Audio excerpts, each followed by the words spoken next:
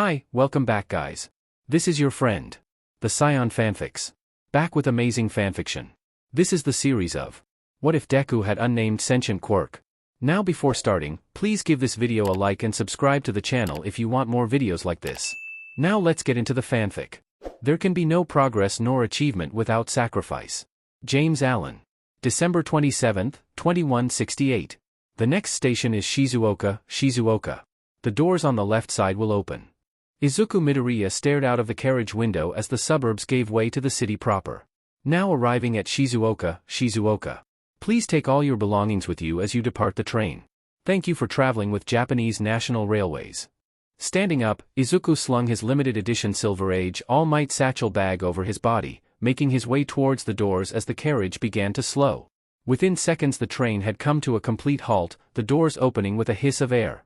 Izuku stepped down onto the platform, his breath catching as the biting December air hit him.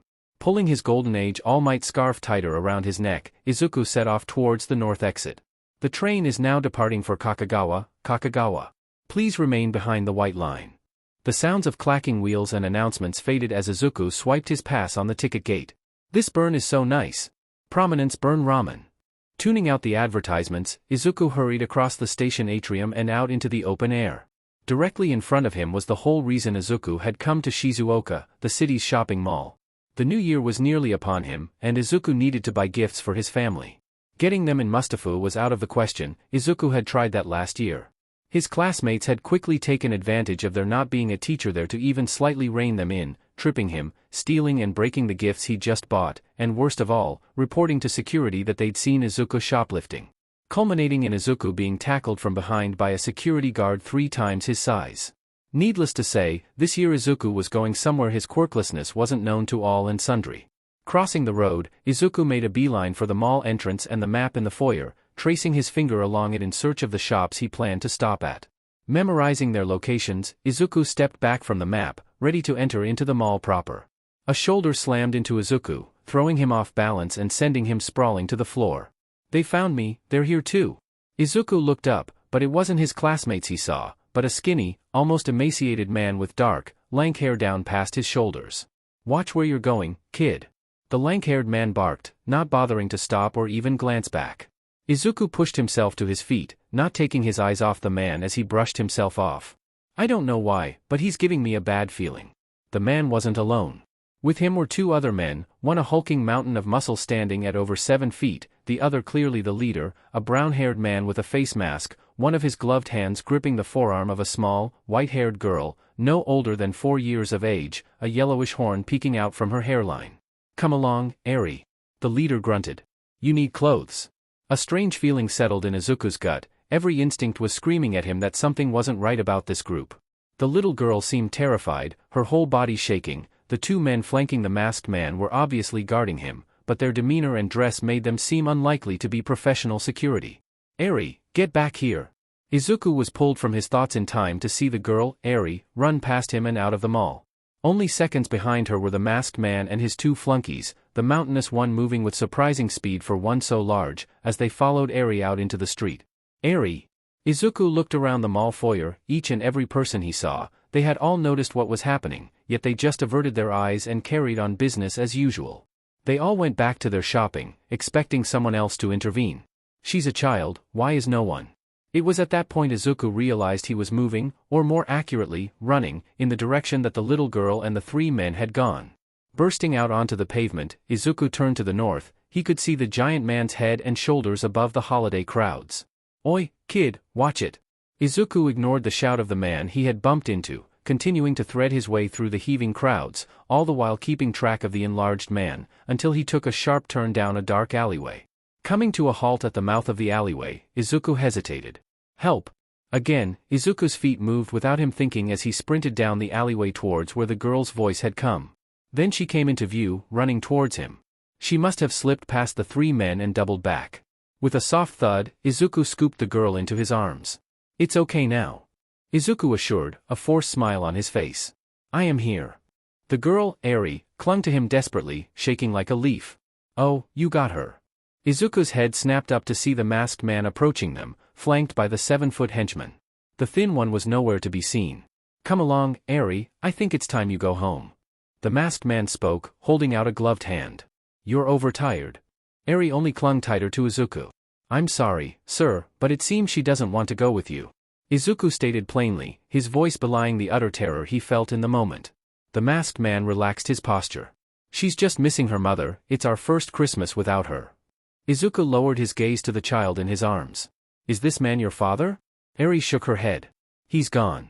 She's lying, she has these flights of fancy. The masked man snapped, taking a step towards them. Eri is always in her own little world. Izuku instinctively took a step back before glancing over his shoulder to see that the lank-haired man was behind him. Not good, that's where he is. I really think this is a matter that is best handled by the authorities. Izuku declared, hoping his voice sounded a lot more confident than he felt. Slowly, Izuku reached his free hand down into his pocket, unlocking his phone and hoping what he was pressing was the emergency call option. That really isn't necessary. The masked man replied in what Izuku thought the man assumed was a reassuring tone. Instead, it only put Izuku even more on edge. The masked man stepped closer again, his arm outstretched. Shifting the angle of his feet, Izuku burst into action, dodging under the masked man's arm as he reached for him. With a spin, Izuku avoided the lank-haired man's grasp as well, bolting for the entrance of the alleyway. Sakaki! Suddenly, Izuku's balance totally abandoned him, leaving him stumbling this way and that as he tried to run away. Katsuki!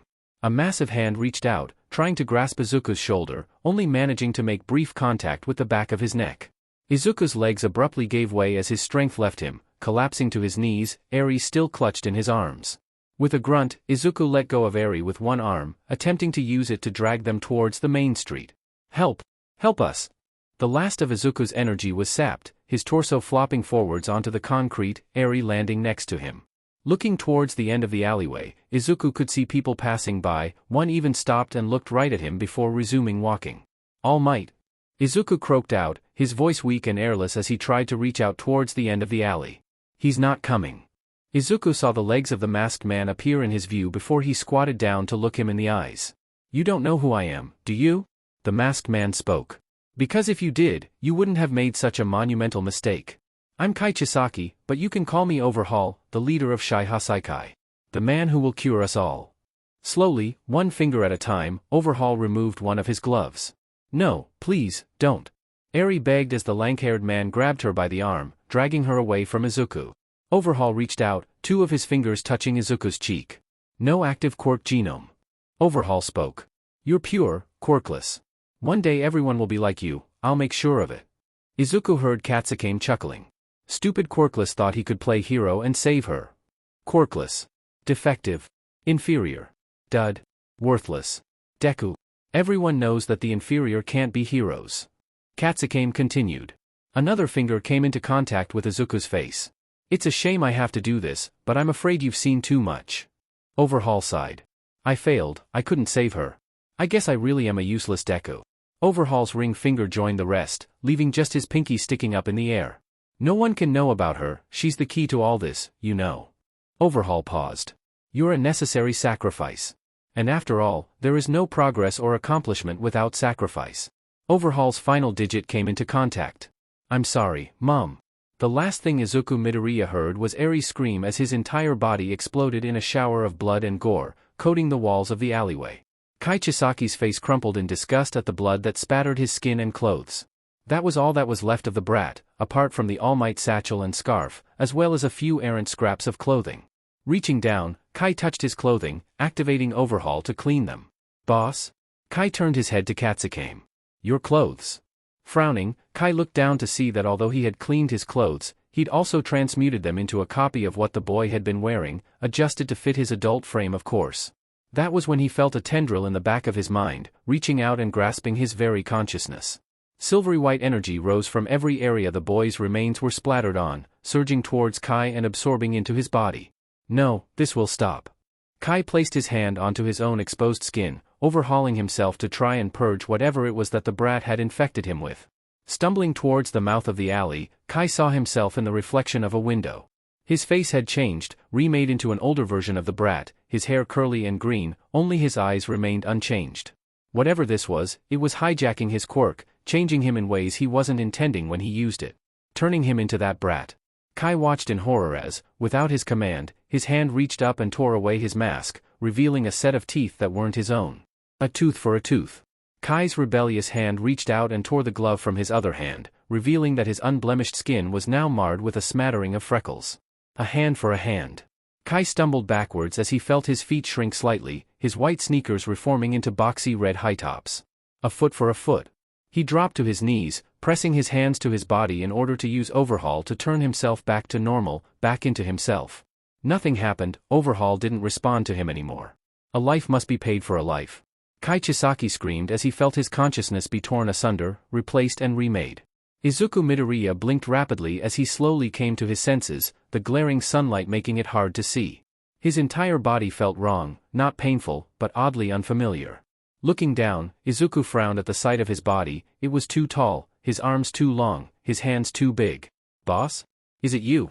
Izuku looked up to see the two henchmen staring back at him, Eri's arm held loosely by the lank-haired man, Sakaki, his mind supplied. "How do I know that?" Izuku glanced between the two thugs, Eri, and the mouth of the alley behind him. The ground around them was soaked with blood, Izuku's limited edition satchel and scarf soaking themselves in it. "Is that my blue boss?" Izuku turned his gaze to the henchman who had spoken, the one holding Eri's arm. "I can mourn my merch later." Leaning forward slightly, Izuku raised himself to one knee before bursting into motion and surging forwards. In one smooth movement, Izuku grabbed Eri, pulling her from Sakaki's limp grip. Clutching the terrified girl to his chest, Izuku turned and bolted towards the alley entrance. Sloshed. Energy SCK. They're quirks. Of the two, Sloshed was more dangerous. Energy SCK needed physical contact to work, but the former's quirk could be used on anyone within 20 feet of the user. Hence why Izuku was trying to put as much distance between himself and Sakaki before the henchman figured out he definitely wasn't Overhaul. That was the other problem, just because he couldn't see Overhaul didn't mean he was gone. The villain had done something to his body, and now he could be anywhere, waiting to strike. Why did those two think I was Overhaul? Has he changed me to look like him somehow? Izuku burst out of the alley and onto the pavement. Looking left and right, he made his decision, sprinting in the direction of the train station, weaving his way through the crowds. Screams coming from behind Izuku made him glance back in time to see Katsuki reach out and touch two people. Energy flowed from the bodies of the unsuspecting civilians and into the villain, making him grow even larger. With a grunt, Katsuki jumped into the air with surprising agility, sailing over the top of Izuku and Eri, landing directly in their path to the train station. Izuku ducked left, narrowly avoiding the touch of Katsuki as he turned down an alleyway to continue fleeing. Instinctively, Izuku reached out to touch one of his hands to the wall. Crackling red energy spread from the point of contact, forming a vertical line 10 feet high. The affected part of the wall began to warp before it shot out into the alleyway, solidifying into a wall across the alleyway, of the same texture and construction as the alley walls themselves. The sound of an impact and a shouted curse told Izuku that Katsuki had run directly into the wall. "I have a quirk. Why do I have a quirk?"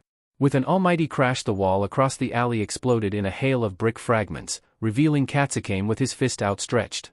Izuku crouched down, brushing his fingers across the cobbled alleyway. More red energy issued from the point of contact before the cobbles under Katsuki's feet began shooting into the air and exploding, forcing him to shield himself. "This is Overhaul's quirk. He exploded me." Izuku turned out onto the street. "He killed me, I died." Shizuoka Station came into view. Izuku was nearly there. "Then how am I alive? Where is Overhaul? How do I have his quirk?"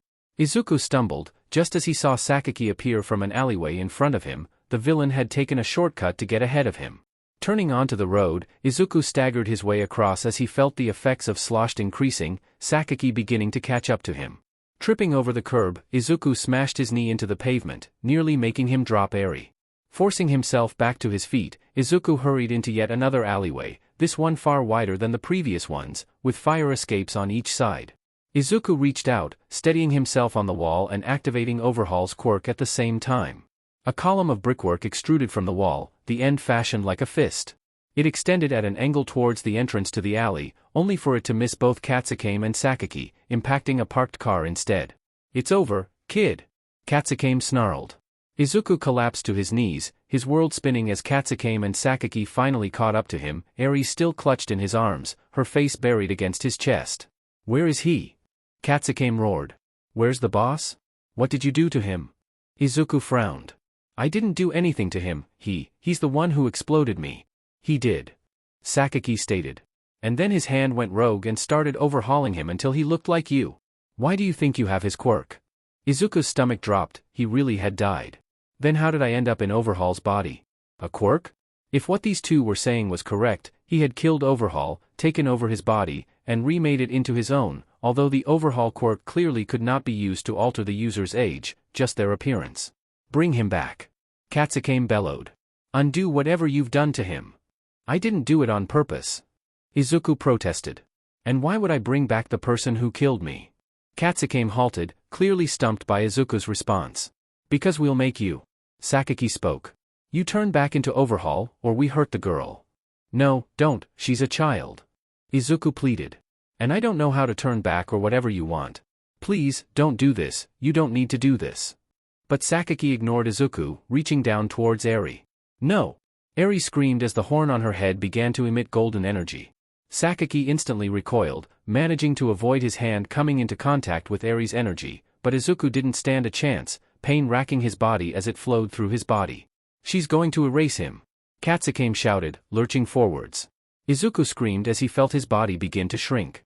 No, Sakaki snapped, holding out his arm to stop Katsuki. Let her, she'll rewind the kid back into the boss. Izuku felt his clothes loosen, his limbs becoming more slight. It's obvious that Eri's quirk reverses the flow of time through an object, me in this case. Except I'm now far younger than I was a few minutes ago, and there's no sign of Overhaul returning. Her quirk mustn't be targeting whatever process transferred me into this body. Katsuki frowned. He still looks like the brat to me. Are you sure this is going to work? How do I know? Sakaki snapped back. There's not exactly a training manual for my boss got body snatched by a teenager and now a 4-year-old is de-aging him. I feel almost normal again, my body is nearly the right size. And then, the pain stopped, Eri's horn ceasing to produce the golden energy. Izuku breathed a sigh of relief, crumpling to the ground, his whole body aching. Why's it stopped? Katsuki growled. The horn's still there, I thought the girl couldn't stop her quirk until she ran out of batteries. Pushing himself up onto his forearms, Izuku stared up at the two villainous henchmen as his vision slowly came back into focus. And that was when Izuku saw him, a man dressed in black, with a gray scarf around his neck and yellow goggles, hanging from the fire escape behind the villains. What are you looking at? Sakaki questioned, before starting to turn around to follow Izuku's gaze. Me. The man in black's eyes flashed yellow under his goggles as he leapt from the fire escape, tackling Sakaki as he did. Sakaki rolled and pushed himself back up to his feet, clearly focusing on activating his quirk. Nothing happened. The man surged forwards, grabbing Sakaki's arm and spinning on one foot, slamming the villain into the wall before leaping into the air to avoid Katsuki's fist. Landing behind the lumbering villain, the man seemed to throw his scarf, which wrapped around both of Katsuki's arms, pulling them back and holding the villain in place. The man's eyes flashed yellow again, and instantly Katsuki began to shrink, stopping at a little more than 6 feet tall, his muscles deflating to a more normal size. He cancelled his quirk. No, he erased it, that means this guy is. Eraserhead. A deafening laugh echoed through the alleyway. Looks like you got yourself a fan, Eraser. Izuku started. That voice, present mic. Correct, little listener. That means you get 10 points. A blast of sound shot out of the dark, hitting Katsuki and sending him flying towards the wall. Sakaki brushed himself off, ready to fight, just in time for Katsuki to slam into him and smash him back against the wall. Eraserhead fired his scarf off again, 2 lengths wrapping around each of the villains, restraining them and then hoisting them up to dangle from the fire escape. Izuku collapsed to the ground, the last of his strength spent. It's over now, she's safe. Eri's safe. Darkness consumed him. December 28, 2168.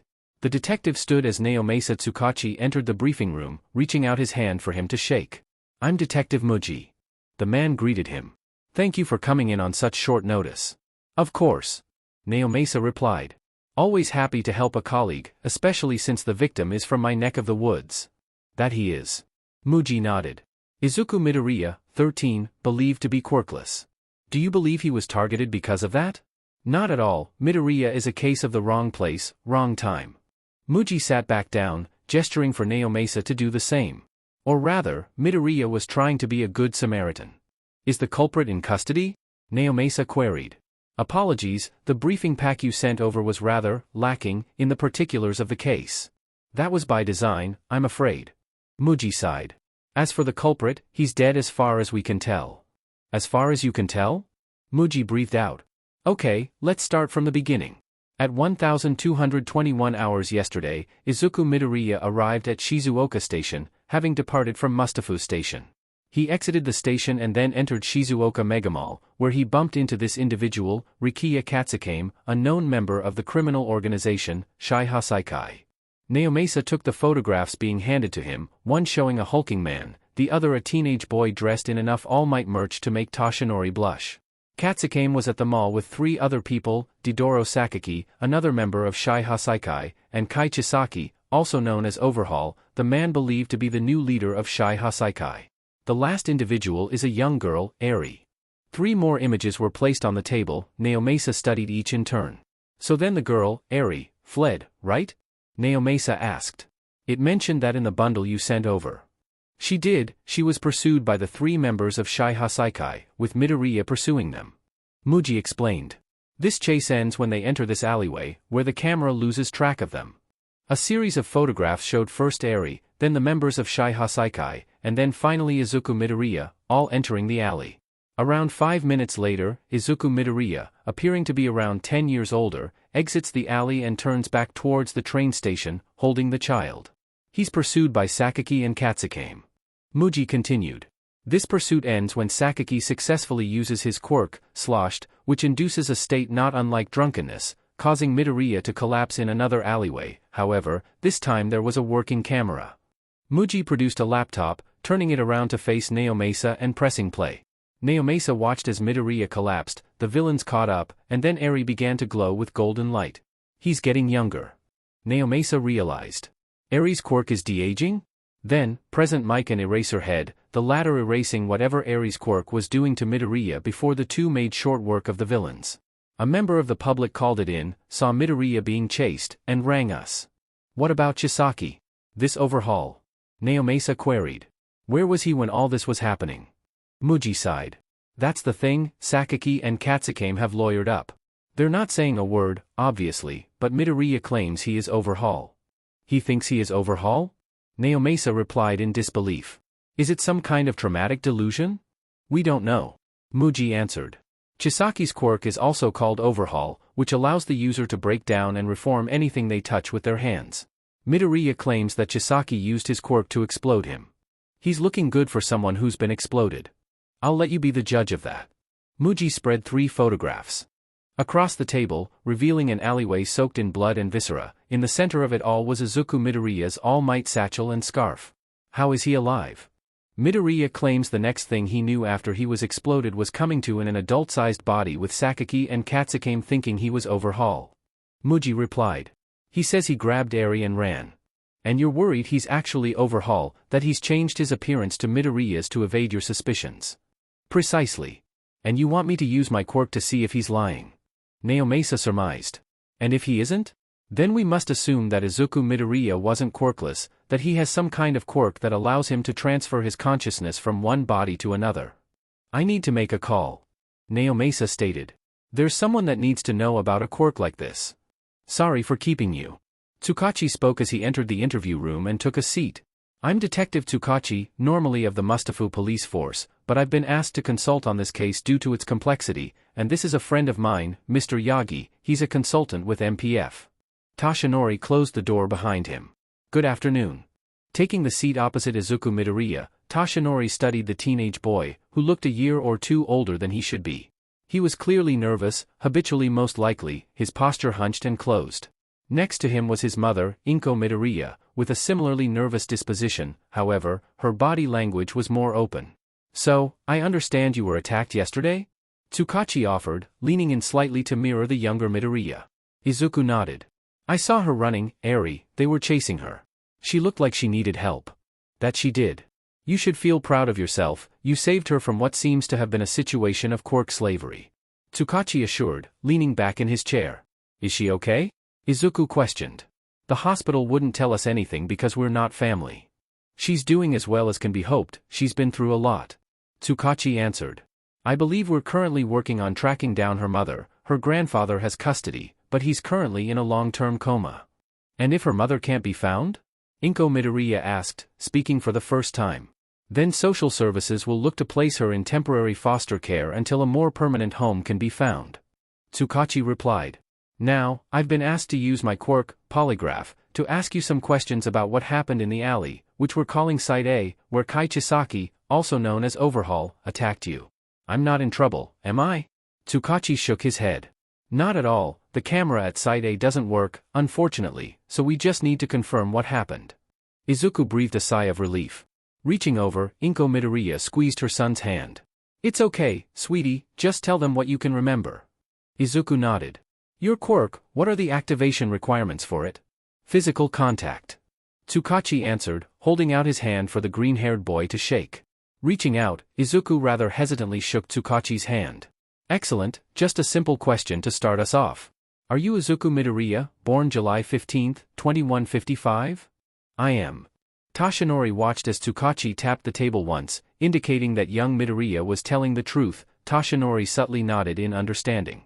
If Tsukachi's quirk didn't trigger, then the child definitely was Izuku Midoriya, he wasn't lying to them, or himself. That's brilliant, thank you, Midoriya. Tsukachi spoke with a reassuring smile. If you wouldn't mind telling me what happened at Site A, once you entered the alleyway. Tsukachi watched as Izuku relaxed, leaning back in his chair. Eri, the little girl, she ran at me, clung on. Izuku explained. Then Overhaul and Katsuki approached me, demanding that I give Eri to them. One tap. I refused. Sakaki appeared behind me. Izuku continued. Overhaul got closer, so I ran. I managed to avoid Sakaki, back towards the street. One tap. Sakaki and Katsuki used their quirks on me. I collapsed. Overhaul, he used his quirk on me, determined that I was quirkless, that I'm useless. Everyone knows that the quirkless cannot be heroes. Izuku Midoriya sobbed softly. One tap. Toshinori balled his fists underneath the table. The sad truth is, a day ago, I would have thought the same. You've proved an old-timer like me wrong, Midoriya. You saved that little girl. I wouldn't call that useless, I'd call it heroic. Toshinori declared. I don't believe you are useless, Midoriya, quirkless or not. Izuku sighed. You're right. 2 taps. I guess Mr. Yagi is hardly the most inspiring. DMN wound, for years ago, and he would have listened to what I had to say. What All Might had to say. And that's when Overhaul. Izuku paused, bowing his head. Mrs. Midoriya clutched at her son's hand. Izuku, it's enough, you don't have to. No, I need to. Izuku stated, every last trace of his previous nervousness gone from his voice. Chisaki used his quirk, Overhaul, to explode my body.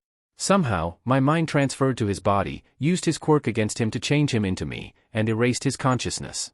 I killed him, it's my fault. One tap. I stole his quirk. I'm a villain. One tap. Toshinori sighed, leaning back, whilst Tsukachi scrunched his face and rubbed the bridge of his nose.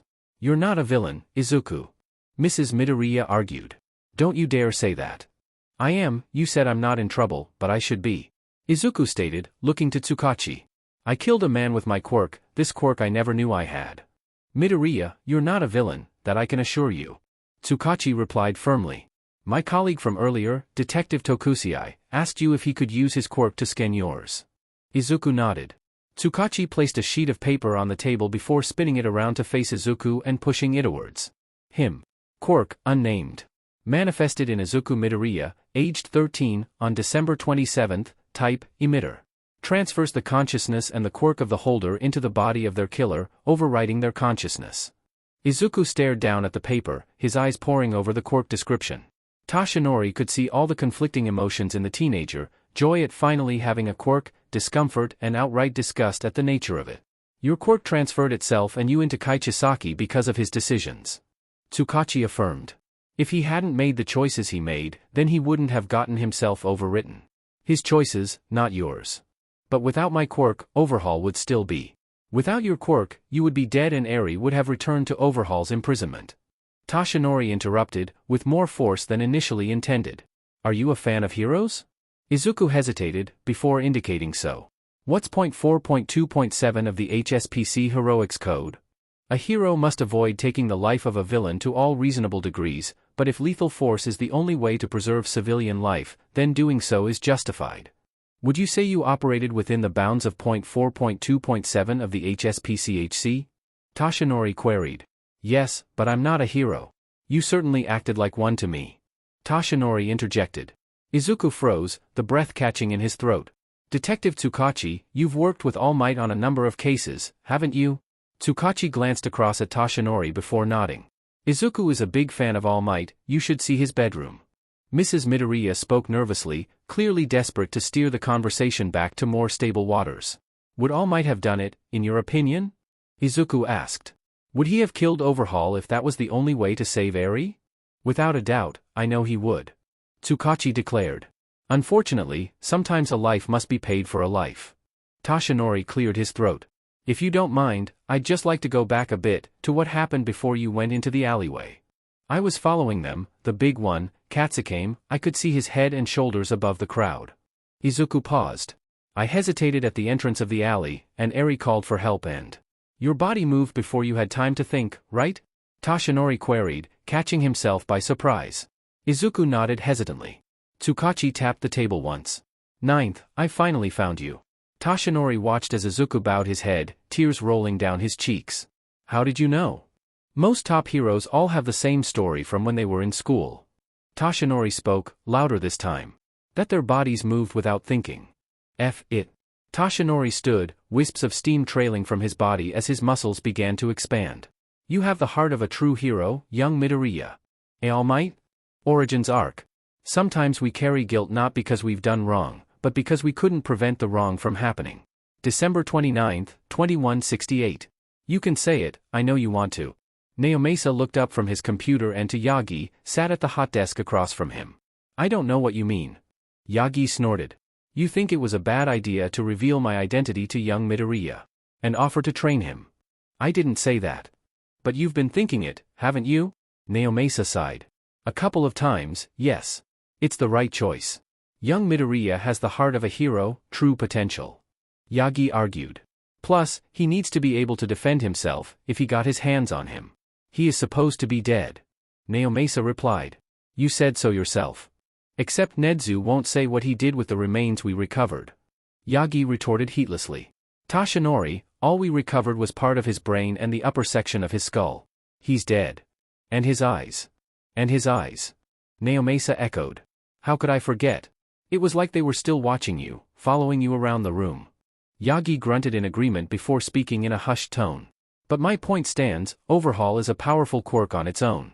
Who else but me has experience of having to master an incredibly powerful quirk that they just got in their early teens? That's very specific, plus I thought it came naturally to you? Naomasa replied, before sighing. But I can see your point, just don't get any idea about giving him yours, one scale-breaking megaquirk per person, thank you. Wasn't even dreaming of it. I can tell you're lying, you know. A soft chime informed Naomasa that he received an email. Checking his screen, he saw it was the one he'd been waiting for. It's the DNA results. Yagi straightened up in his chair. Go on. Naomasa opened the email and began to read. The blood sample from Site A is a filial match to the sample taken from Inko Midoriya, confirming that it was Izuku Midoriya who was blown up there. What about the presence of a quirk genome? One present. Naomasa answered. They say it looks like it was freshly manifested, just right before his death. So the quirk only manifested because Midoriya was dying or about to die? No, killed or about to be killed. Naomasa noted. Tokusei confirmed it with his quirk. Midoriya's original quirk requires that a person be directly responsible for his death for it to work. If he were to trip and fall down the stairs, breaking his neck, he would just be dead. If someone tripped him and he fell and broke his neck, his quirk would activate, erasing the tripper's consciousness and preserving Midoriya's. What about the sample taken from Izuku Midoriya after the incident? Right, the sample taken from Izuku Midoriya after he transferred to Overhaul's body is nearly identical, the only difference is the presence of a second quirk genome, that must be Overhaul. Naomasa continued. That confirms that the Overhaul quirk's effects aren't just surface deep, it's totally remodeled his DNA. And what about the match to the sample of his blood? Naomasa scrolled down. There's a match, a distant match, 4.6%. 4.6. Yagi mused. That's rather distant. The report hypothesizes that he is Midoriya's great-great-grandfather or possibly his great-great-great-grandfather. Say that 3 times fast. Yagi joked, before turning suddenly solemn. Midoriya's quirk is like his quirk, just a different mechanism, gathering quirks. A far less efficient mechanism, not to say a lot riskier. Naomasa muttered, before speaking up. However, it is also like your quirk, just that it transfers the consciousness as well, and doesn't require DNA ingestion. A merger of the two. Yagi mused. Transferring from one body over to another one. 1/1. Yagi snorted. Got to stay in keeping with the naming convention, eh? It can't be registered. Naomasa stated. I can bury the medical report, say that Izuku lost his original quirk with his original body, that only his mind was transferred. If the HPSC knew about the full scale of it, he'd spend the rest of his life in one of their black sites. Yagi interrupted. And knowing them, they'd have a bunch of sacrifices, so the rest of Izuku's life would be a very, very long time. I'll visit him later, explain this is for his own safety, and the safety of his family. Naomasa offered. No, I've arranged our first training session for tomorrow, I'll tell him then. Yagi shook his head. Right, well, I'll file my report then and let you know what cover story the HPSC gives Midoriya. Naomasa stated. Yagi nodded in agreement. Silence fell as Naomasa continued to skim the report. Inko Midoriya's blood sample isn't a match with his DNA. Naomasa spoke. Therefore the relation to him must be through Izuku Midoriya's father. Who is he? Hisashi Midoriya, 39, CEO of Akahashi Hero Support Company, Quirk, Dragon's Breath. Naomasa read out as he pulled the file from his desk. Currently working in the US, setting up a new office for AHSC. Any siblings? Just the one, Imiko Akatani, born Imiko Midoriya, the managing director of Akahashi Hero Support Company. Quirk is also Dragon's Breath. His parents? His mother, Hanako Midoriya, died 3 years ago at 68, her quirk was also Dragon's Breath, like both of her children. Naomasa flicked the page over. Kazuma Midoriya, also known as Jack Midoriya, 70, Quirkless, the owner of Akahashi Hero Support Company, retired 7 years ago and passed the reins to his children. Wait, Kazuma Midoriya, you said he was quirkless? Yagi queried, receiving a nod in reply. Either of his parents quirkless? His father, also called Hisashi Midoriya. Naomasa answered. Wait, his parents, quirkless father and a quirked mother. The father's name was Fumai Midoriya. And his parents? Mother, Hana Midoriya, quirked. Naomasa stilled as he read the name on the page. Father, first name unknown, family name, Shigaraki. Yagi sighed, leaning back in his chair. This changes everything. My mentor always believed that he never had any natural children, only the ones he grew in his lab, that he didn't want to risk creating someone outside of his control who had the power to stop him. Fumai Midoriya was born in 2042, he would have been, early 20s at the time. Naomasa offered. He may not have even been active as All for One yet at that point. You mean he saw no reason to not have a child because he had not yet become a villain? Yagi realized. Possibly, but we need to trace all the descendants of Fumai Midoriya. For all we know, there could be someone out there with their own copy of All for One, ready to take his place. That can be done. Naomasa assured. Are you going to tell him about your wound? Yagi tensed up. No, not yet.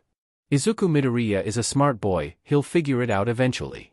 He's had a lot happen to him in a short PRD of time. Yagi argued.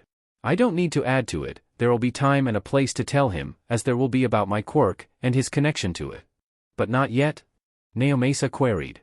But not yet. Izuku lay flat on his bed, staring at the numerous grinning All Might that covered nearly every square inch of the walls. I met All Might. Being in the #1 hero's presence had been awe-inspiring.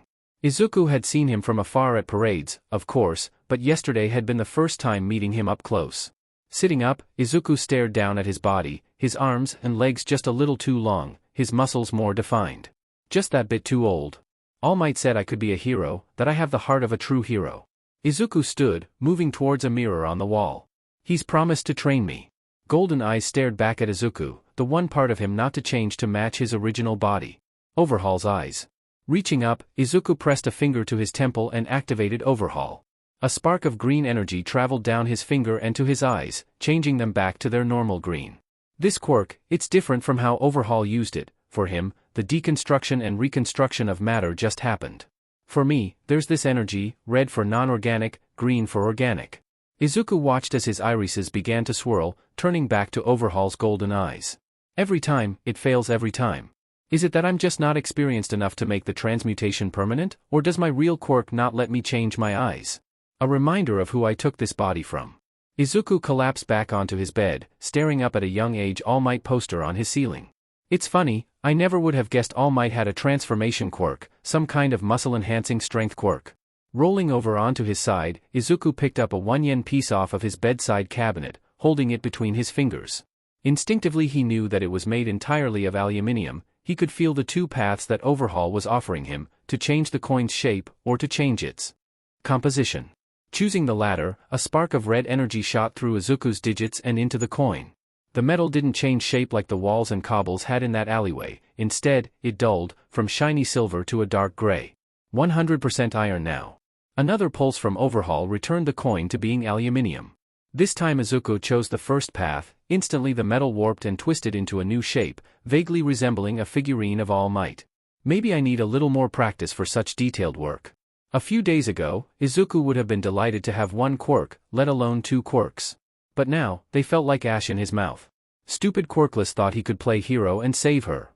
Izuku clenched his fist around his less-than-accurate All Might figurine. A spark of red energy issued from his hand.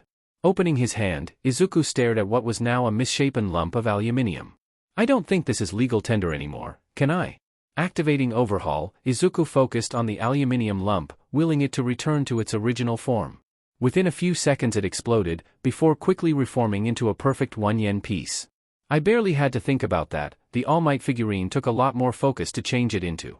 Perhaps objects inherently want to return to their original form? There was a knock on the bedroom door. Izuku, can I come in? Placing the 1 yen coin down on his bedside cabinet, Izuku stood and moved over to the door, gripping the doorknob. A flash of red light as the green-haired boy used Overhaul to unlock the door. Come in. The door opened, revealing Izuku Midoriya as she entered Izuku's bedroom, taking a seat at the desk as Izuku himself sat on his bed. I think you should consider attending therapy. Izuku nodded. Okay. I think it would help you to process what happened. Izuku paused. Pardon? I think you're right. Izuku admitted. I can't sleep. I lie in bed for hours, thinking about it. I don't remember how it happened, how I replaced Overhaul in his own body, but my mind is happy to fill in the blank for me. Oh, honey. Izuku moved from the chair to the bed, hugging him tightly as tears rolled down her cheeks. It's not your fault, even All Might himself said so. Izuku reassured him. I'm so sorry, I failed you. I meant to keep you safe. I should have gone with you. If you had, Overhaul would have killed you as well. At least I came back. Izuku stated, joining his mother in tears. Izuku wasn't sure how long he and his mother sat there on his bed, leaning against each other as they silently cried. The sound of the doorbell snapped both mother and son out of their reverie. Izuku shot up and practically dashed to the front door, making Izuku frown slightly. Oh, Ms. Kanda, Mr. Eraserhead, how nice to see you. Izuku heard his mother speak from the hallway. And this must be Eri, right? Izuku launched himself off his bed, rushing towards his bedroom door, before realizing that perhaps Eri wouldn't react well to sudden movements and forcing himself to slow down as he entered the hallway. Aizu. The next thing Izuku knew, he was catching an Eri-shaped missile as she ran to him. Scooping her up, Izuku held her as she hugged him tightly. I'm sorry. Eri sobbed. I nearly made you disappear like I made Daddy disappear. Izuku felt his heart break for her. It's not your fault, none of it is your fault. Izuku assured her. But. No buts. Izuku stated. You can't blame yourself for what others do. The sobs quietened as Eri settled into Izuku's shoulder. It was only then that the green-haired boy remembered that Eri hadn't come alone, looking to the doorway. In the doorway stood the number 837 hero, Eraserhead, his scarf decorated with an array of stickers. Eraserhead. Izuku squeaked out. Thank you for saving me. Eraserhead nodded. You're welcome. Afternoon, Izuku, Mrs. Midoriya.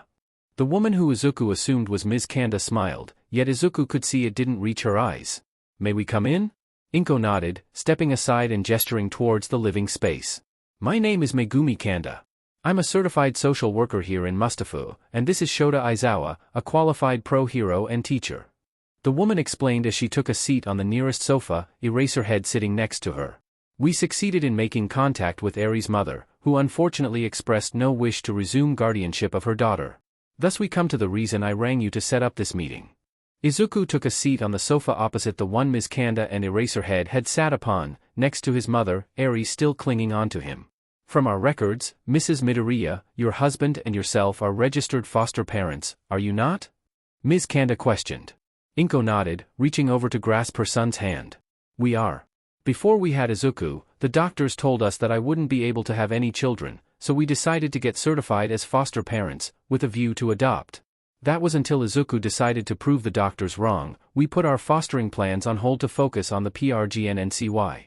None of that was new information to Izuku, but until recently hearing it had always made him feel guilty. His parents had beaten the odds just to have him, and then he'd gone and been quirkless. Useless. But not anymore. I'm going to be a hero, even if I have to use a villain's quirk. As you can see, Eri has already forged a bond with your son. Ms. Kanda spoke.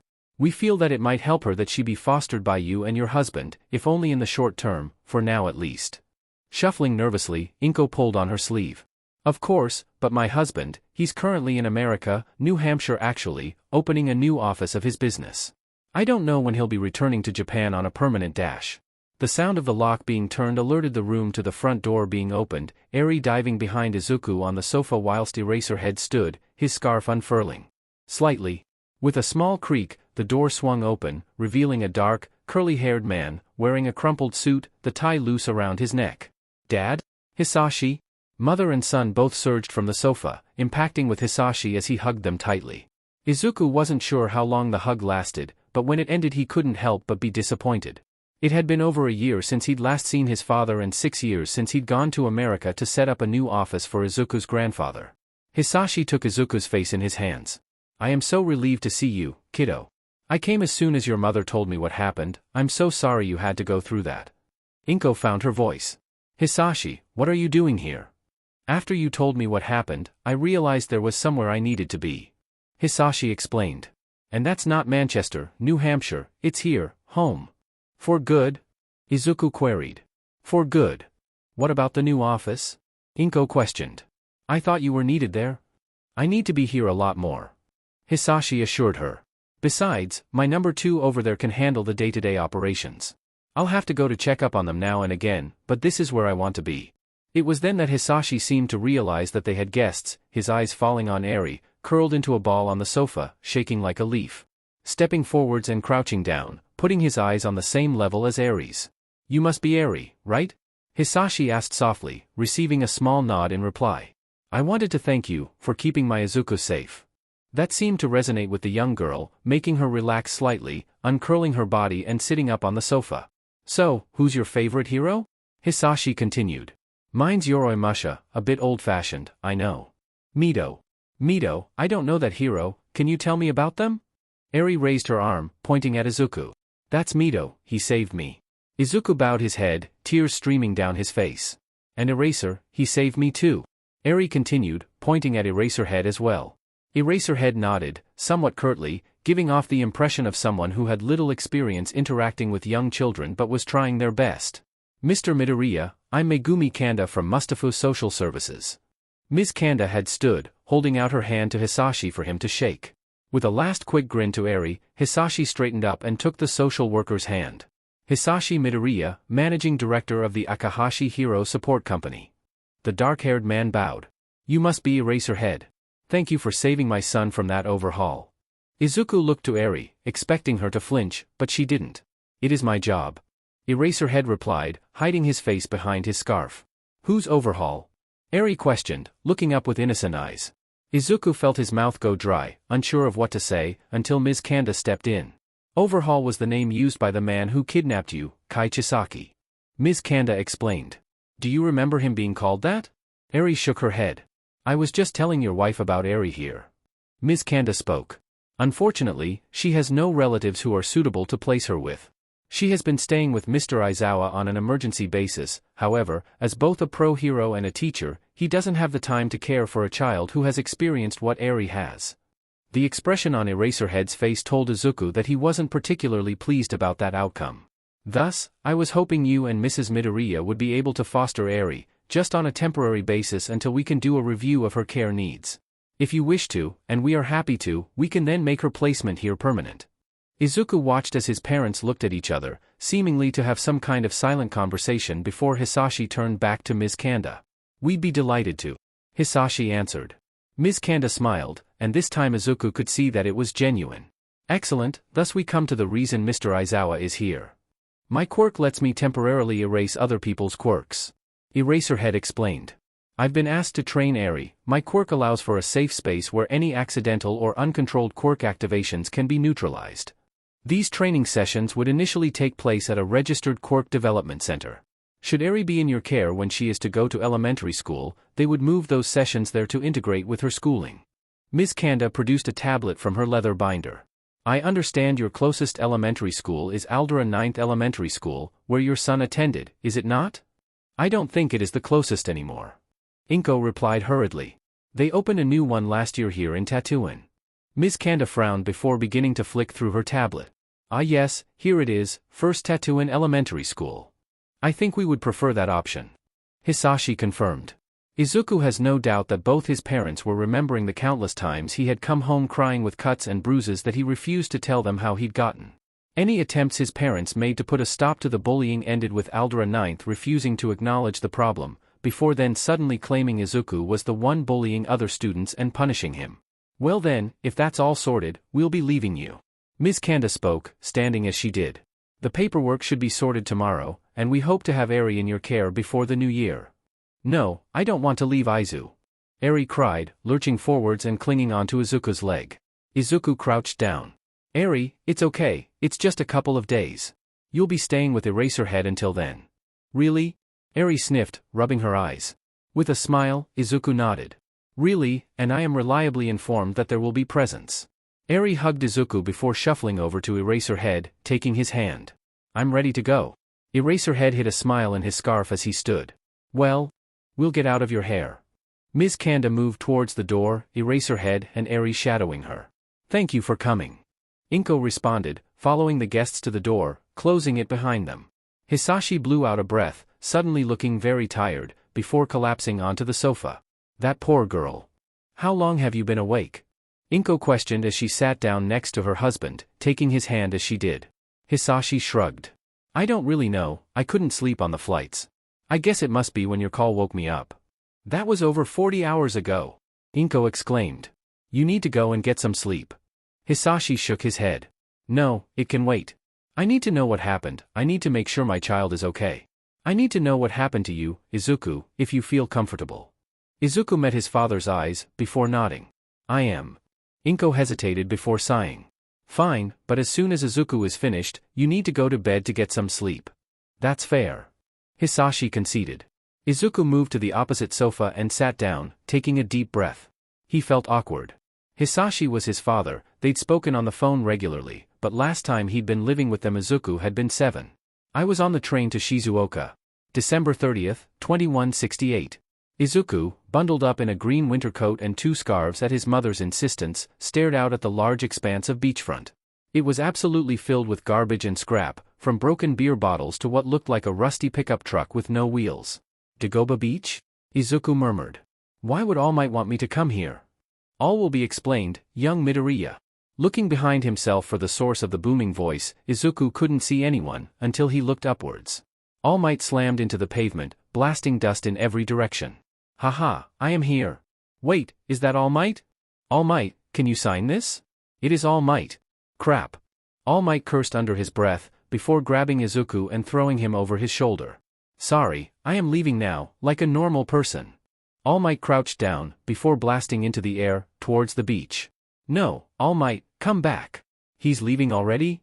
Wait, did All Might just kidnap that kid? Someone was screaming. It was about when they reached the zenith of All Might's leap that Izuku realized it was in fact him that was screaming. Sand blasted in every direction as All Might deftly landed in a clearing, deep inside the scrap and garbage piles. Izuku stumbled as All Might set himself down in the sand. Apologies for that, young Midoriya. All Might spoke as he brushed the sand off himself. Probably shouldn't have turned up on the street as All Might. It's fine. Izuku choked out, as his balance just about returned to normal. As for your question, there is a very good reason for me bringing you here. All Might stated. No offense, kid, you're kind of a twig. If you want to be a top hero, you've got to be in tip-top shape. So, the reason is that I want you to train your body by clearing this entire beach of trash by the time you take the UA entrance exam in just over 2 years' time. The whole beach. Izuku choked. There must be miles and miles of trash on here. Yep, and I have a whole training plan worked out for you. All Might declared, producing a notebook with the words, aim to pass all American dream plans emblazoned on the front. If you stick to this plan, the exercise, the meal plan, you'll have the body of a hero to go with that heart of yours. Izuku felt hot tears roll down his cheeks. Thank you, All Might, for believing in me. All Might placed a hand on Izuku's shoulder. Young Midoriya, it is my pleasure. That only made Izuku cry harder. We'll have to fix those leaky tear ducts of yours. All Might joked. Just for the cameras, of course. Izuku wiped his tears. I can do it, I'll clear the beach. That's excellent to hear, young Midoriya. All Might smiled as he stood. But there's another reason for clearing this beach. This place used to be beautiful back when I was at UA, but it's been a total mess for years. All Might walked towards a massive fridge freezer that looked to have been in fairly good condition before it was left exposed to the elements. Yeah, my parents used to bring me here when I was a little kid. Izuku replied. The ocean currents have always deposited the rubbish dropped in the ocean here, but the city stopped cleaning it up and over time other people started taking advantage by illegally dumping here. Heroes these days are all about showing off their quirks. All Might slammed his palm down on the top of the fridge freezer and began to crush it. Being a hero used to be a public service, whether that be stopping a villain or fly tipping. With an almighty crash, the fridge freezer collapsed in on itself, revealing the seafront and the setting sun behind. You will restore the beach to its former glory, young Midoriya, I know you can. This will be your next step on your path towards becoming a hero. Izuku had to admit, no matter how daunting clearing the entire beach seemed to be, All Might's enthusiasm had ignited a determination within him. I'm going to clear this beach, All Might believes in me. With a gout of white steam, All Might shrank back into Mr. Yagi. Izuku had to once again resist the urge to question his mentor on his quirk. No one knows what All Might's quirk is called, let alone what it does, apart from the obvious super strength. And I guess the transformation aspect, although that isn't public knowledge. Now, I know the meal plan I have prepared, plus the exercise equipment you're going to need, is going to be costly. Mr. Yagi spoke. So, I figured we could fund it by training that quirk of yours here, repairing this junk and selling it. Isn't that stealing? Izuku queried. Not at all. Mr. Yagi assured him. Mighty Hero Agency has been awarded a no-cost contract from Mustafa City to clear. This beach as a public service, the money from selling the repaired items will go to Mighty Hero Agency into an account designated for your training. I'll be working for Mighty Hero Agency? Izuku questioned, his eyes shining. Not quite, labor laws mean you have to be 15 to have a job, but I have found a workaround. Mr. Yagi produced a small white ID card and handed it to Izuku. Turning it over, Izuku saw his own face staring back at him, next to the title of intern. I'm an intern? At Mighty Hero Agency? Izuku breathed. I'm All Might's intern. That you are, young Midoriya. Mr. Yagi smiled, before it suddenly faltered. There is another matter we need to discuss, it's about your quirk, your original quirk. Izuku sobered instantly. My original quirk, I don't even have a name for it yet, I've been trying to brainstorm one, the best I have is usurp. I won't lie, young Midoriya, that does make it sound rather ominous. All Might admitted. May I suggest an option? Izuku nodded. Please. 1/1. All Might offered. Transferring from one body over to another one. I like it, over 1. Izuku declared. It doesn't make it feel so sinister, evil. Remember, no quirk is evil, it can only be used for evil. Mr. Yagi spoke. In order for 1/1 to activate, evil must be done to you. I know, but sometimes we carry guilt not because we've done wrong, but because we couldn't prevent the wrong from happening. Mr. Yagi recited.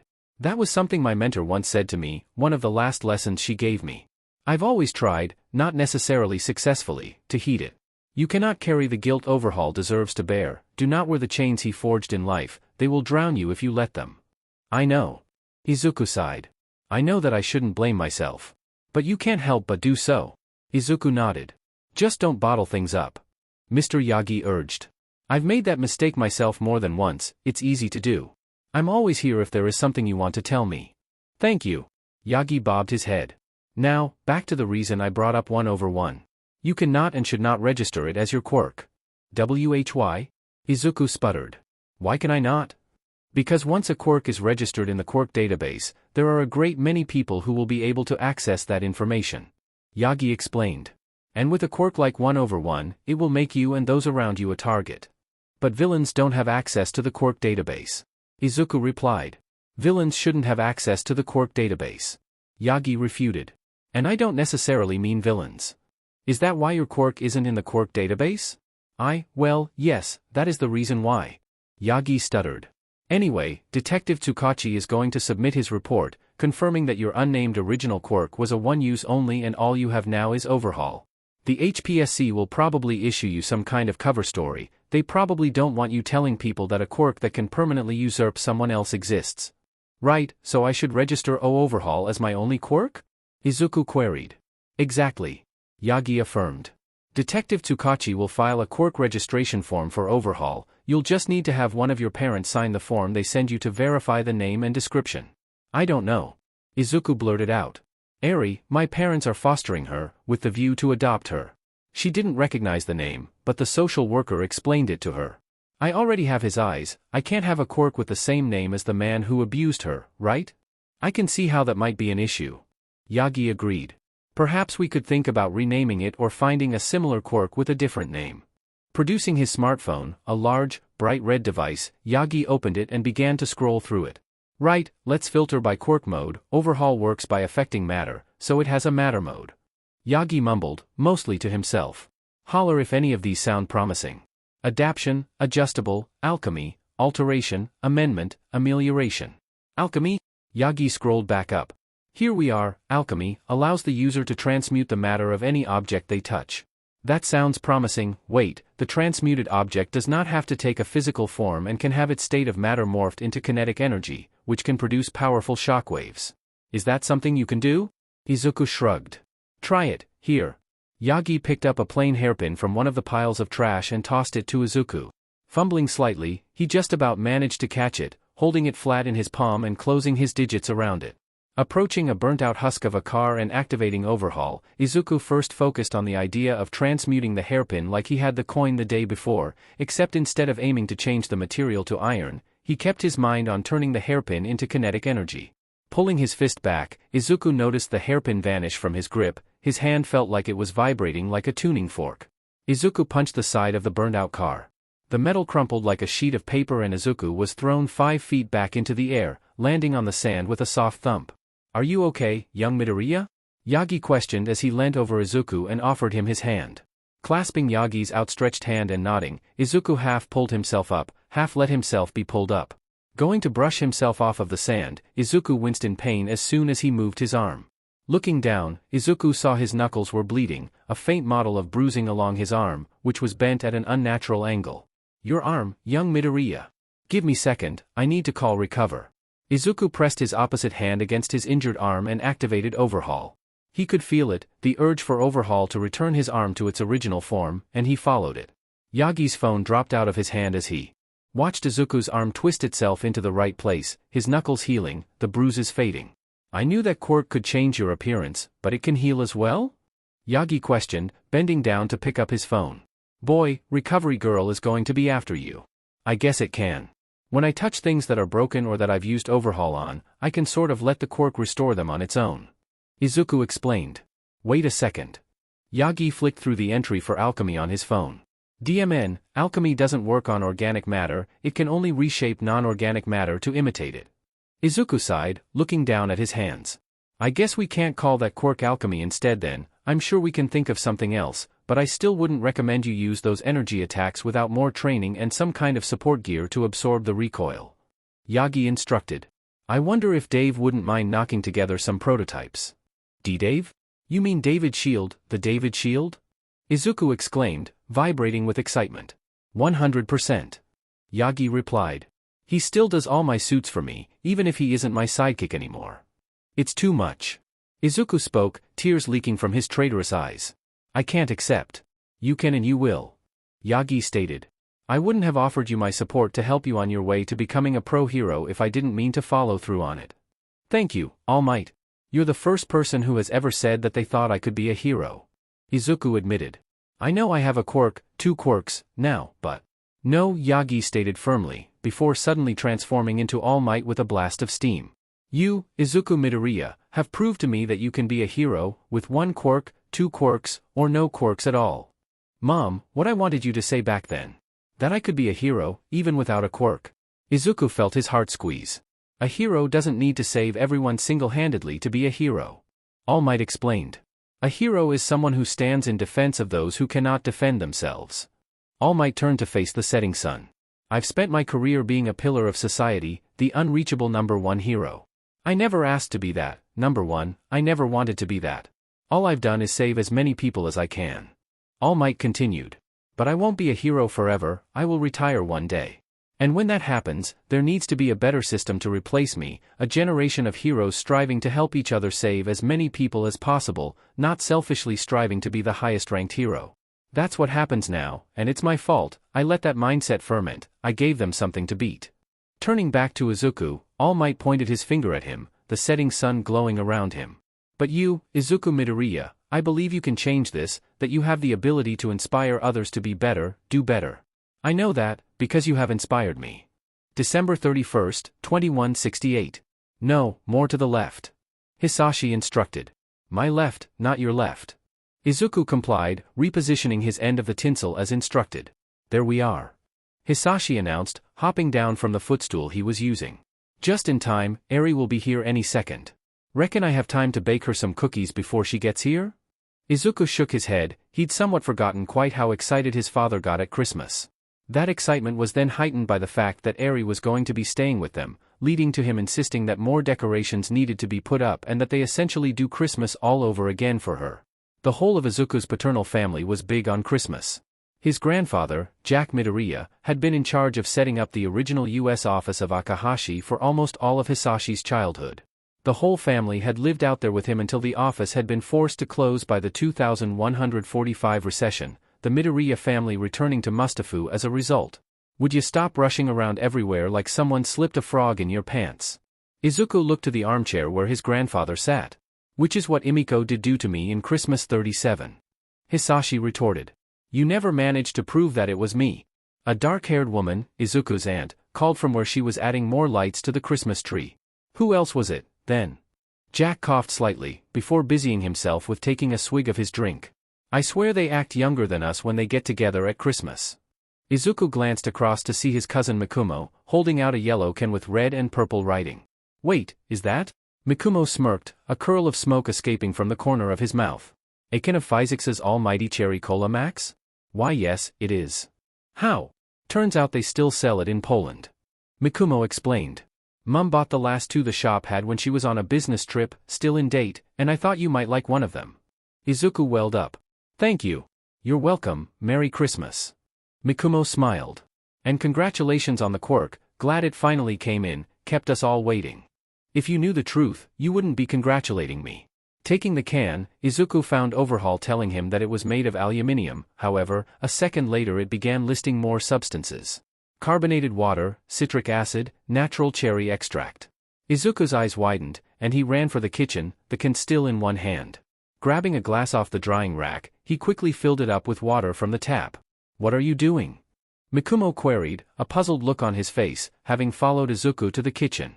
Izuku held up the glass of water, Overhaul telling him that the glass was made of sand, limestone, and soda ash, and within it was water. Concentrating on the water in the glass and the cola in the can, Izuku began to activate Overhaul. I think I can. The water in the glass darkened, bubbles issuing from its surface. Mikumo's eyes bulged. Did you just turn water into? Let's find out. Izuku grinned, before taking a swig from the glass. It tastes exactly right, here. Mikumo hesitantly sipped at the cola, his eyes widening. Jesus. No, that's when he turns it into wine. Imiko quipped from across the room. Just then the sound of the front door opening reached them. Izuku dashed out of the kitchen into the common area in time to see Eri and his mother shutting the door behind themselves. Aizu. Eri raced to Izuku, impacting him with enough force to drive the air out of his lungs. I'm so glad you're here, Eri. Izuku spoke as he hugged her. We just got done with the decorations, what do you think? Eri released him, before looking up and around the room, marveling at the gently glowing lights, the reams of tinsel, and the not insubstantial piles of presents around the tree. Eri smiled, even as tears rolled down her face. I love them. Izuku beamed before producing a 1 yen piece from his pocket. I've got something to show you, Eri. Eri looked back to Izuku. It's about my quirk, I've decided I'm not going to use it like he did. Izuku held the coin out. What's your favorite animal? Dragons. Red energy cracked as Izuku converted the aluminium to pure golden energy, reshaping and then returning it to a physical state. As the glow faded, a small hair clip in the shape of a dragon, made of gold-plated copper, with little pieces of red garnet as the eyes and the membrane of each wing. I'm going to use this quirk differently, to do good, to become a hero, so it won't be like his quirk. Izuku declared as he helped Eri fix the clip to her hair. I'm going to change the name, I won't call it Overhaul anymore, I'll come up with something else. Eri beamed up at Izuku, light glinting off her new hair clip. Overhaul, it's your quirk, not his. Izuku smiled, his eyes watering. Thank you, Eri. Origins Arc. A rival is often born from the seeds of one's own self-doubt, watered by the need to prove one's worth. May 4, 2169. Izuku waited in line at the convenience store, in his hand was clutched a copy of the May edition of the JP Heroes magazine. A lot had changed in the 4 months since that day. The review of Eri's placement with the Midoriyas had come and gone, with no other family available or willing to care for her, she had become a permanent member of the family. Izuku's training with All Might had begun in earnest, leaving him with aching muscles and a rapidly increasing control and understanding of his quirk, Overhaul. He had quickly found that he didn't have the same control or stamina with the quirk that Overhaul had boasted, at least not yet. Eri had also started her own training, hers with Eraserhead, helping her to gain a semblance of control over her quirk and the confidence to not be afraid of it. Finally reaching the front of the queue, Izuku quickly paid for his magazine and exited the store, out onto the street where he immediately began flicking through his purchase. Here it is, the jumbo interview with All Might they promised in last month's issue. I know I could just ask Mr. Yagi all these questions, but I'm still a hero nerd at heart. Izuku turned the page as he ducked into the main street of the tattoo and shopping district, his shortcut to the bus stop. An article on the latest hero debuts, I can't wait to get home and make notes on them all. That you, Deku? Izuku stilled, for the barest moment he was back on that day, in that alleyway with Overhaul. Focusing on what his therapist had told him in their sessions, Izuku took a deep breath. He turned around to see Katsuki Bakugo, his classmate and former friend, flanked by Nobiru Yubi and Kuchi Same, his lackeys. You're spoiling my view, get out of my way. Bakugo drawled, his eyes burning into Izuku. When they were 4, he and Izuku had been close, the best of friends. Then Bakugo's quirk had come in, a flashy, impressive quirk that everyone raved was perfect for heroics. Instantly, Bakugo had started insisting on playing heroes and villains every day, and Izuku had been the villain every time, chased around the neighborhood by Bakugo and his explosions. That was until their parents found out and put a stop to the rough play. But Bakugo had changed after that, distance had begun to grow between him and Izuku. By the time they were 7, their friendship had completely ended, helped along in no small part by his diagnosis of quirklessness. The next 6 years had been ones of deafening indifference towards Izuku. He may not have joined in with the bullying, but he had seen it all and done nothing. And then Izuku had come back after the winter holidays with a quirk, a powerful quirk. A flashy, impressive quirk that everyone raved was perfect for heroics. Since then Bakugo had begun to pay more attention to Izuku, not bullying him like the others had done, but being competitive, constantly trying to prove his quirk was better than Izuku's, to put Overhaul down. Izuku straightened. That's not an I-. Don't care. Bakugo interrupted, shoulder-checking Izuku as he passed him, the magazine falling from the green-haired boy's grip. Yubi extended his fingers to snatch the magazine out of the air before it landed in a puddle. Whatcha reading, Midoriya? Heroes magazine. Since Izuku had come back to school with Overhaul, his classmates had totally flipped their opinions and completely changed their behavior towards him, sking up to him instead of looking down at him. It was exhausting. Izuku had always been quietly jealous of how others had flocked to Bakugo, but now he understood why it annoyed the blonde-haired boy so much. Same took the magazine from his fellow lackey. I guess you'd still want to be a hero, since you're such a shoo-in with a quirk like yours, even if it came in so late. Izuku saw Bakugo stop in place, vibrating with anger. Wheeling around, Bakugo snatched the magazine from his lackey. Holding it in his hands, the blonde-haired boy activated his quirk and exploded it, before throwing it at Izuku. Don't go thinking you can become a hero, Deku. Bakugo barked, glaring at the green-haired boy. You've only had that DMN quirk 5 minutes, I've had years to train mine. It's stronger than yours by leagues. Izuku snatched the magazine out of the air before it could hit the ground, meeting Bakugo's gaze without looking away, just as All Might had taught him a hero must do to a villain. Strength doesn't make a hero. Izuku stated calmly, even if he felt like cowering and running away. Activating Overhaul, Izuku allowed it to repair the magazine to a pristine condition. Bakugo's eyes blazed with indignation, stepping closer. You think just because you got a flashy quirk all of a sudden you can be a hero? Don't make me laugh. Small explosions began to crackle around Bakugo's palms as he stepped forward again. You've spent your whole life eating the dirt, this new quirk doesn't change that. You're still just a useless Deku. Bakugo punched his palm as he exploded it, as if to emphasize his point, before turning and beginning to stomp away. His lackeys hesitated for a few moments but quickly scurried after him. Izuku released a breath he didn't realize he'd been holding in, suddenly very shaky. What's with the smoke? Same queried. Looking up, Izuku followed his classmate's gaze to see a large plume of white smoke above the top of the adjacent building. Yubi shrugged. Maybe a fire? A villain. Someone catch him. A vaguely humanoid cloud of the same white smoke burst out of a side street, turning away from Izuku, Bakugo, and the lackeys. Where's my bag gone? I can't see a thing. Izuku stepped forward slightly. We need to call a hero. Let's get out of here, Katsuki. Yubi urged. Same backed away. Yeah, this looks like trouble. Nah, I'll win. Bakugo announced. I'm not running away with a villain on the loose, I'm gonna catch him. Yubi started. Don't joke about this sort of stuff, Katsuki. I ain't joking, you DMN cowards. Bakugo punched his palm. This is just an extracurricular on my path to UA. We should wait for a hero. Izuku stated.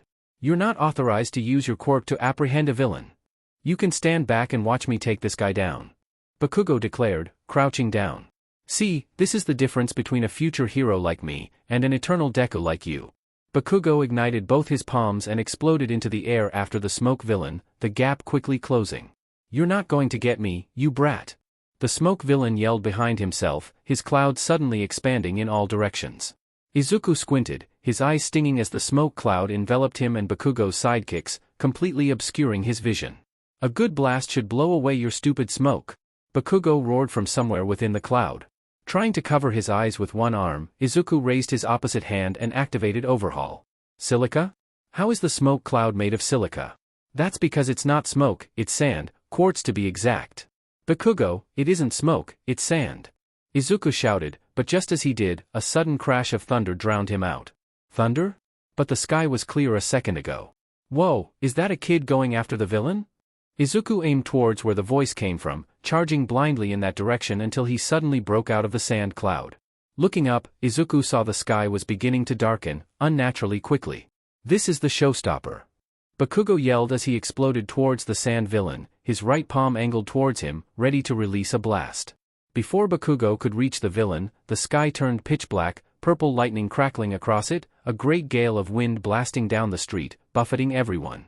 Bakugo activated his quirk, aimed towards a light post, grabbing it with both hands and clinging onto it against the wind.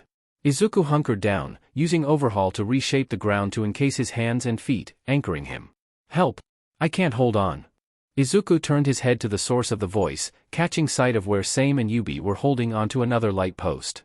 The former was securely attached to the post, using his quirk-enhanced bite to do so. Yubi, however, was using his finger extension quirk, but as the wind continued to increase in ferocity, his fingers stretched further and further, slipping from around the post one by one. Releasing one on his hands from their anchor points, Izuku slammed his hand down on the ground. Just as Yubi lost his grip, a wall sprang up from the ground, catching his classmate. And then, as soon as it had come, the storm vanished, the sky clearing, the wind dying down to nothing. Clear skies again? Did I imagine that? Reverting the ground back to its original state, Izuku straightened and turned to see Bakugo frothing with anger as he landed in a puddle. Kaken, are you okay? Izuku questioned, moving towards the blonde-haired teen. Don't call me that. Bakugo snapped as he stood up, looking in all directions. Where did that smoke BSTRD go? Maybe we should leave it to the heroes? Izuku offered. No, that trash villain ain't getting away from me. Bakugo barked. You hear me? Get back here so I can beat the crap out of ya. I don't care if your quirk can change the weather. Crouching down, Bakugo ignited his palms and blasted off in the direction the villain had been going before the storm hit. Izuku reached out. Wait, Kaken, his quirk, I think it's. But it was too late, Bakugo was gone. Izuku sighed, his shoulders slumping. Why do you never listen to me, Kaken? He's mad, going after a villain who can alter the weather like that. Yubi huffed, bent double and shaking slightly. He's just bolted. Could that villain have changed the weather as well? He could be a binate like Bakugo, they're really rare, inheriting both of their parents' quirks, which they can use together. Katsuki's. Strong, he'll be fine. Same replied. But what do we do? I'm going after the villain too, Izuku straightened, taking a deep breath, before setting off after Bakugo at a light jog. Really, Midoriya too? Yubi questioned. That's a dangerous villain, you know? Izuku didn't respond, rounding the corner as he spotted a few drops of mud on the ground. No villain gets away from me. Katsuki bellowed as he sprinted down the street, periodically using his explosions to propel himself. A smoke quirk like that isn't great for a clean escape, it should give him away. Out of the corner of his eye, he finally saw it, a plume of smoke in the distance. Gotcha. Pushing his quirk harder, Katsuki rounded the corner, only to find a bunch of younger kids crowded around a small fire. Hey, want a baked sweet potato? One of the kids asked, poking the fire. Katsuki ignored the kid, propelling himself into the air, aiming at the wall of the alleyway. Turning, Katsuki used his quirk again, using the wall behind him to launch himself higher, towards the opposite wall. Repeating this maneuver again and again, Katsuki finally reached the top of the walls and beyond, hitting the roof running. This villain can't have gotten too far, heading up top should help scope out the area, and when I find him, I'll chase him down with my quirk. Reaching the edge of the roof, Katsuki began methodically checking every street he could see from his vantage spot. Him? What the hell does that Deku think he's doing? Katsuki balled his fists at the sight of Midoriya racing around at ground level, checking each street and alleyway on his path. How dare that weak bastard think he can beat me to finding this villain? At some point over the winter holidays, Deku had changed, returning to school looking like he aged 2 years with a quirk and, as Katsuki had heard from his mother, a younger sister his parents had adopted. The old hag had even been floating the idea of arranging a playdate between Katsuki's youngest cousin and Deku's new sister. But the biggest change had been the way the Deku behaved, no longer flinching and jumping at any remotely loud noise. The sheep that were their classmates had even taken to fawning over Deku, telling him his quirk was perfect for being a hero. No. It's my quirk that's perfect for heroics, not that weak, untrained quirk the Deku has. Crawl around in the mud, where you belong. Katsuki growled, glaring down at Deku. Hopeless. Forget about him, I'll prove I'm better than him when I find this villain and he finds Jack's hit. Where are you? Katsuki groused. If it's a heteromorphic quirk, then he can't turn it off, so he should be obvious. But if that's the case, he should be sticking out like a sore thumb. Could he be hiding somewhere? Katsuki replayed his encounter with the villain in his mind, trying to pick up on any clues he may have not noticed. The clouds around the villain's body, the way his smoke had made Katsuki's eyes sting. Reaching up, Katsuki rubbed his eye, taking his fingers away to find a light coating of a white, granular material in the corner of them. Those clouds aren't smoke, they're sand. Katsuki activated explosion and rocketed from the rooftop, landing on the next one over.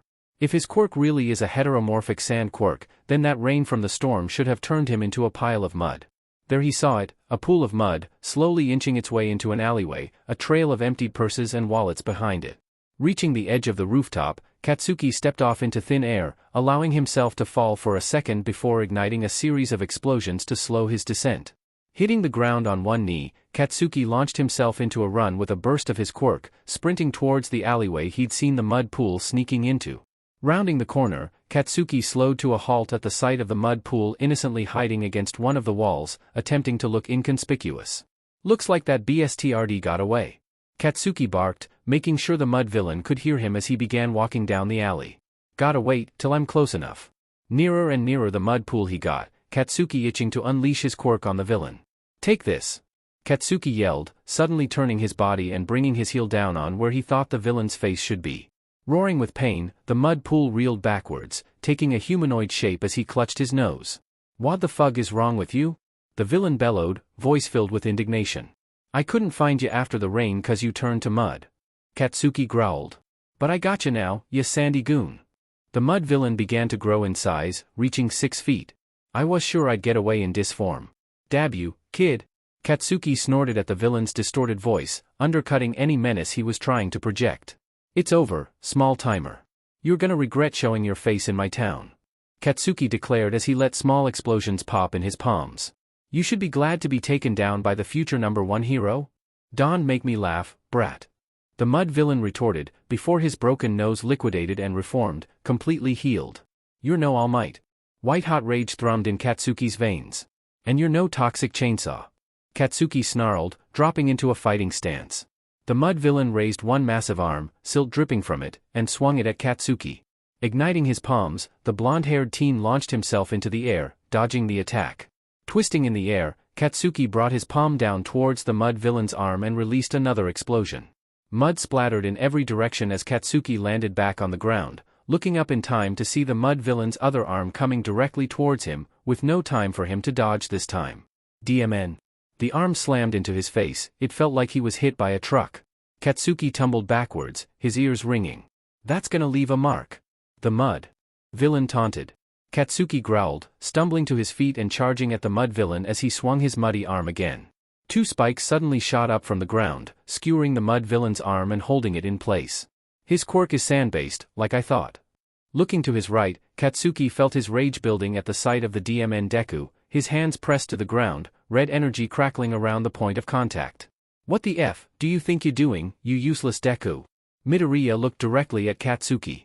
I'm the Deku that just saved you. I didn't need saving, you hear me? Katsuki roared, bringing up his palm and releasing an explosion into the villain's side, forcing him to stumble backwards. Don't you dare ever do that again. Katsuki stood up, readying himself to go on the offensive. Buster shot. A blast of compressed air slammed into the mud villain, splattering him against the wall of the alley. Vile villain who dares to menace the innocent, I will bring you to justice. The mud villain had been knocked unconscious, his body losing its form as he slumped into a puddle against the alley wall.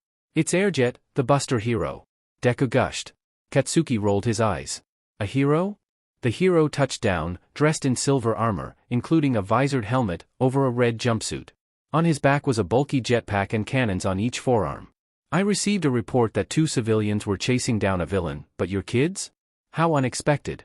Those uniforms, you're from Aldera Junior High, right? Midoriya nodded his head vigorously. You okay? That's quite the shiner you've got there. Airjet noted, pointing to Katsuki's aching face. I think I should probably get you seen too. Not a chance. Katsuki barked. I can fix it. Midoriya reached out and touched Katsuki's face before he could bat his hand away. A crackle of green energy danced around Katsuki's peripheral vision before the pain in his face vanished. Katsuki seethed. I didn't need you to do that. Neat, your quirk can heal. Airjet complimented. How versatile. I nearly had him. Katsuki snapped at the hero. You stole my thunder. Airjet laughed nervously, removing his helmet as he did. Sorry, kid, I can't resist Buster ing any villain I see, I guess you and I kinda alike. We're nothing alike. Katsuki roared. This was my moment, the one where I prove I'm going to be a hero. You want to be a hero, eh? Airjet reached inside his armor and produced a business card, holding it out to Katsuki. Here, take this and give me a call, I'm sure I can arrange some intern work for you at my agency. It won't be glamorous, but it will start getting your name out there. Katsuki hesitated, glaring at the business card before snatching it from the hero. Whatever. What about you, Greenie? Airjet questioned, waving another business card. You interested? Midoriya looked flustered. I really appreciate it, but I don't really have the time for it, sorry. Can I still have the business card? Sure you can. Airjet smiled, releasing a small blast of air from his palm, sending the card fluttering towards Midoriya, allowing him to pluck it out of the air. Now, you two should head off, this guy's a dangerous criminal, been hoping to catch this guy for months. Airjet mused, before looking towards the villain. Haven't I, Darude? With that, Katsuki turned around and stomped away, heading home. Izuku stared down at the sand villain as Airjet used his air cannon to suction the villain into a clear cylinder. If that villain had the ability to turn into clouds and change the weather, then why didn't he transform? And he definitely wouldn't have fled on foot like that if he could. Izuku raised his head and looked up at the sky. Then what caused that sudden storm? Sighing, Izuku shook his head before turning around and walking back the way he came. I wonder what happened to my magazine. Turning the corner, Izuku pulled his backpack higher. Kaken must have worked it out as well, he may be a nasty guy, but he is kind of amazing. Izuku started, hearing a noise behind him. Spinning around, the green-haired boy looked back and forth for the source of the noise, but saw nothing. Shaking his head, Izuku turned back and continued walking, heading for his bus stop. I probably shouldn't mention this to Mom and Dad, they've been super overprotective since the Overhaul incident. He heard it again, the noise behind him. Izuku turned, looking more intently this time, checking every shadow for any sign of someone, but yet again there was no one there. Shrugging, Izuku wheeled back around and froze in place. In the middle of the alleyway stood a young, white-haired man, his posture somewhat slumped, dressed in rumpled clothing. I need it. The sound of thunder echoed through the air, a harsh wind starting to blow. Izuku backed away, disturbed by the slightly vacant look in the man's gray eyes. Give it to me. Are you okay? Izuku queried. Do you need me to call an ambulance? The man shook his head. I need you to give it to me, I need you to give me your quirk. Give you my quirk? Izuku questioned. That's not how quirks work. The white-haired man didn't reply, rocking back and forth on the ball of his feet. Izuku took another step backwards, tensing his body, ready to run. No. Stay. The man's eyes turned indigo. Instantly, Izuku felt an invisible force acting on his body, freezing him in place. A paralysis quirk, he hasn't made any movements or gestures, so non-somatic. Quirks like this don't tend to be too strong, the effect should only last a few seconds. Within a few moments his arms started to quiver, the paralysis was starting to end. Suddenly, the man launched himself at Izuku, tackling him to the ground. What are you doing? Izuku demanded, quickly realizing that the man had his hands by the wrists, held in the air. So he couldn't use Overhaul. Panic filled Izuku, terrified at the idea that he was going to be killed by this man, and 1/1 would claim another victim. Please, don't. Izuku grunted, trying desperately to free him. I don't want to hurt you. But the white-haired man paid him no heed, before his eyes began to glow yellowish-green. Izuku screamed, ribbons of yellowish-green energy starting to rise from his body, flowing towards the man's hands. He could feel it, inside he could feel a hand pulling at Overhaul, pulling the quirk from his body. Cease. Instantly, the world turned into an endless black space. Izuku found himself standing in this void, in front of him was the white-haired man. But between them was a woman, one Izuku didn't recognize. She was tall and young, her hair also white, a slightly lighter shade, and down to her shoulders. She had a presence to her, one that was somewhat familiar to Izuku. She felt similar to All Might, not the aura of sheer power he put off, but a quiet feeling of legacy, of carrying a burden. You will not harm him. The woman spoke. This child is protected, begone. With the flick of her wrist, Izuku's protector banished the white-haired man from the void. Take heart, my descendant. The protector said reassuringly, turning to face Izuku to reveal green eyes identical to his own. We will meet again. With that, the void dissolved into a whirlwind of multicolored light, and just as it did, Izuku saw another figure, with his back turned to him. Kai Chisaki. And then it was all gone. Blinking, Izuku found himself back in the real world, the white-haired man still clutching his wrists. The yellowish-green energy between them turned a silvery white, flowing in the opposite direction for a few seconds before exploding outwards, sending the white-haired man flying backwards, hitting a fire escape, and finally landing on a trash can. Izuku crumpled, relief flooding his being as he felt Overhaul settling back into place within him. The white-haired man stumbled to his feet, a wild look on his face as faint purple lines began to creep up it. You destroyed it, it's broken. Turning away, wind whipped around the man before lifting him into the air and out of sight within a few seconds. Izuku pushed himself to his feet, looking to the sky as purple lightning split it in two. Weather control, paralysis, and some kind of quirk stealer. 3 quirks, that's not possible, binates are rare, but triumvirates are impossible. Clearly, that last quirk, that man must have used it to steal at least one of the other 2 quirks. Those purple cracks, his body can't handle all those quirks. I need to tell All Might about this. Pulling his phone out of his jacket pocket, Izuku quickly inputted the number 1 hero's number and pressed dial. I am answering the phone like a normal person. All Might, it's Midoriya. Izuku hesitated. I've just been attacked, the man, he tried to steal my quirk. Deafening silence came from the other end of the line. All Might? Meet me at the beach as soon as you can. 20 minutes later, Izuku found himself standing on the sands of Dagoba Beach. For months of hard work had hardly touched the amount of trash littering the beach. Izuku often wondered if more was being added faster than he could keep up. Sand whipped past Izuku, revealing a worried All Might, dressed in his garish yellow business suit. Young Midoriya, are you okay? Yagi questioned as he deflated and rushed over to Izuku. Your wrists. Izuku looked down at his wrists, they had been red but were now fading to a model of angry purple bruises. I'm okay, it's just a few bruises. Izuku assured him. I've had worse injuries. A sharp look told Izuku that his reference to Overhaul killing him wasn't appreciated at the moment. Can't you use Overhaul to heal them? Izuku shuffled nervously. I haven't tried, I don't know what that man did to me. What if he's changed how the quirk works? What if I turn my hands to dust or something? It'll be fine, young Midoriya. Yagi spoke reassuringly, before crouching down to pick up a seashell from the sand. Here, try it on this first. Hesitantly, Izuku activated Overhaul, watching as the shell turned from calcium carbonate to aluminium. Breathing a sigh of relief, Izuku overhauled both of his wrists, returning them to an uninjured state. Young Midoriya, please can you tell me what happened? Spare no detail. Yagi implored. Hesitating for a few moments, Izuku nodded. School had just finished, I went to the convenience store on my way home, to get May's JP Heroes magazine, and then when I was on my way to the bus stop, that's when a sand villain showed up, stealing people's bags.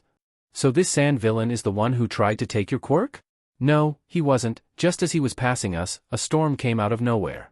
I had to use Overhaul to stop myself from being blown away. Izuku answered. And the storm vanished and the sand villain was gone.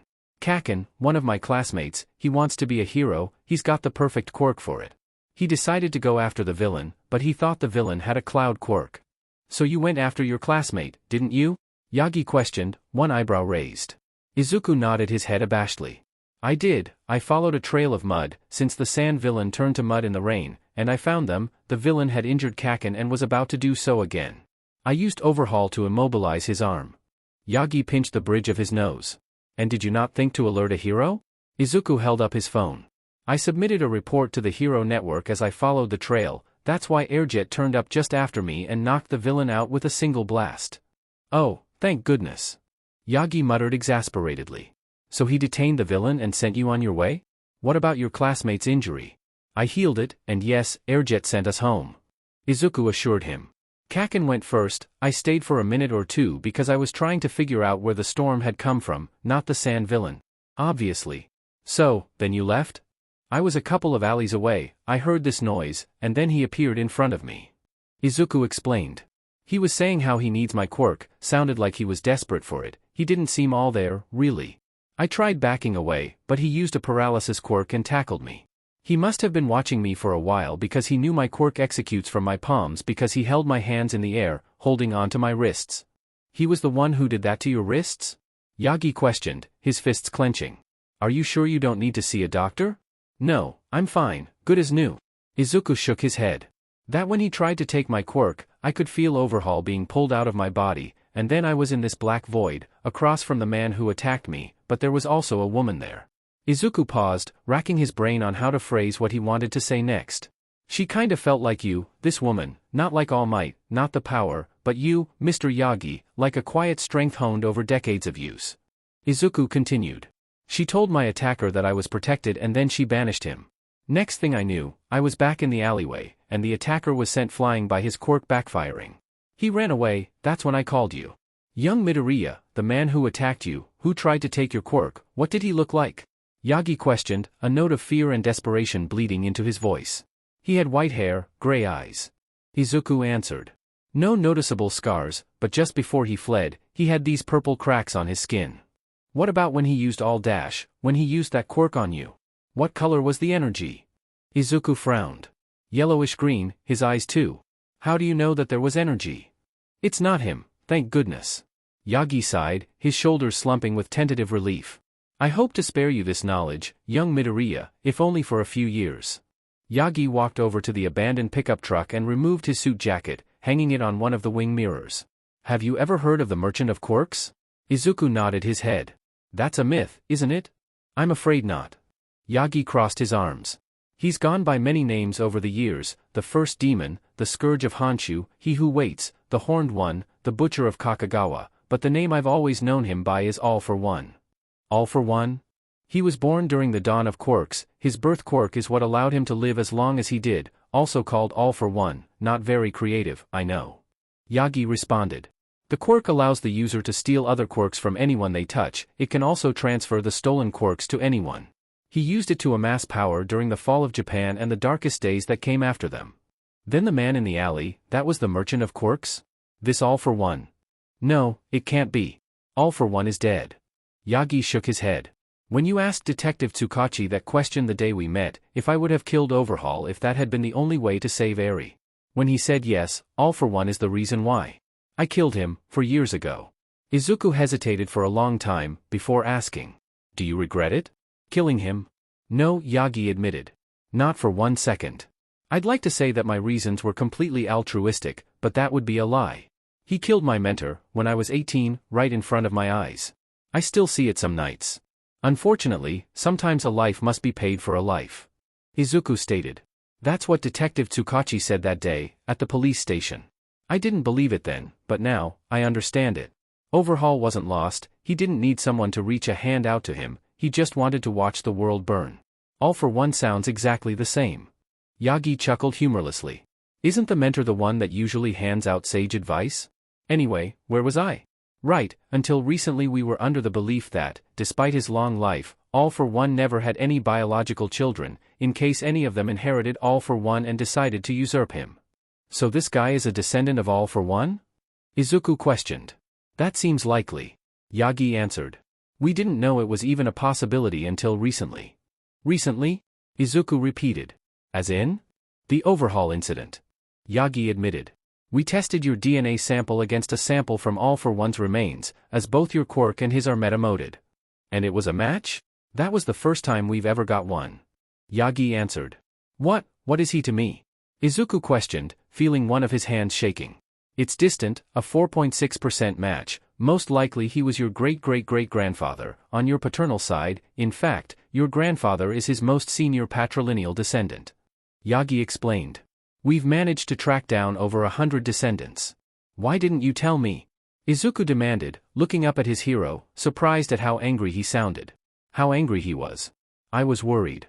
Yagi answered, trying to be placating. You were already so scared about 1/1 overriding Overhaul, I didn't want to give you another reason to hate your own quirk, not that this should be reason to hate your quirk. You should have told me. Izuku shouted. Why am I yelling? Young Midoriya, No, it wasn't fair for you to withhold that from me. Yagi teetered slightly. I know, and Midoriya, I'm Sordash. The number one hero stopped mid-sentence, before his mouth burst open, ejecting a gout of blood onto the sand.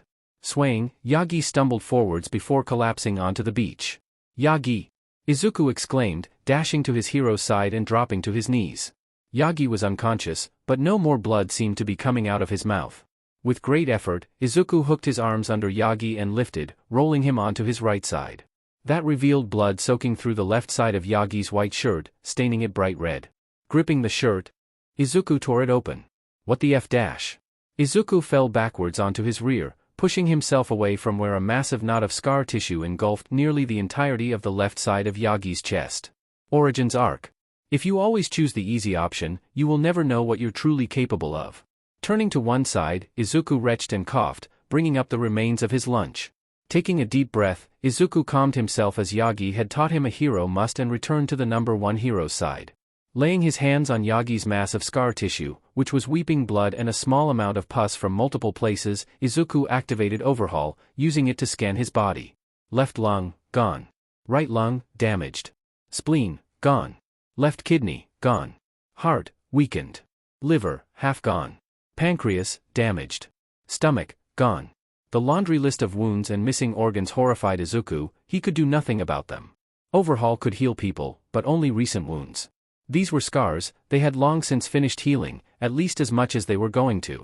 If he wanted to repair old damage as extensive as these wounds, Izuku would need an actual, intricate understanding of human anatomy on a level akin to a fully trained doctor.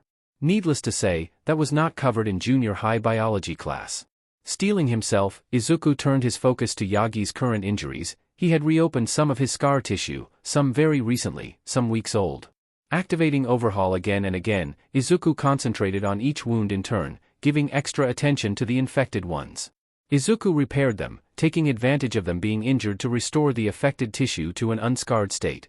Finally, Izuku had healed all of Yagi's open wounds, sitting back on the sand and using Overhaul to clean his hands of blood, his chest heaving, feeling like he'd run a marathon.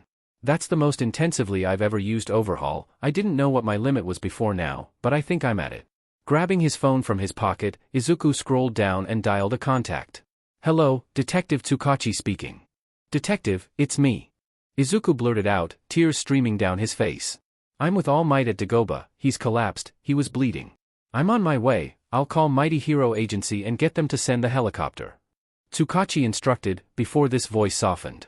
It's okay, Midoriya, I'll be there in 10 minutes, the helicopter will probably beat me there. Izuku nodded. Thank you, Detective. He stumbled down the alleyway, his hand shaking as he tried to retrieve a vial from his coat. The thing he needed most. Finally managing to grasp the vial, he pulled it from his pocket and jammed the needle into his arm, pressing the plunger down. The purple liquid flushed into his body. Within seconds he could feel the pain quieting. Looking down at his hands, he saw the purple cracks receding. His name was 9, at least, that was the closest thing to a name he used. Growing up at the orphanage, the designation he'd been given had been Kurin. Breathing a small sigh of relief, 9 continued to stagger onwards, turning a corner and finally arriving at his destination. Opening the door, 9 practically fell into the warehouse, only his grip on the door handle keeping him standing. 9. Just as he finally collapsed, 2 strong arms caught 9, quickly pulling one of his arms around their neck. "What gives, boss?" Chojuro-kan demanded, helping 9 stumble to a waiting chair. "We leave you alone for 5 minutes and you come back like this?"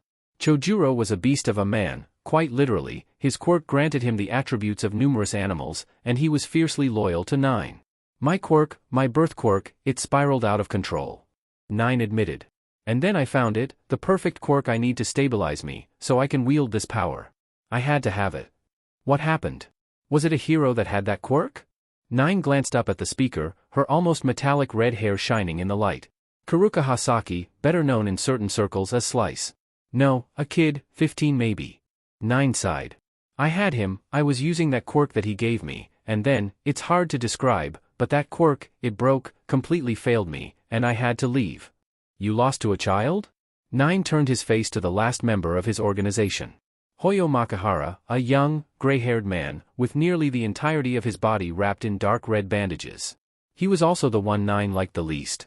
And it wasn't even close. He may have been a child, but whatever force it was that protected him, it was older, much older. 9 argued. It felt like his presence.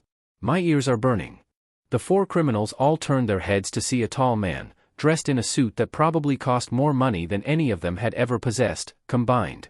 And yet, the expensive suit was not the most eye-catching part of this man's person. A black steel helmet covered the entirety of his head, stretching down to include his upper jaw. "Actually, I don't have ears anymore," the man continued. "But I did, you get the idea." 9 pushed himself to his feet, swatting away Khan's arm as he tried to help him. "Merchant, to what do we owe the visit?" The merchant chuckled, but it held no humor. "Considering I could feel the shockwave from that little incident you've just had all the way in Kamino?" "I see," 9 stated. "The boy, he wasn't normal, he felt like me." The merchant interrupted. "I felt that too. Now, show me what happened." 9 approached the merchant, refusing to flinch as the other man's hand moved to touch his temple, even if the circular pit of darkness in the center of his palm sent a shiver down his spine. Pain lanced through 9's head as he felt the merchant use a quirk to enter his mind, flicking through it to find the memories he desired like it were a photo album. "Here we are." The merchant spoke. "Shall we?" Without waiting for a response, the merchant activated his quirk, and in an instant, 9 found himself back in that moment, only this time he was looking in from the outside. Everything was frozen in a moment, locked in place, just before 9 had used the paralysis quirk he'd stolen, Basilisk, to paralyze the boy. "So this is the child," the merchant noted, as he appeared at 9's side. "Kind of scrawny, but he reminds me of someone, anyway." The merchant waved his hand and instantly the frozen memory began moving, reliving the incident from only a few hours earlier. As it progressed, 9 could feel a distinct note of ridicule coming from the merchant at how hasty he had been with the boy, but then again the merchant wasn't the one whose quirk was trying to tear their body apart. "Seems like someone has already done that to the merchant." "You have no elegance, you do know that, right?" the merchant commented. "I prefer effectiveness over elegance," 9 replied, keeping his tone as neutral as possible. The merchant shot him a derisive look. "But you weren't even effective, were you?" 9 chose not to respond. "Right, now this is getting interesting," the merchant noted as the memory of 9 tackled the boy. "Sloppy, but interesting." 9 watched as his past self activated the theft quirk, starting to take the boy's quirk from him. His quirk, the boy's quirk. The merchant paused. "What was it?" "I don't know what he called it, but he used to heal some brat, and reshape the ground into spikes," 9 answered. "Overhaul," the merchant uttered. "I know that quirk, and I know that some green-haired kid shouldn't have it." "So he has the same quirk as you, then?" 9 asked. "The same as the copy you gave me." "As it would seem." The merchant spoke through gritted teeth, his tone dangerous. Somehow. 9 watched as the energy between the boy and his past self turned silver, before he was blasted backwards. "I've seen enough," the merchant announced, waving his hand. Instantly, 9 was back in the warehouse, standing across from the merchant. "You said that whatever it was that teenager did to you, it broke the copy of my quirk I gave you, or perhaps he took it." the merchant stated, his tone dark and dangerous. I'm going to take a look at it. It was an imperfect prototype, but it should not fail so easily. The merchant's eyes glowed red. Nine could feel him examining his quirks, like he was checking the rails at a clothes store. Weather manipulation. Basilisk. All for one. You're correct, whatever interaction took place between you and him, it denatured your copy of my quirk. Some of the plus alpha elements are even missing. The merchant explained. This boy doesn't take quirks like me, he destroys them. Izuku sighed, staring at where Yagi lay on a hospital gurney, still unconscious. He's going to be okay, you know that, right? Tsukachi queried, from where he sat on Yagi's opposite side. Especially thanks to you healing those wounds. I had no idea. How can he survive, let alone be the #1 hero with injuries like that? Tenacity, sheer bullheadedness. Tsukachi offered. The sort of single-minded motivation that lands you in the hospital from overstraining yourself. It's my fault. Izuku admitted. I rang him, told him about the attack. I'm the reason he overstrained himself coming to meet me at the beach. No, it's not. Tsukachi stated firmly. This has been coming for a lot longer than one day, it's been looming for months, years even. Izuku hesitated. It was him, it was All for One who injured him, when All Might killed him. I can't tell you the details, but yes, it was All for One. Tsukachi confirmed. I don't know how much Yagi told you before he collapsed, but All for One is a secret. Other than us, I'm only aware of Principal Nedzu, Recovery Girl, and Sir Night-Eye being in the know. Right, All Might said he was my great-great-great-grandfather, All for One, I mean. Izuku spoke. I descend from a villain. The villain. You're not alone in that, we've managed to trace over 100 descendants of his just since December. Tsukachi replied. It seems like twins run in your family. I didn't know I had so much family. Izuku admitted. I don't know why, but my grandfather had some kind of falling out with his siblings years ago. You don't need to stay here, you know? Tsukachi queried. He's exhausted, he's just sleeping it off. I know. Izuku replied, making no movement to leave. But I want to stay. He's chosen well. Tsukachi muttered. Chosen? Tsukachi waved his hand. Oh, I meant just that he's chosen a mentee well. Alright. Izuku uttered, feeling a little confused. Just then the door to the private room swung open with a deafening bang, revealing a short, white-haired woman, leaning on a cane, her face austere. Recovery girl? Izuku breathed, jumping from his seat. You're Recovery Girl. I was the last time I checked. Recovery Girl commented, before moving to the bed and using her cane to tap Yagi on the face repeatedly. Wake up, you great oaf. But the #1 hero gave no response, continuing to sleep. Recovery Girl huffed. Well, I can't very well heal the big idiot if he hasn't got the stamina to even wake up. But, I can at least have a look at what he's done to himself whilst I'm here. Pulling the side of Yagi's gown open to reveal his scars, Recovery Girl frowned. I was told he'd reopened his wounds. Recovery Girl stated, turning around to lay her piercing gaze on Tsukachi. Has someone else already healed him? That would be Midoriya here. Tsukachi offered. Izuku lowered his head nervously. You must be his mentee he said so much about. Recovery Girl spoke, her eyes burning into Izuku. Though he never said you had a healing quirk. It doesn't just heal, it's quite versatile. Izuku admitted. I can reshape matter, which includes healing people, and I can convert matter into energy. I see why he's been hoarding you all to himself. Recovery Girl replied, an almost predatory glint in her eyes. That's a mighty powerful combat quirk, but have you thought about becoming a rescue hero? Izuku raised his head and looked the elderly hero in the eye. I want to be a combat hero and a rescue hero, to save everyone I can. DMN, that sounds just like something he would say. Recovery Girl mused. Well, you two run along now, this idiot needs his rest. Izuku wanted to argue, but the withering look Recovery Girl was giving them put a stop to that, even Tsukachi crumpled after a few seconds. Standing, Izuku moved to Yagi's bedside and spoke quietly. I'm sorry I shouted at you. With that, Izuku turned and left, glancing backwards as Tsukachi shut the door behind them. May 6, 2169. Katsuki paused at the door, studying the plaque on the wall at the side of it. Buster Hero Agency. EST 2163. Pushing the door open, Katsuki found himself in a moderately sized waiting area, not too dissimilar to a doctor's clinic, a mezzanine level above it. Stood next to the reception desk was a stand with a cutout of Airjet, a speech bubble issuing from his mouth. Buster Hero Agency, home of the #117 hero, Airjet. Katsuki rolled his eyes. Good afternoon, how can I help you? Looking to the reception desk, Katsuki saw a youngish man sat at it, a pair of goat's horns upon his head, his pupils rectangular. "Here to see Airjet," Katsuki announced. "And do you have an appointment?" the receptionist queried. "He asked me to come." The receptionist snorted. "Sure thing, kid. Run along now." Katsuki clenched his fists, anger coursing through his veins. "I said, he asked me to come. And I'm not buying it." The receptionist retorted. "Listen, you DMNG-. It's okay, Yajiza." Katsuki looked up at the mezzanine, where a blonde-haired man, dressed in a red flight suit, was standing as he wiped his grease-covered hands off with a rag. "Come on up," Airjet instructed, gesturing to the space next to him. Katsuki grunted, giving the receptionist one last glare before stomping up the stairs. "Walk with me," Airjet directed. "You remind me of myself at a similar age." "Go F yourself," Airjet chuckled.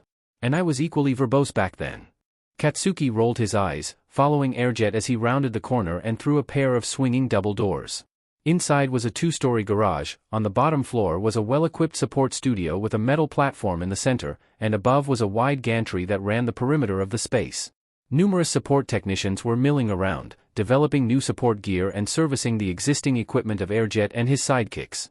"This is the garage," Airjet explained, coming to a halt on the gantry and pointing to a set of silver armor over a red flight suit, identical to the one he was wearing, on a mannequin. "That's the Mark V Platinum my team and I have been working on, should be ready for deployment soon, just needs a few more safety checks." "You and your team?" Katsuki questioned. "You mean the support scrubs?" Airjet cleared his throat, not liking that dismissive attitude. "You do know I was a support technician, right? You were a gearhead?" "That I was, applied for UA, but I didn't cut the mustard for the heroics course," Airjet answered.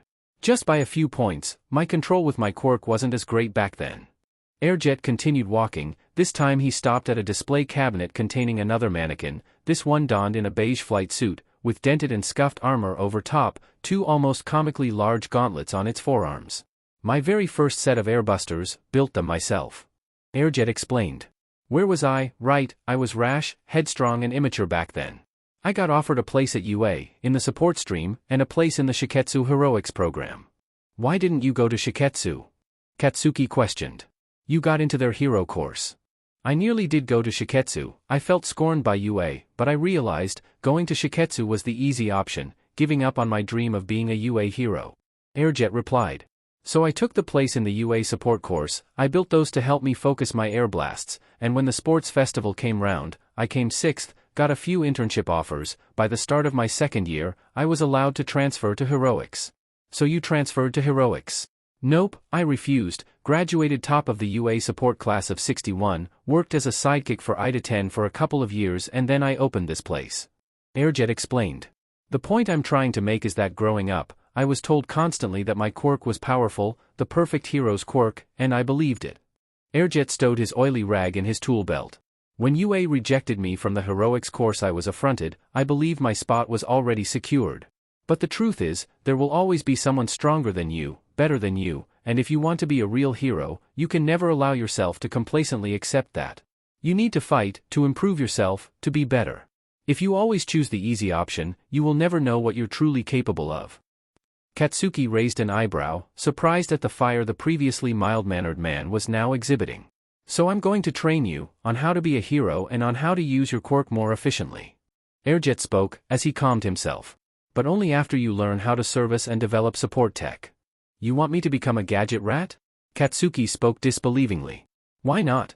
I got a hold of your transcript. Word to the wise, your school shouldn't be handing that out to strangers that just call them. But the point is, you're smart, really smart," Airjet answered. "If you can build your own gear, know how it works, how to tinker with it to make it synergize with your quirk, I think you could be unstoppable." "Unstoppable?" Katsuki murmured, before gritting his teeth. "Sometimes in this life, Bakugo, there are things we just have to grin and bear, and sometimes those things turn out to be for the best." Airjet moved over the edge of the gantry, leaning on the railing. "So, what's it gonna be? Are you going to grin and bear it to get better, or assume you already have it in the bag?" Sighing, Katsuki shrugged. "When do we start?" "You already have." Airjet chuckled, holding out an ID card. Katsuki took it, turning it over. "Katsuki Bakugo. Heroic support in turn." Katsuki smirked. "Beat this, Deku. May 7, 2169. Izuku closed the door behind him as he entered Yagi's private room, a nurse at the bedside taking the #1 hero's vitals. Has he woken up? Izuku asked as he took his seat at Yagi's bedside. He did, only briefly. He was quite confused. The nurse answered as he jotted down his observations. I doubt he'll remember any of it when he wakes up properly. It's been 3 days, why hasn't he woken up yet, properly, I mean? Well, I think you were here when Dr. Chia used her quirk, all sleep, on him, right? Izuku nodded. Well, she thought he'd wake after 24 hours or so, but I guess his exhaustion was worse than she thought. The nurse explained. He'll wake up when he's fully rested. Until then, we just need to wait and let all sleep do its work. Thank you. Izuku replied, with a forced smile, as the nurse left the room. I hoped you would be awake today, there's so much I want to say to you, ask you. Izuku's gaze landed on a copy of the local newspaper, folded and placed at Yagi's bedside. Detective Tsukachi must have left it for Mr. Yagi in case he woke up. Standing, Izuku walked over and picked up the newspaper, unfurling it. I am not here. Where is All Might? Izuku read through the article, filled with rampant speculation that All Might had been killed and the government was reviving him as a cyborg, torrid rumors that he'd been spotted getting married to Pixie Bob of the Wild Wild Pussycats, and wild conjecture that All Might had decided to suddenly retire. Who would you be? Izuku started, dropping the newspaper and turning to see an exceptionally tall man, with green hair streaked with yellow. Sir Night-Eye? You have basic observation skills. Night-Eye retorted, moving to Yagi's bedside, touching his arm and then pulling one eyelid open, looking into it. But you haven't answered my question, who are you? And why are you in here, interfering with all this man's belongings? Sorry, I'm Izuku Midoriya. The green-haired boy introduced himself, painfully aware of how his hands seemed to have gained a mind of their own and were flapping around like flags in a storm. I don't know if Yagi has mentioned me, he's training me. Night-Eye's face contorted. We don't speak as much as we used to. Oh, right, since you opened your own hero agency? Something like that. Night-Eye replied coldly. Well, I must be leaving if Tashinori already has a visitor. No, don't leave. Izuku blurted. Were you there, when All for One injured All Might? Night-Eye froze, his hand on the doorknob. I told him not to go that day, that All for One was waiting for him. He refused to listen, and said it was his opportunity to take him down once and for all. You knew All for One was going to be there because of your quirk, right? Izuku asked. Is he going to be alright? Your quirk, is he going to get better? He will recover from this, but his path remains unchanged. Night-Eye answered, before opening the door and leaving. Katsuki stood on the ground floor of the garage, the support gear development studio that Airjet nicknamed the Pit. Laid out on a workstation in front of Katsuki was what he now learned was Airjet's current armor model, the Mark V Silver, the separate pieces neatly arranged on the metal surface. So, the reason we're here today is to discuss your fighting style. Airjet spoke. From what I saw against Darude, the sand villain that is, you launch yourself at the opponent with an explosion-powered leap, right? Yeah, close the distance faster than they expect, throw them off balance. Katsuki replied casually. I thought that was what I was seeing, I used to have a very similar style before I developed this. Airjet mused, patting the chest plate on the workstation. We have very similar quirks. Airjet raised his hand and opened it to reveal a cluster of circular vents in his palm. Taking aim at a target on the far wall, Airjet flexed his hand, a blast of air firing from his palm, his aim true. Katsuki shrugged. There's a resemblance, it ain't bad, but it's no powerhouse like Explosion is. Perhaps. Airjet admitted. Airstream was certainly weaker than your quirk at the same age, then again, that's the perks of being a binate. DMN right. Katsuki declared. Once I'm a pro, Explosion'll leave your little gusts in the dust. Don't think you've got me beat just 'cause you're older. Airjet snorted. Probably, but as you are now, you'll never reach your full potential. What the F is that supposed to mean? You're not using your explosions to your full advantage. Airjet answered. All Might gets a call that some massive kaiju villain is terrorizing Nagoya and he's in Might Tower in Tokyo. That's approximately 260 kilometers, how long does it take him to get there? No, 10 minutes? Katsuki offered. 17 minutes, 23 seconds, that actually happened, in 21:49. Airjet explained. Do you know how long it would take me, using my jetpack? The same? Longer? A little over 6 minutes. Airjet stated. As you are now, you'd take as long as public transport takes. If you want to surpass All Might, you'll need to get there faster than he would. So you're saying I should what? Have a jetpack like you? Airjet smiled. Exactly, that's how you reach your full potential, a fully aerial hero. You could use your explosions to boost yourself while traveling, but also remain in the air whilst using your explosions to attack. So your team is going to build me one? Katsuki questioned. Not a chance. Airjet spoke. Like I said, you're going to learn to build support gear, and to start you're going to build your own jetpack. May 8, 2169. The first thing Toshinori was aware of was a lack of pain. The dull aching of his scars and missing organs was still there, but the sharp pain of his reopened wounds, inside and out, was gone. Mr. Yagi? Opening his eyes, Toshinori squinted to bring the world into focus. The sight of Midoriya stood over him, a worried expression on his face. Apologies, young Midoriya, I must have nodded off for a bit. Toshinori forced out with a yawn. What have I missed? Midoriya looked at him with confusion. 4 days? Toshinori started and bolted upright, just now noticing that he was dressed in a hospital gown, on a gurney, in a hospital. 4 days? Midoriya nodded. Not again, Shuzenji is going to kill me. Are you okay? Should I get a nurse? No, no. Toshinori shook his head. I feel fine, in fact, I feel better than I have in years. That's good to hear. Midoriya spoke. I'm guessing you saw it then, my wound? I did. Midoriya admitted. You collapsed and you were bleeding, so I opened your shirt. I'm sorry you had to see that. Toshinori interrupted. I'm sorry I put that burden on you, and I understand if you don't want to keep training with some old fraud. Old fraud? I was lying, the #1 hero is a ruin of a man.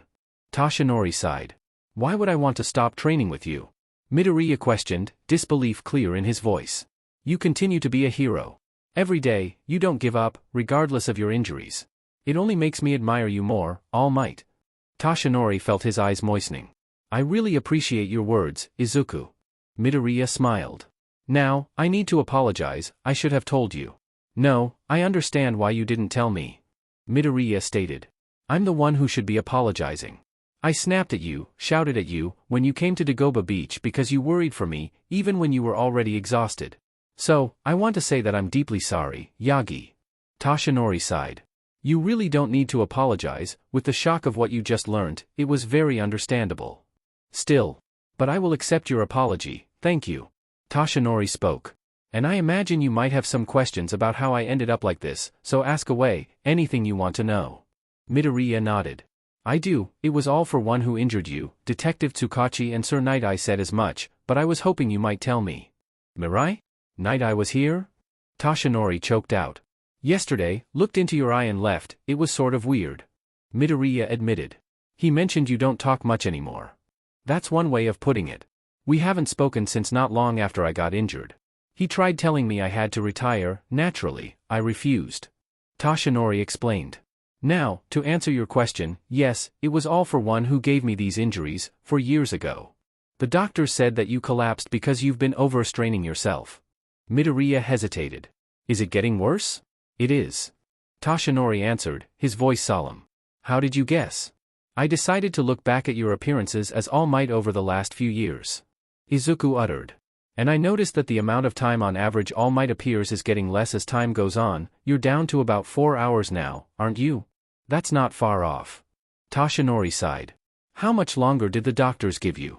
Toshinori stilled. 7 years, that was 4 years ago. I know I'm living on borrowed time, and I am so sorry for burdening you with this. It's not a burden. Midoriya argued. I'm honored that you even trust me enough to tell me. I mean, you're All Might, the All Might. Thank you. Toshinori chuckled. It wasn't so bad at first, 18 hours, the wounds have gotten worse, they keep reopening. Oh, I healed them. You healed them, with Overhaul? Toshinori questioned, pulling the side of his gown open to reveal his injury. Well, that explains why those wounds aren't hurting. Amidst the mass of scars and knitted flesh, pale ribbons of unblemished skin were interwoven, in the exact location of the wounds that constantly reopened. You healed them, how? Izuku rubbed the back of his head. I used Overhaul, it generally can't heal scars automatically, but since they'd reopened, they counted as recent wounds, my quirk fixed them right up. That's the first time he's called Overhaul his quirk. If I wanted to heal an older wound or missing organ, I'd have to picture what I wanted to transform it into in my mind perfectly as I do it. Izuku explained. It's okay for me to not get it right when I'm working with non-sentient matter, but if I wanted to do more than just heal recent injuries with Overhaul, I'd need a lot of training to do so. Izuku hesitated. In fact, I've been talking to Recovery Girl, she's offered to give me that training. Standing, Izuku placed a hand tentatively on Toshinori's shoulder. I'm going to learn how to do it, Mr. Yagi. Izuku declared. I'm going to repair your injury. Toshinori shook his head. Young Midoriya, you really don't need to. The additional training that Recovery Girl will put you through will be a lot on top of your already full schedule. No, Izuku stated firmly. I know it's not the easy option, but the option I know is the right one to take. DMN, kid, you're putting us pros to shame. Nothing I can say will change your mind, will it? Toshinori queried. Not a chance. Midoriya answered emphatically. I don't care how difficult it's going to be, I'm going to go beyond my limits, I'm going to save you, All Might. Toshinori smiled. The purple smoke dissolved, revealing a dimly lit factory, the smell of machinery and antiseptic hanging in the air. We're here. Nine looked over at the man who had brought him here, dressed in an elegant suit, a metal brace around his neck, purple smoke with yellow eyes where his head should be. And here is? Nine questioned. Classified. And you are? Kurojairi. The man answered. Follow. Well, this is a riveting conversation. Nine muttered to himself as he accompanied the other man deeper into the facility. Either side of the path they walked was lined with chambers, within them were people suspended in fluid, in a few were deformed monsters and mutilated corpses. Thank you for meeting with me. The merchant spoke as he stepped out from between two of the chambers. Merchant. Nine greeted. I didn't think I would hear from you again after I got that copied quirk destroyed. The merchant shook his head. I made a deal with you, didn't I? You test out these experimental cloned quirks for me, and you get yourself the quirk you need to control the backlash from weather manipulation. Have you found him? Nine queried. The one who destroyed the quirk? Not yet. The merchant spoke as he set off deeper into the facility, beckoning them to follow. But I have had a chance to review the memories of yours I accessed in greater detail. It seems the boy has multiple quirks, at least two. It was the interaction between these two that created a synergist quirk expression that was responsible for damaging the quirk to the point that it essentially collapsed in on itself. Could he do it again? Nine asked. Possibly, it seems to have been subconscious, I doubt the boy knew what he was doing. The merchant explained. However, that quirk only collapsed into its plus alpha elements because it was a shoddy copy, a first attempt. No natural quirk could be destroyed by him. Ah, here we are. Coming to a halt, Nine found himself in an area of the facility that had been arranged into a laboratory. In the center was another chamber, which was open and empty, softly glowing purple. As I said, that copy of my quirk I gave you was a very flawed prototype, only capable of taking two quirks. The merchant uttered. Just a quick question, that paralysis quirk you stole, do you still have it? I don't know. Nine answered. I feel like I have it, but when I try to use it, nothing happens. Huh, interesting. I always assumed the quirks I stole were functions of my quirk, I guess they must persist without the base quirk, just not functionally. The merchant shrugged. Anyway, the reason I've asked you to come here is to receive a new copy of my quirk, a more stable copy, capable of taking 4 quirks at a time. 4 quirks? That's quite the increase. It is, but there is a small issue. The merchant replied. Do you remember what I told you when I gave you the first copy? I do, that everyone is only capable of containing a certain number of quirks before there are side effects, unpleasant side effects. Nine recited. And I suppose I'm not capable of holding the extra quirks that this new copy would allow me to have. Exactly, the vast majority of people are only able to carry 2 quirks, some can manage 3. The merchant explained. But you are beyond that, you are capable of holding 4 quirks, pretty much the peak of human quirk tolerances. A very rare, vanishingly small number of people can hold even more. And you? I have no limit. The merchant answered simply. If you wish to receive this copy of my quirk, you will require enhancement. Enhancement? Nine questioned. What kind of enhancement? This kind. The merchant gestured to the chamber. It will condition your body to be capable of receiving 2 additional quirks, 6 in total. So, weather manipulation, all for 1 and the 4 quirks it can take. Nine listed. And what's the catch? The process will take 10 months, and every moment of it will be agony. The merchant answered casually, as if discussing the news. But I'll be stronger then? Nine walked towards the empty chamber, staring into it. Oh yes. When do we start? Right now. Origins arc. Envy shoots at others and wounds itself. English proverb. April 2nd, 2170. Izuku dragged himself along the pavement, his legs barely able to lift up from the ground, his arms hanging heavy and limp at his sides. Right at this moment, Aldera Junior High was the last place Izuku wanted to go. After spending the last 3 hours hauling trash off Dagoba Beach before school, all he did want to do was go home and collapse into his bed. But doing that wouldn't help him on his path to becoming a hero. A giant villain. Izuku looked up and saw a titanic man, standing around 40 feet tall, his head reminiscent of a horse, or even a shark. He was wearing a tattered, sleeveless black shirt and blue jeans. "What's going on?" Izuku asked, turning his head towards the man standing next to him, an older gentleman with a star-like protrusion on the top and both sides of his head. Some purse snatcher, Kamui Woods confronted the guy, and he turned into this giant. The man answered. "DMN, the train station's going to be shut all day, isn't it?"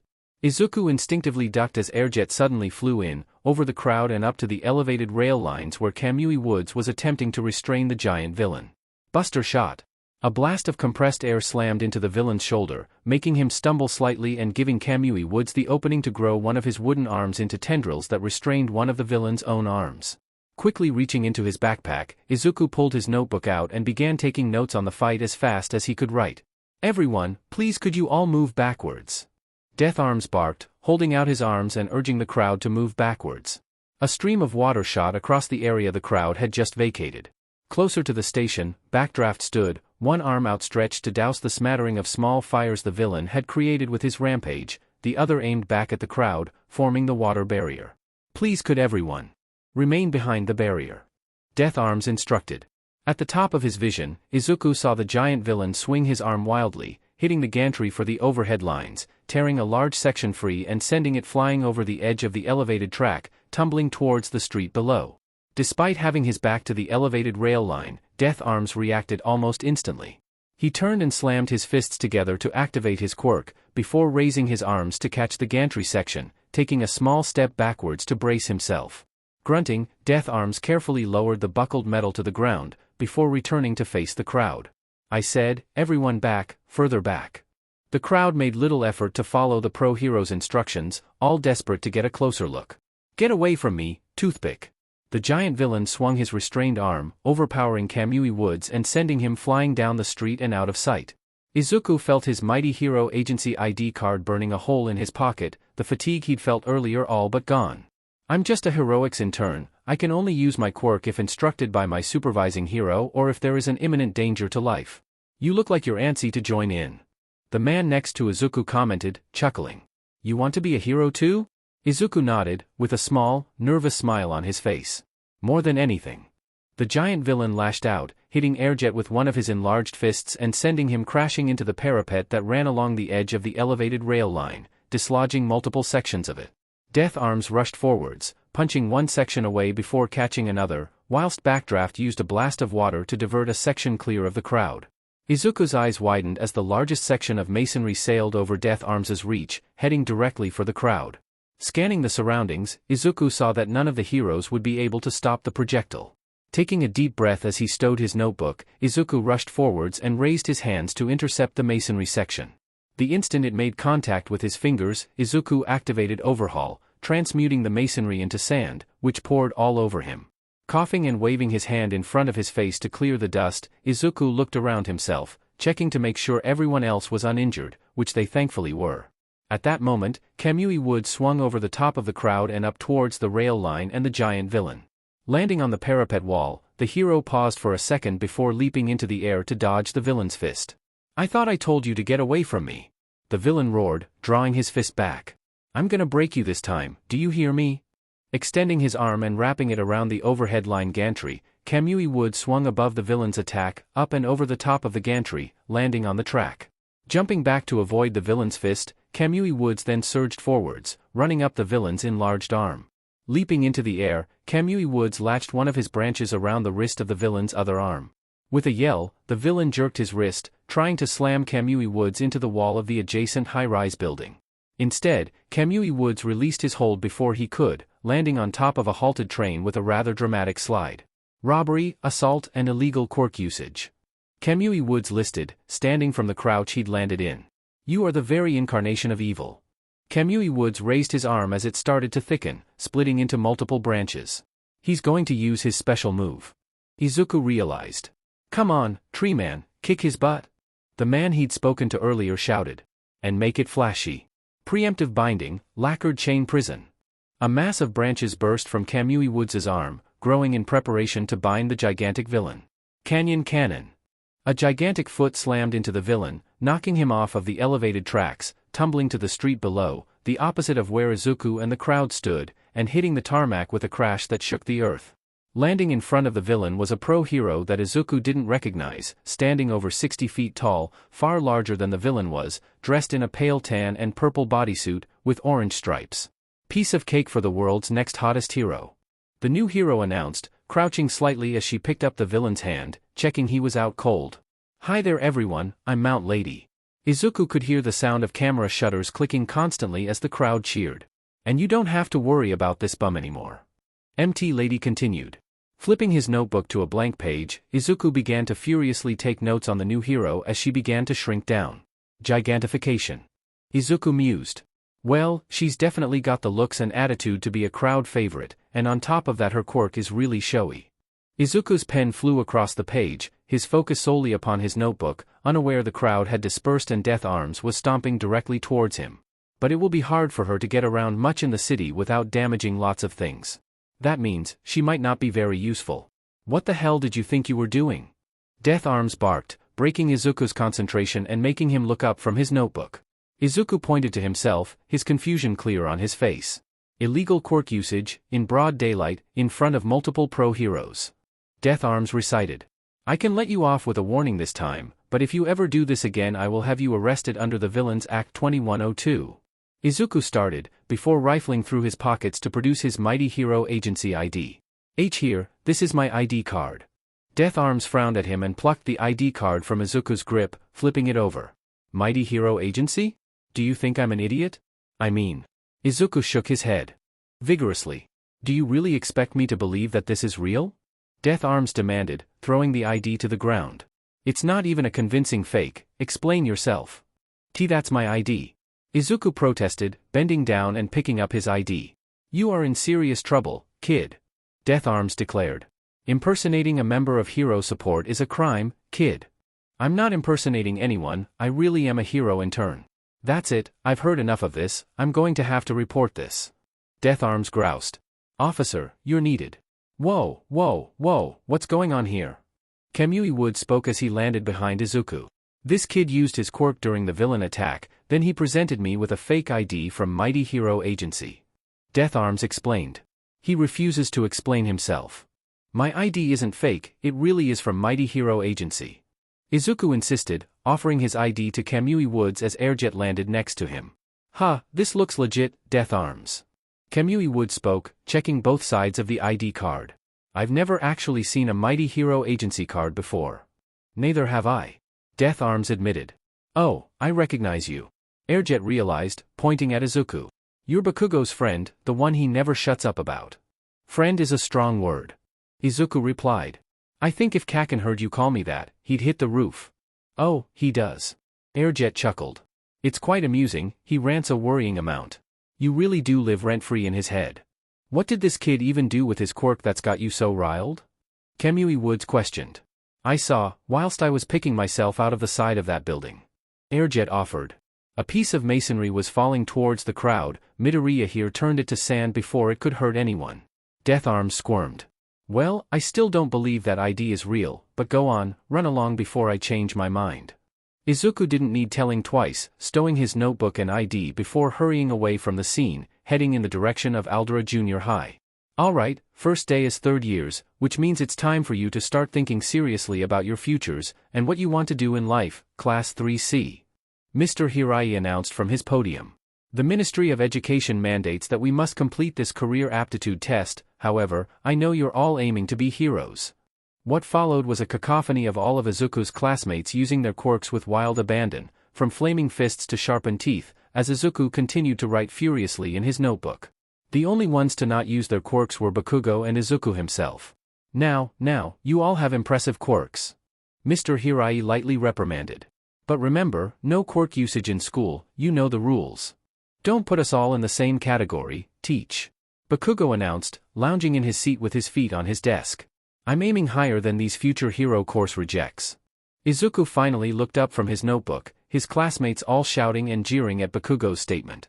Ever since Bakugo had been taken on as an intern at Buster Hero Agency, something he had repeatedly and loudly made the class aware of, his ego had dimmed slightly, which was honestly the opposite of what Izuku had expected.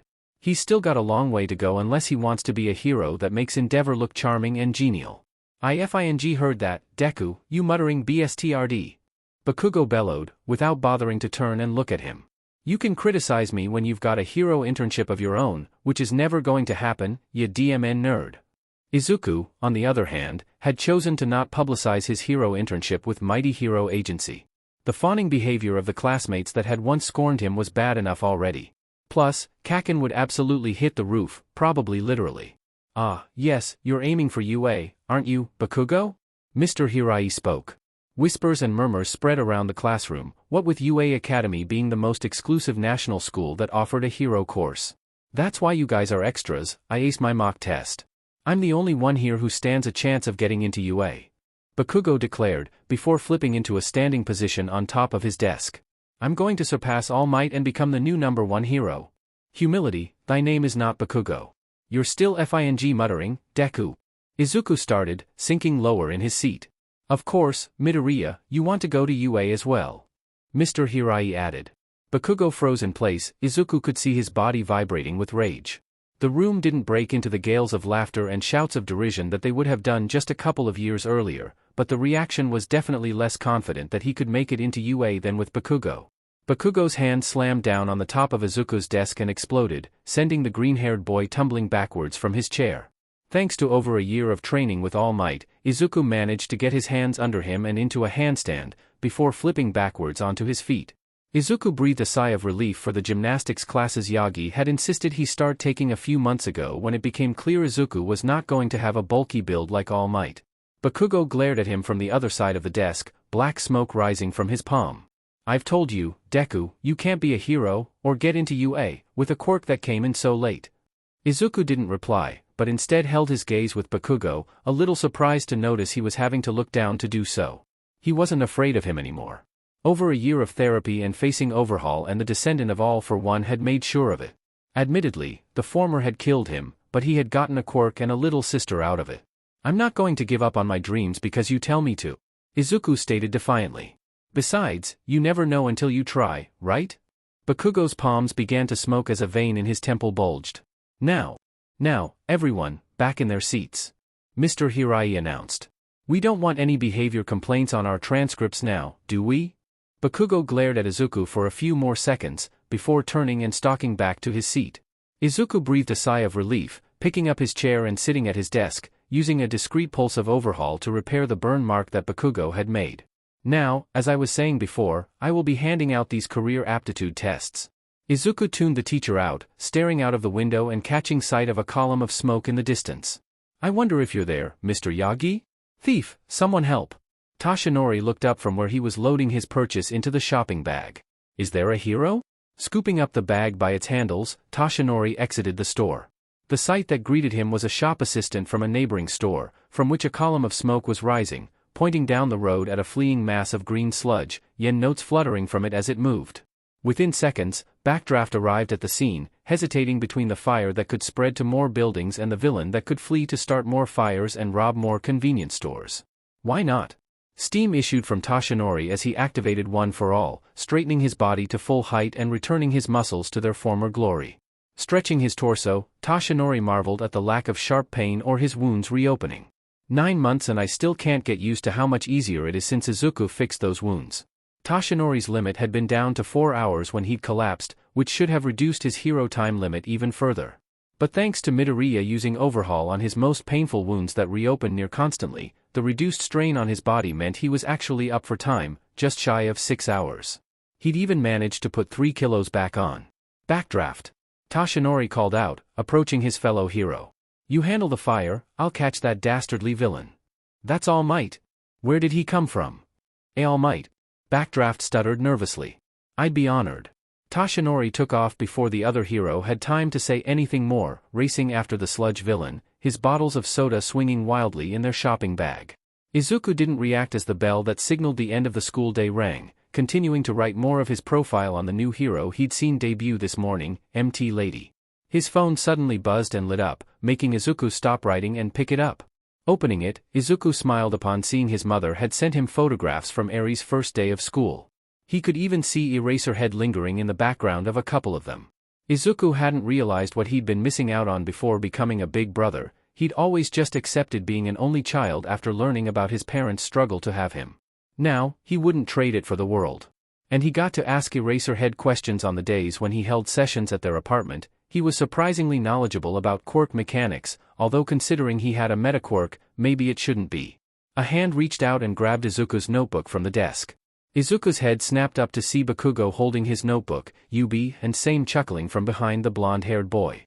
"We're not finished yet, Deku," Bakugo declared, his red eyes shining wildly. "What is it, Katsuki?" Yubi questioned, gesturing towards Izuku's notebook, making Bakugo hold it up for him to see. Hero Analysis for the Future? Volume 16? Man, Midoriya, you need to get a hobby. Same guffawed. Izuku sighed, standing up. "Come on, Kaken, give it back." That had been the wrong thing to say, leaving Izuku to watch as Bakugo growled before slamming his palm against the front cover of the notebook and releasing an explosion at point-blank range. "Don't call me Kaken. You're awful," Izuku bemoaned, staring at his mildly charred notebook as the smoke cleared. Bakugo glared at him, before blindly tossing the notebook over his shoulder and out of the open window. Izuku groaned. "Did you really have to do the? You won't be needing that crap." Bakugo growled. "I'm the one who's getting into UA from this shit heap of a school. We're ranked number 2 in the area." Same murmured to himself. Bakugo leaned forward, placing a hand on Izuku's shoulder, smoke rising from the point of contact. "So don't apply, understood?" With a glare, Bakugo removed his hand and shoulder-checked Izuku as he walked past him. "If you're telling me not to apply to UA, you must be worried that I could get in," Izuku stated, placing his hand on his Kakuren and exploding it, before reassembling it, without the burn mark Bakugo had left. Bakugo stopped, his back to Izuku. A small fry like you doesn't stand a chance of getting into UA. I'm an intern, you're nothing." With that, Bakugo stormed out of the room, with Yubi and Same hot on his heels. Izuku breathed a sigh of relief, before leaning out of the window to see his notebook floating in the koi pond. Great. Grabbing his backpack, Izuku slung it over his shoulder and left the classroom. Fishing the notebook out of the pond, Izuku watched it drip water back down. Over the last 9 months, Izuku's knowledge and ability with Overhaul had grown considerably. He and All Might had even started some tentative testing of his ability to convert matter into energy attacks. But the ability that was important here was the quirk's secondary effect of being able to sense the structure and material of any object he touched. Now, Izuku had learned to commit the blueprints of several items he thought would be handy to be able to produce whenever he wanted. And those items included all of his hero notebook. He would update his mental blueprints of them regularly to keep them up to date, just in case they got lost. Or in this case exploded and thrown in a pond. Activating Overhaul, Izuku disassembled the notebook, allowing the water that had been saturating it to fall back into the pond, before reconstituting it to the state it had been in the last time he'd touched it, back in the classroom. Flicking through the pages, Izuku smiled at seeing all his notes he'd made that day on MT Lady all there. Stowing it in his backpack, Izuku set off for Dagoba Beach, with a spring in his step. Interning with Airjet may have cooled off the worst of Bakugo's ego and temper, but Izuku pitied the hero for all the work he still had to do. A hero that told kids to give up on their dreams would not be popular for long, although Endeavor would probably be glad to end his 22-year streak of winning the Japan's Grumpiest Hero award. Turning down the underpass, Izuku grabbed his phone out of his pocket and began flicking through his favorite hero news sites. Izuku heard a dripping sound. Frowning, Izuku slowly wheeled around, finding himself face-to-face with a mass of slime with eyes and a mouth. "Why does this keep happening?" Izuku sighed. The sludge lunged forward, engulfing Izuku's entire body in one fell swoop. He heard the sound of his phone hitting the ground. Izuku's entire world turned a dark green, and a foul smell, like sewage, filled his nostrils. The slime writhed around, pulling and pawing at the orifices of his face, eventually managing to force his mouth open. Slime poured into Izuku's mouth and down his throat, suffocating him. "Quiet, kid," the slime issued, as the sludge retracted from Izuku's eyes, allowing him to see the villain's face in front of him. "It'll be over soon, and I'll be able to wear your corpse like a meat puppet and escape that relentless BSTRD. Izuku's eyes widened, his panic starting to grow as his lungs screamed. And then he felt it, 1/1, whirring into life. Abandoning his futile attempts to pull the slime from his mouth, Izuku stuck his fingers deep inside the sludge and activated Overhaul. Okay, let's break some of the water in the slime down into hydrogen and oxygen. The former should blow the sludge off of me and I can breathe the latter. Nothing happened. Izuku tried again, receiving the same result. Overhaul wasn't working, or rather it didn't work on whatever the slime was made of. I'm going to die, again. Thanks for this, you're my hero. The slime villain sneered. Izuku began inching one of his hands down towards his pocket. He had a few yen pieces in there, he could use them to blast the sludge off his body. What the hell is a hero like that doing here? The slime villain ranted to himself. I mean, it's just not fair. Izuku could feel his strength waning, his hand refusing to move as he felt himself become lightheaded. No, I don't want to die again, I can't be responsible for taking another life. Hot tears leaked from the corners of Izuku's eyes, mixing with the sludge. Please, someone, help me. A sound like a gunshot echoed through the underpass as the manhole cover at the other end shot into the air and hit the concrete roof above, burying itself into it. Just a moment later, the hulking form of All Might landed in front of the manhole in a crouch, a shopping bag in one hand. Young Midoriya. All Might realized as his glowing blue eyes met Izuku's. It's okay now, I am here. Izuku felt his eyelids grow heavy, forcing him to fight to keep them open. All Might's expression darkened as he glared at the slime villain, an oppressive aura rolled off the number one hero. Oh, sheet! The slime villain began furiously trying to disentangle himself from Izuku and make an escape. All Might exploded towards the slime villain, ducking his hasty attempt to defend himself, and reared his fist back. Texas Smash! Instead of punching the villain directly, and thus putting Izuku in danger, All Might swung his fist and stopped in midair, 10 feet away from the villain. An immense blast of wind surged down the underpass, hitting the villain and tearing chunks of slime away, little by little, until Izuku was free of the villain's hold, collapsing to the ground as he finally lost consciousness. Toshinori surged forwards, dropping to his knees and catching his protege before he could hit the ground. Young Midoriya, wake up! Toshinori urged, shaking him slightly. Midoriya didn't stir, his body limp in Toshinori's arms. Leaning his ear over the green-haired boy's mouth, Toshinori paled at finding he wasn't breathing. Laying him down on the ground, Toshinori interlaced his hands and placed them over Izuku's chest, beginning compressions. Come on, Izuku, wake up! Toshinori implored. Midoriya coughed, bringing up a large amount of green sludge as he sat up. Oh, thank goodness, you're okay, young Midoriya. Toshinori breathed, wrapping his apprentice in a tight hug. See, can't breathe. I'm so sorry. Toshinori apologized, releasing Midoriya and checking him over, as he released One for All and shrank into his true form. Why you saved me? Midoriya choked out, wiping the remaining sludge from around his mouth. All Might? Why are you here? How are you here? Toshinori nodded sheepishly, holding up his shopping bag. I was getting some soda when I saw this villain fleeing the scene of his crime, gave me quite the runaround in the sewers down there. I'm sorry I didn't get here sooner. You don't need to apologize, you saved me. Midoriya spoke, before looking down at his hand. My quirk didn't work, I think that sludge is made up of so many different fluids that Overhaul couldn't affect it. All quirks have their limitations, Midoriya. Toshinori assured. Even a megaquirk like Overhaul. Midoriya nodded. It was like I was quirkless all over again, useless, and I could feel 1/1, it was like it was getting ready to transfer my consciousness, it could tell I was dying. Tears rolled down the green-haired boy's face. Why Yagi, I don't want to be responsible for killing another person. I know. Toshinori comforted, placing a hand on Midoriya's shoulder. It's not your fault, not being attacked, and certainly not the function of your quirk. Midoriya stilled, his eyes looking past Toshinori. Turning his head, Toshinori released a sigh of frustration, the slime villain was gone, clearly having fled whilst he was seeing to Midoriya. I am so sorry, I distracted you. Midoriya stuttered, holding his hands up apologetically. If you hadn't been. Nonsense. Toshinori stated firmly. It is most certainly not your fault, I took my eye off the ball. But. I need to go find this villain. Toshinori continued, as he stood. Tell your parents what happened and get them to take you to the hospital if you feel unwell. Toshinori crouched down and activated One for All, feeling how little he had left in the tank for the day, before leaping high into the air. Izuku sighed, watching as All Might became a speck in the sky. Standing, the green-haired teen pressed a hand to his neck, repairing his injuries before moving to his Kakuren, exploding it and reassembling it in a clean state. My phone. Dashing forwards, Izuku searched around the underpass, looking for where his phone must have fallen when he dropped it. There. Reaching out, Izuku grabbed his phone, turning it over to see that the screen was thankfully intact. Wiping the worst of the sludge from the device, Izuku opened HeroNet, logging in with his Mighty Hero Agency intern credentials. Scrolling through the list of reported villain incidents, Izuku filtered to Mustafu and by active cases. Slime Man stole my purse, help. But that's from 4 hours ago, there's nothing more recent on here. I was hoping I could help All Might out by sending him the villain's location. Guilt nod at Izuku, it was his fault, if hadn't failed at using his quirk on the villain to escape then Yagi wouldn't have gotten distracted checking he was okay.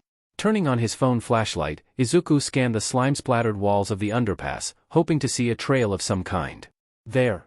A succession of slime drops leading down the underpass, back towards Izuku's school, shimmered in the light. Securing his backpack, Izuku made his decision, he was going to track the villain and send All Might the location, to make up for distracting him. Katsuki stalked down the alleyway, sipping a can of drink, the two extras trailing after him. An acrid smell reached his nose, making his lips curl in disgust. Wheeling around, Katsuki's eyes zeroed in on Same, seeing the lit cigarette hanging from his lips. You want one? Same asked, holding out a carton to offer him on. How many times do I have to say it, no cigarettes? Katsuki barked, plucking the offending cigarette from the extra's lips and extinguishing it between his fingers, before flicking it into a bin. If you got caught with that, I'd get tarred with the same brush, and then it'd end up on my transcript, I could kiss my chances of getting into UA goodbye. Understood. Same nodded dumbly, throwing his carton in the bin after the extinguished cigarette. Better. Katsuki spoke, before returning to his walk home. He only got a few seconds of blessed silence before Yubi piped up. Hey, Bakugo, you and Midoriya were childhood friends, weren't you? So? Katsuki barked back. Yubi shrugged. Don't you think you were a little harsh there? I mean, his quirk is pretty DMN powerful. Yeah man, you kinda overdid it. Same chimed in. His fault for getting in my way. Katsuki retorted, kicking a littered bottle into the darkness behind a dumpster. Katsuki's ears pricked. Did you two morons hear something? Katsuki barked. Yubi shrugged. I heard you kick a plastic bottle. Must have been the wind. Katsuki mused. And Midoriya is a childish fool, there's no way UA will let someone who's only had their quirk for 2 years in. Same frowned. Like, do you have a thing for him? Yeah, like, is hating on him like a disguise for liking him? Yubi added. Katsuki froze in place, turning to face the extras as the can in his grip exploded. What the F, did you just say about me, you little sheets? Bakugo spoke, his voice quiet but filled with malice. Same and Yabi were shaking in terror, making Katsuki feel satisfied with his response until Yubi stretched one of his fingers to point over the blonde-haired boy's shoulder. Katsuki turned around to see a mass of swirling green sludge staring back at him with bloodshot eyes, suspended in the slime above a mouth of yellowed teeth. An invisible cloak with a powerful quirk, just the lucky break I need after a day like the one I've had. The sludge surged forwards, engulfing Katsuki before he could react. Origins arc. Regret is the echo of a guilty heart. 30 minutes earlier? Izuku raced along the footpath, stopping every few seconds to confirm the trail of slime drops he was following was still there. Turning the corner into an underpass, Izuku felt panic rising in his chest at the sight of the trail ending. Coming to a halt, Izuku looked in every direction, desperately searching for a sign of the sludge villain. I need to find him, I have to. Izuku breathed a sigh of relief to find the trail had doubled back on itself in an attempt to confuse him. It's my fault the sludge villain managed to escape, if All Might hadn't been so distracted by me, he could have caught him there and then. Retracing his steps back to the footpath, Izuku followed the path to the left. Unbeknownst to the green-haired boy, inside the underpass a giant glob of slime dropped to the ground, breathing a sigh of relief. Nice try, kid. Hidiro breathed. They never expect the second double back. Exiting the underpass, Hidiro attached his body to the side of the elevated road and began to move up it. Just need to find another meatbag I can hide in. Hidiro groused. Upon reaching the top of the overpass, Hidiro ducked back down. Again at the sight of All Might standing in the middle of the street, checking in every direction for him. Taking a breath to steady himself, Hidiro extended one of his eyeballs on the end of a slime tendril. BSDRD's still there, of course he is. Hidiro sighed. Come on, F off already. Toshinori strained his ears, trying to pick up the faintest whisper of any sounds that the sludge villain might be causing. A sound pricked his awareness, leading him to walk to the edge of the elevated roadway and lean over slowly. There was nothing there. Help! Help us! Turning towards the source of the cries, Toshinori crouched down and leapt into the air, quickly clearing 2 city blocks and landing in the middle of the street to find a villain spraying neon green ink from her hands. Around her neck and wrists were multiple expensive-looking diamond necklaces and bracelets. "Your reign of inky terror is at an end," Toshinori announced, with a flex that made his already nearly empty tanks drain a little faster. "I am here." "Ah, crap, not All Might," the ink villain bemoaned, turning her attention to trying to spray him as well. Toshinori deftly dodged the spray of ink, using One for All's speed to disappear from the villain's view, before reappearing behind her, tapping her on the shoulder. "I recommend you surrender," Toshinori urged. The ink villain's shoulders slumped as they raised their hands. "All right, All Might, you got me." However, just before Toshinori could reach for his HNDCFFS on his belt, the ink villain turned her raised hands so her palms pointed at him and fired her quirk. Toshinori softly cursed as he wiped the neon pink ink from his face, opening his eyes to see the villain attempting to flee the scene. Sighing, the blonde-haired man called on One for All and exploded down the street, tackling the villain and having her in cuffs before she was even able to react. "Here," Toshinori spoke as he handed the villain off to an awaiting police officer. "Be careful with this one, she's ink-sensate." The corners of the police officer's lips twitched upwards as she took over control of the villain. "Thanks, All Might, been trying to catch this one for a while, hits jewelry stores and inks up the cameras." This time she got bold, attacking during the day, stupid really. The ink villain growled as the police officer escorted her away. "I have to find this sludge man as soon as possible. If he tries to take over someone's body, he could very well kill them." Toshinori wiped his brow, it was slick with sweat, he could feel the seconds he had left of his limit for the day counting down. But at least he didn't cough up blood at a moment's notice anymore. Izuku came to a halt at the end of an alleyway, catching sight of All Might with a villain, not the sludge villain, restrained, handing them over to a police officer. Seeing that this wasn't who Izuku was searching for, the green-haired boy returned to his search, following the trail left by the sludge villain. "Hey Katsuki, you want to go to the arcade?" Izuku's ears pricked, hearing what he recognized to be Yubi's voice. Leaning over the edge of the elevated roadway, Izuku's eyes landed on Bakugo, Yubi and Same walking through the underpass below. "Nah, need to go to the agency and work on my jetpack," Bakugo replied nonchalantly, opening a canned drink. All right, you can stop bragging you've got an internship with a pro hero," Same complained, producing a packet of cigarettes from his Gakuren. "Ain't nobody from our shithole of a school getting an internship like me," Bakugo bragged. Something moved in the corner of Izuku's eye, a dark green shape vanished behind a car further up the road. Slowly backing away from the guardrail, Izuku turned and raced down the road towards the car, clutching 3 yen coins in his closed fist. Skidding to a halt beyond the length of the car, Izuku found only a few drops of sludge littering the ground. Izuku groaned, before crouching down to look under the car. Nothing.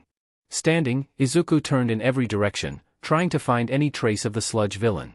Making a decision, Izuku ran off in the opposite direction to where he'd seen Bakugo and his friends. Breathing a sigh of relief, Hidoro oozed out from where he was hiding, inside the car's engine block. Making his way in the opposite direction to the way the green-haired brat had gone, Hidoro bled through the guardrail and onto the underpass below. "How many times do I have to FING say it, no cigarettes?"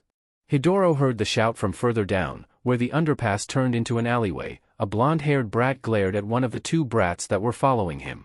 "Ha, 3 potential invisibility cloaks." Moving to the wall, Hidoro slid up it and began to follow the 3 boys, watching them from above, before taking his chance when they weren't looking to ooze down and behind a dumpster.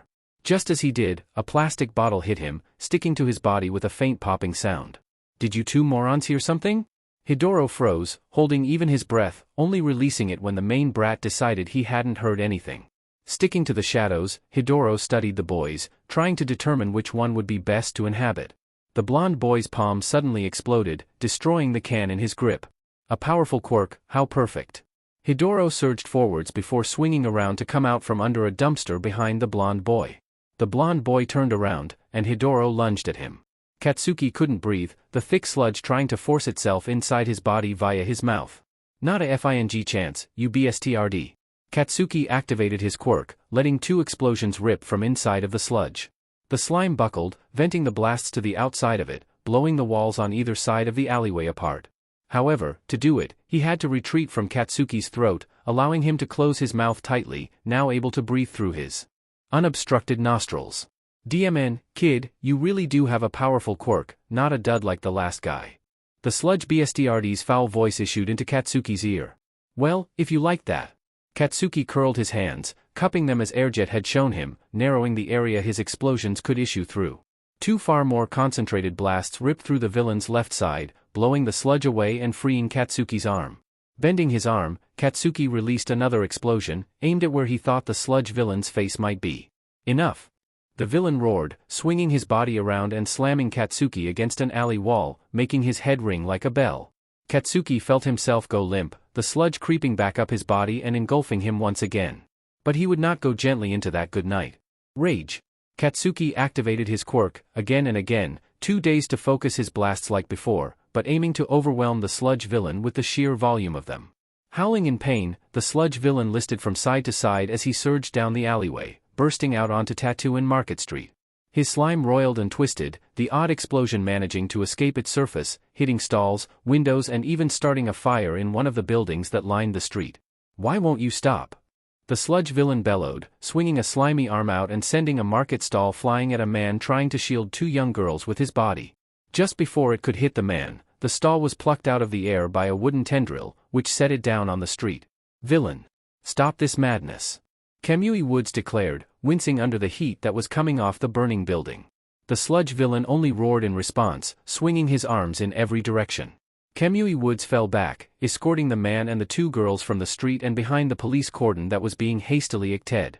Katsuki could only watch as this unfolded, his explosive sweat had run dry, putting an end to his attempt at a blitzkrieg. More heroes began to arrive, but they all stopped short of entering the street, hanging around at each end. Death Arms.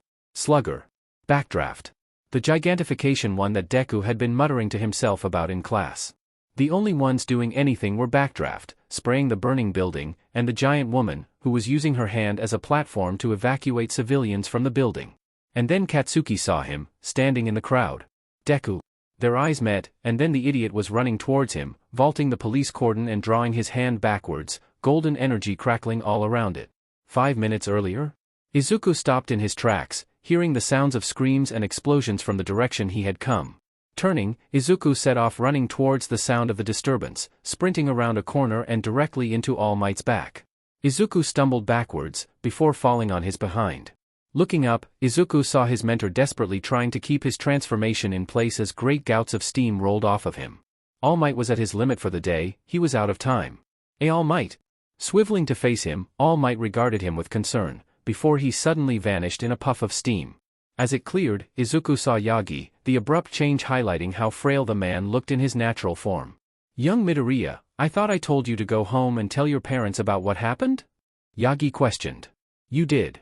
Izuku admitted, bowing his head.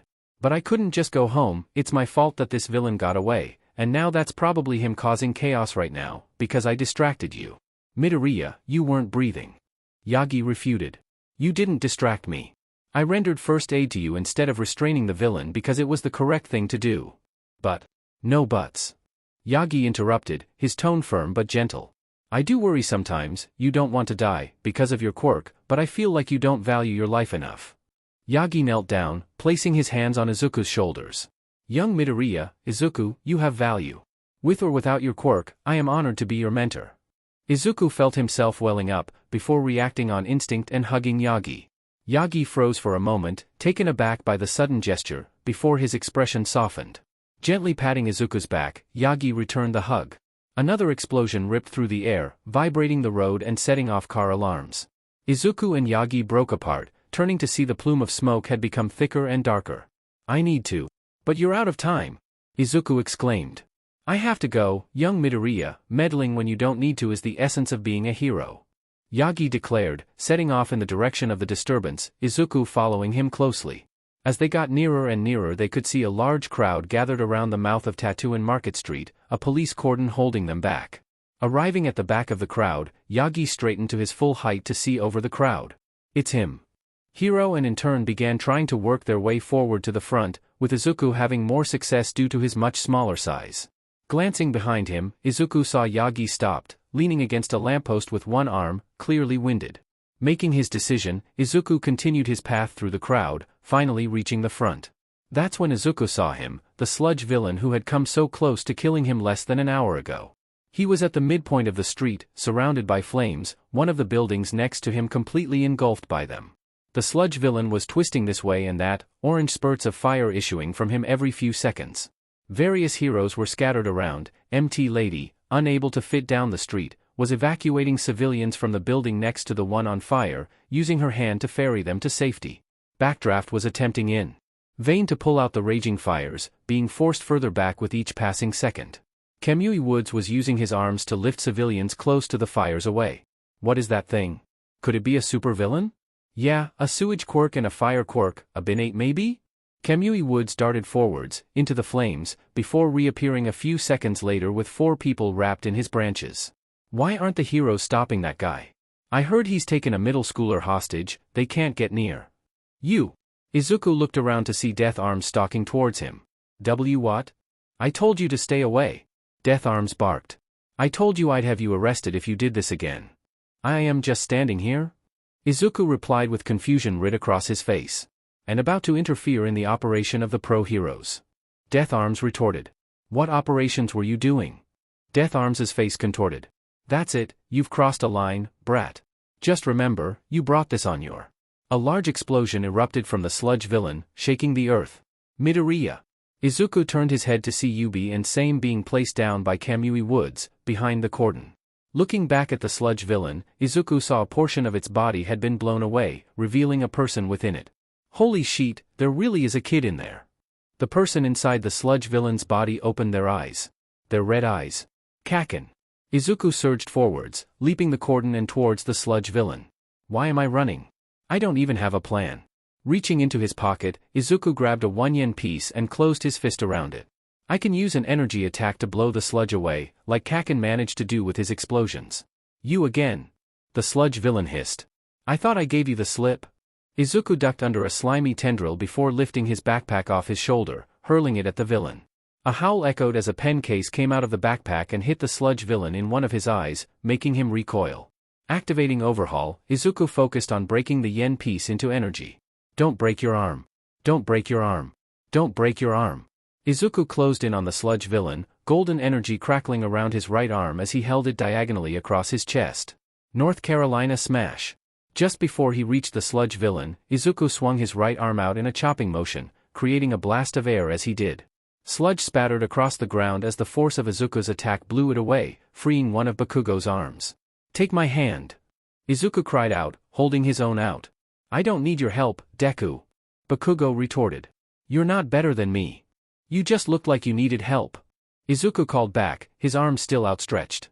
But still Bakugo didn't take it, instead opting to turn his free hand backwards and release an explosion on the villain, to little effect. The sludge villain roared, his slime consuming Bakugo again and forming an arm, swinging it towards Izuku, with no time for him to avoid it. Get out of my way. Izuku raised his arms to protect him, closing his eyes as he did. Hey kid, get back here. Toshinori looked up, watching in horror as Midoriya ran towards the sludge villain, throwing his backpack at it. Pathetic. Midoriya's arm glowed with golden light before he delivered a textbook North Carolina smash. I'm so pathetic. Steam began to issue from Toshinori's arm as he gripped the lamppost, anger at his own weakness coursing through him. Just a little longer? Toshinori forced One for All to respond, allowing him to transform into his hero form, albeit slower than normal. It's suicide, the kid's going to get himself killed. Get out of my way. Toshinori exploded into action, rocketing towards the sludge villain and catching his arm with his own before he could hit Midoriya. Izuku hesitantly opened his eyes to see why the attack he'd been expecting never came. All Might flashed him a winning smile as he strained to hold the sludge villain's arm from hitting them. Young Midoriya, it's okay now. All Might reassured him. I am here. Izuku watched in awe as All Might pushed the sludge villain's arm away before drawing his own arm back and forming a fist. Detroit Smash. An immense blast of wind shooting up into the sky, like a hurricane. Izuku used Overhaul to create anchors in the ground to cling onto. He could see MT Lady shielding civilians with her gigantified arms. The force of it hit the sludge villain, tearing him from Bakugo and sending him flying down the street. Sailing through the air, Bakugo was about to hit the ground when Airjet suddenly soared over their heads and caught the blonde-haired boy. Izuku breathed a sigh of relief, returning his temporary hand and foot holds to their rightful state. The sky rapidly darkened, before heavy drops of rain began to fall. That wind pressure, it's created an updraft that's changed the weather. The rain quickly began to soak the street, beating back the flames of the burning building enough to allow backdraft to finish it off. All Might, with a few wisps of steam rolling off of him, straightened up and moved to raise his clenched fist into the air. No, no, no, not enough. All Might froze. Izuku looked down the street to see the villain had reformed into a single mass. In a tendril was a syringe of red fluid. Witness me. The sludge villain shouted as he plunged the end of the syringe into his body and injected the red fluid. Trigger. Sheet. All Might uttered, he and Izuku watching on as thick red veins of slime appeared in the green sludge that made up the villain. The sewer covers around the villain burst open, sludge and sewage flowing out of it and into the villain's body. The sludge villain let out a roar. His overall size had massively expanded, he had grown to 3 times his previous height. Sludge flowed together to form a titanic, dripping arm, before the villain swung it at Airjet. As he hovered above the street, with Bakugo over his shoulder, Airjet pushed backwards, narrowly avoiding the arm whilst keeping Bakugo from falling from his grip. I ain't done yet. The sludge villain howled, swinging again at Airjet again, this time clipping his jetpack, sending him soaring backwards. Airjet, his jetpack billowing black smoke, managed to get himself steady. All Might, could really use another one of those super moves of yours. In response, All Might burst into a run, heading straight for the sludge villain, his arms crossed over his chest. Carolina Smash. Swinging his arms in a chopping motion, All Might created a blast of air in the shape of a cross, far weaker than his previous attack. Instead of exploding in every direction, a large crater appeared in the center mass of the sludge villain's body, but he remained in one cohesive mass. Within a few seconds the sludge villain filled the hollow back in before a fist shot out of his chest, hitting All Might and sending him careening down the street. Flipping over and rolling, All Might managed to stagger back to his feet and plant them into the asphalt, tearing it up as he came to a halt. Izuku saw a frown stretched across All Might's face, the steam rising from him rapidly increasing in volume. All Might? Izuku queried. I can't. All Might admitted quietly, so that only Izuku could hear. I haven't got enough power left, young Midoriya, I'm already beyond my limit. Izuku looked back at the sludge villain as he was quickly barreling towards them, his red slime veins twitching and writhing. This villain's quirk is heteromorphic, his mutation is full body, so the drag should have affected his entire body. The sludge villain came closer and closer, his eyes bulging. But the drag did affect the villain's full body. The remaining green sludge isn't part of his real body, it's just detritus he's added to his form, like the sewage he dragged in when he took the drag. All Might, I have an idea. Izuku spoke. Please let me help. All Might gritted his teeth in frustration. Fine, but be safe. Izuku nodded, before sprinting forward, charging at the slime villain, and leaping towards the slime. I'm going to regret this. Izuku took a deep breath just as he hit the sludge and slime, instantly being pulled inside of it. Round 2. The slime villain snarled, his voice more guttural than it had been before. You're really stupid for coming back, I'll kill you properly this time. You may try. Izuku reached out with Overhaul, using it to sense the composition of the red slime. It was a body, a human body, it only looked different, like slime, he could sense all the normal organs suspended within it. Clearly the slime villain had been deliberately mixing his body with sewage and other viscous liquids to bulk himself out. That's why I couldn't use Overhaul on him earlier. Without the drag, the slime of his real body and the added sludge were completely homogenized. But now they're separated, immiscible, held together by whatever liquid attraction his quirk creates. Turning his attention to the sludge, his lungs starting to burn, Izuku found it was filled with a dizzying mix of fluids, just as he'd suspected. Focusing on the outer membrane of the red slime, Izuku found the layer of water he expected to see and activated Overhaul, beginning to alter the very outer surface of it, focusing on the hydrogen in the water and overhauling it into silicon. Izuku could feel his lungs burning, a clawing in his throat, all the while the slime villain attempted to pry his mouth open. Within seconds Izuku managed to convert the entire outer layer of the red slime into silicon dioxide, before overhauling it into a hydrophobic fumed silica. Suddenly, the slime villain collapsed, the sludge sloughing off of his body, leaving behind only the red slime and freeing Izuku. Hitting the ground, Izuku breathed a sigh of relief as he rolled to a halt near All Might, the feeling of exhaustion pervading his body. He'd pushed Overhaul to his limit, that was the biggest thing he'd ever done with it. Young Midoriya! All Might exclaimed, helping a slightly unsteady Izuku to his feet. When you said you had a plan, I didn't think you meant diving into the villain. We just spoke about you valuing your own life. I know. Izuku answered, opening his hand to reveal a 5-yen piece. I had a backup plan to get myself out. All Might shook his head admonishingly. Your parents are going to kill me for letting you do this. What the F have you done to me? The slime villain roared, now entirely red and smaller than he had been before he'd taken the quirk-enhancing drag. Howling in frustration, the slime villain pulled the sludge covering the ground around towards him, but every time it made contact with his slime body, it rolled right off. I coated his outer membrane with hydrophobic fumed silica, it should wear off in a few days. Izuku explained. But until then he can't dilute his true form in the sludge to protect himself. Understood. All Might nodded his head, dropping to a fighting stance and charging at the slime villain. OF-. Delaware smash. 2 meters short of the slime villain, All Might came to an abrupt halt and clapped his hands together in front of himself. A wave of air slammed into the slime villain, who without his sludgy armor, was blasted away, landing down the street in a loose puddle, knocked unconscious. This time, All Might fully raised his fist into the air, victorious. Izuku smiled, relief coursing through him before he suddenly felt his arms being grabbed from behind and held, restraining him. I've got you now. Death Arms hissed in Izuku's ear, the smell of stale alcohol and cigarette smoke invading his nostrils. Izuku twisted and turned, but was completely unable to break free, not that particularly surprising considering his state of exhaustion and Death Arms' own quirk. Volume 7, Page Quirk, Arms of Atlas. Holder, Death Arms. Grants the user an increased level of strength in their arms.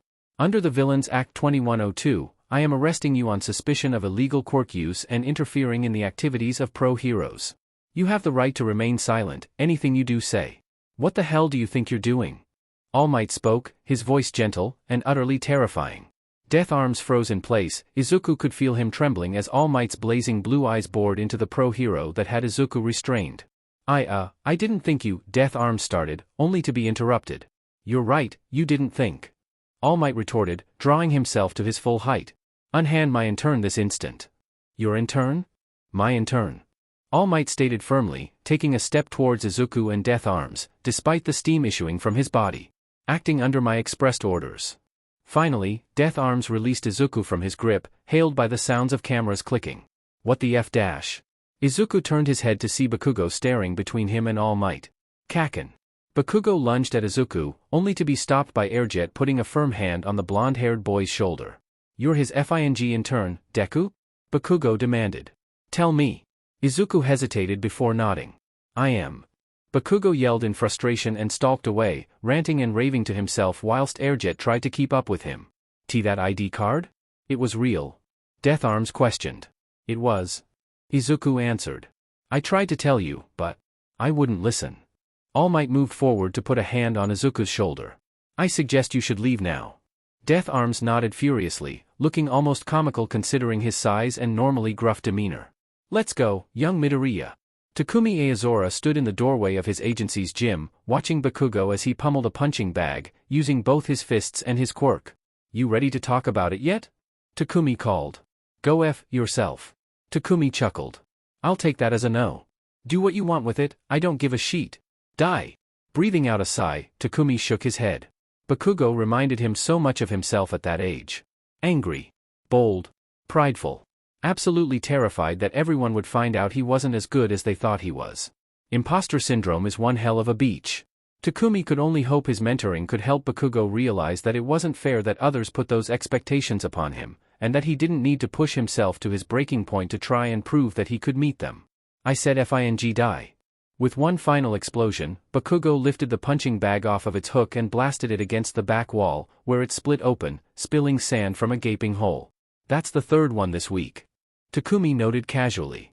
I thought you said this was stronger, that I wouldn't be able to destroy it. Bakugo barked. It was, and you shouldn't have been able to. I'll make the next one so you can't. Takumi assured. Or so I hope. So, are you ready now? Takumi questioned. Bakugo shot him a death glare. I've seen worse, kid. It's not fair.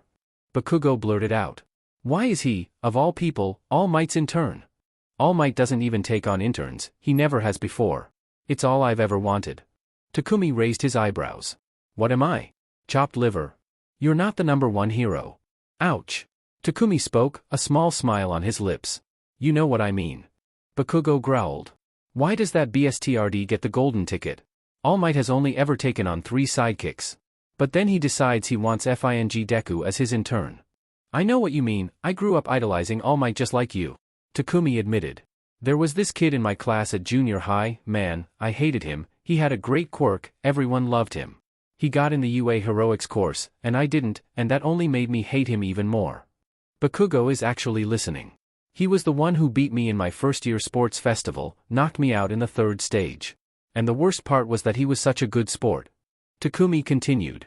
It was holding me back, I was so focused on hating him. What happened? He died. Takumi sighed. In our second year, he was crushed by a building while on his internship. I'd hated the guy for years, and all he'd tried to be was my friend. So I vowed I'd change, that I'd be more like him, to try and put the good into the world like I knew he would have done. For the first time since Takumi had taken Bakugo on as his intern, the blonde-haired boy seemed at a loss as to what to say. Anyway, there was something I wanted to talk to you about. Takumi changed the subject. What is it? Bakugo asked, his tone ever curt. You're planning on trying out for UA, right? Bakugo nodded, his expression making it clear he thought Takumi was an idiot for asking the question. I was thinking, I've never done this before, but I wanted to ask. Takumi spoke. The UA recommended exams, I want to put you forward from them. Bakugo stared back at Takumi, not speaking. Bakugo? No, Bakugo stated firmly. You said it yourself, if you always choose the easy option, you will never know what you're truly capable of. I'm gonna go in via General Heroics admission, I'm gonna FING ace it. Takumi smiled. DMN right you are, kid. Izuku sat on the sands of Dagoba Beach, watching the sun set. Groaning, Yagi dropped down beside him, holding his side. I'm going to be feeling this one for a while. I messed up, didn't I? Izuku sighed. By running and jumping into that villain's body, yes. Your parents are going to kill us both when we tell them about that. Yagi replied. But I get the feeling that's not what you mean. I meant after you beat the villain, Death Arms, the reporters. By lunchtime tomorrow everyone will know that I'm your intern. Izuku explained. They'll find my school, my home, Ares school, they'll hound us. Nah, they won't. Yagi assured him. Hero Agency Internships Act of 2123, the media. Cannot publish nor share the name or appearance of any intern working for a hero agency prior to their 16th birthday. So, those reporters can't tell anyone that I'm your intern? Izuku queried.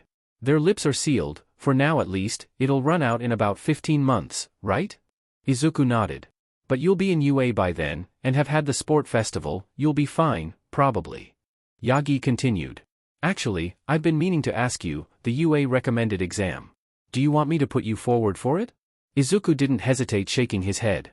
No, I want to get in via general admissions, like you did. Yagi chucked. Should have seen that one coming, you fanboy. Izuku shrugged, as the two continued to sit on the sand in companionable silence. So, I'm guessing that sludge tasted as bad as it looked? Honestly, worse. Origins arc. There can be no greatness without a rival to measure against. August 14, 2170. Izuku stared up at Might Tower in front of him, its 88 above-ground floors stretching over 475 meters into the sky. It was the tallest building in Japan, a title it has held since its construction in 2147, as well as the 14th tallest in the world.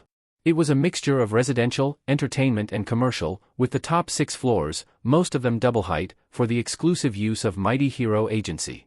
But All Might was far from the only hero to be headquartered here, with the most high-profile of them being Crust and Mantle, the number 7 and number 15 hero respectively, who rented out floors 25 through 29 as the Shielding Brothers Agency. Izuku felt his stomach churn a little, even though he'd been All Might's intern for over a year and a half now, this was his first time visiting Might Tower. Yagi had requested he come, without telling him why, only that it was a surprise. Girding himself, Izuku walked forward, heading for the automatic doors. And bounced off.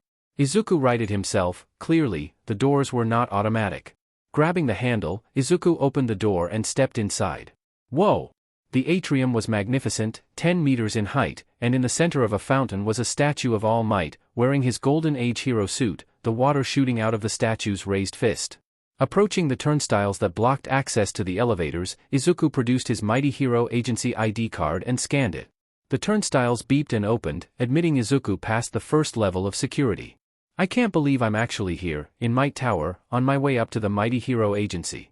Izuku had been devastated when Mighty Hero Agency tours had been permanently cancelled when he'd been 9 years old. He'd never gotten a chance to go on one of them before they were.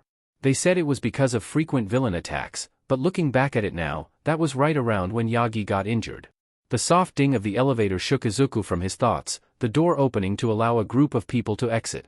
Entering with a few tired-looking salarymen at his back, Izuku scanned the controls for floor. Izuku frowned. It listed every floor but stopped at floor E. Excuse me? Izuku spoke, looking at one of the men in the lift with him. There's no button for floor 83. The man snorted dismissively. The public elevators only go up to floor 82, you'll be wanting the central elevator, not that they'll let a random kid up. Izuku bowed his head in thanks, ignoring the man's derision, just managing to get out of the elevator before the doors shut. Turning, Izuku stared back at the row of elevators, feeling foolish at the sight of the central elevator, the doors far larger than the others, painted blue, red and yellow in the style of All Might's Golden Age hero suit. Approaching the central elevator, Izuku pressed the call button, the doors opening immediately. Entering the elevator, Izuku looked around for a panel of buttons, only to find none. Please present your identification. Jumping at the synthesized voice, Izuku noticed a card scanner on the wall, quickly scanning his ID upon it. Accepted, please state the desired floor. Floor 83. The elevator vibrated as it began to ascend, a tinny rendition of American Pie playing through the speakers. Floor 83, we are here. With a slight jolt, the elevator came to a halt before the doors opened a few seconds later. Good afternoon. Izuku started, taken aback by a woman standing outside the now open elevator doors. Hello. Izuku spoke, as he nervously stepped out of the elevator, the doors closing behind him. I'm Izuku Midoriya, I'm here to see All Might. Yes, we were expecting you, if you'd like to follow me. The woman replied. I'm Naomi Horikoshi. I'm the office manager here at Mighty Hero Agency. Ms. Horikoshi led Izuku past the reception desk and onto the office floor, revealing it to be broken down into various departments: licensing, analysis, financial, dispatch.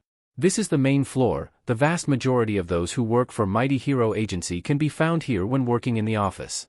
The tour took them on a loop of the double-height floor, returning them to the entrance area they'd started at. We could take the elevator up to 84, but I find it too much hassle, let's take the stairs. Ms. Horikoshi reasoned, opening the door to the stairwell. Inside there was a security door that blocked the downward stairs. You could come up in the mighty elevator as you have a Mighty Hero Agency ID. True visitors have to come up to the 82nd and then up the stairs to the 83rd. Ms. Horikoshi took the stairs two at a time, making Izuku hurry to keep up. Opening the door, she led the green-haired boy out into the 84th floor, which was also double height like the floor below. I'll keep this one quick, it is mainly personal offices and boardrooms on this floor, quite boring really. On to the next. After another race up the stairs, they came out on the 85th floor, which was only single height.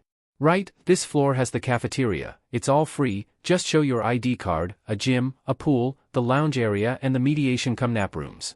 But the piece de resistance of this floor is that, the Might Gate.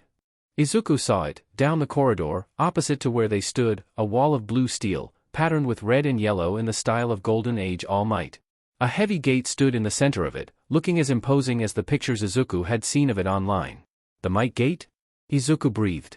The entrance to All Might's inner sanctum, supposedly protecting his personal apartment and offices. It had never been breached by a villain and the number of people said to have the clearance to pass through it could be counted on one hand, with fingers to spare. That it is, you fanboy. Ms. Horikoshi joked. All Might's waiting for you up there, but if you need anything, don't hesitate to give me a ring, that's my number on the back of your ID card. You aren't coming? Izuku questioned, suddenly feeling nervous. Ms. Horikoshi chuckled. I can't, even I don't have clearance. But I do. Don't rub it in, kid. Ms. Horikoshi replied lightheartedly. You've got access. All Might asked that I set it up for you at the same time as I issued that ID of yours. Yagi gave me clearance to the Might Gate all the way back then? Izuku felt a mixture of pride and a crushing sense of unworthiness at the level of trust and belief his mentor had put in him. Go on, it won't bite. Ms. Horikoshi quipped, before vanishing back down the stairwell. You have clearance, others. Nervously, Izuku began to approach the Might Gate, unsure as to what he should expect. I'm way beyond what the hero forums know about this. Just as Izuku reached the Might Gate, a loud beep sounded, making him jump. Welcome, Izuku Midoriya. With a mighty rumble, the blast doors split apart and retracted away from each other, revealing a platform, its massive size dwarfing even the comparatively large size of the mighty elevator. Stepping onto the platform, Izuku turned around to look back the way he had come as the blast doors ground back closed. Please state the desired floor.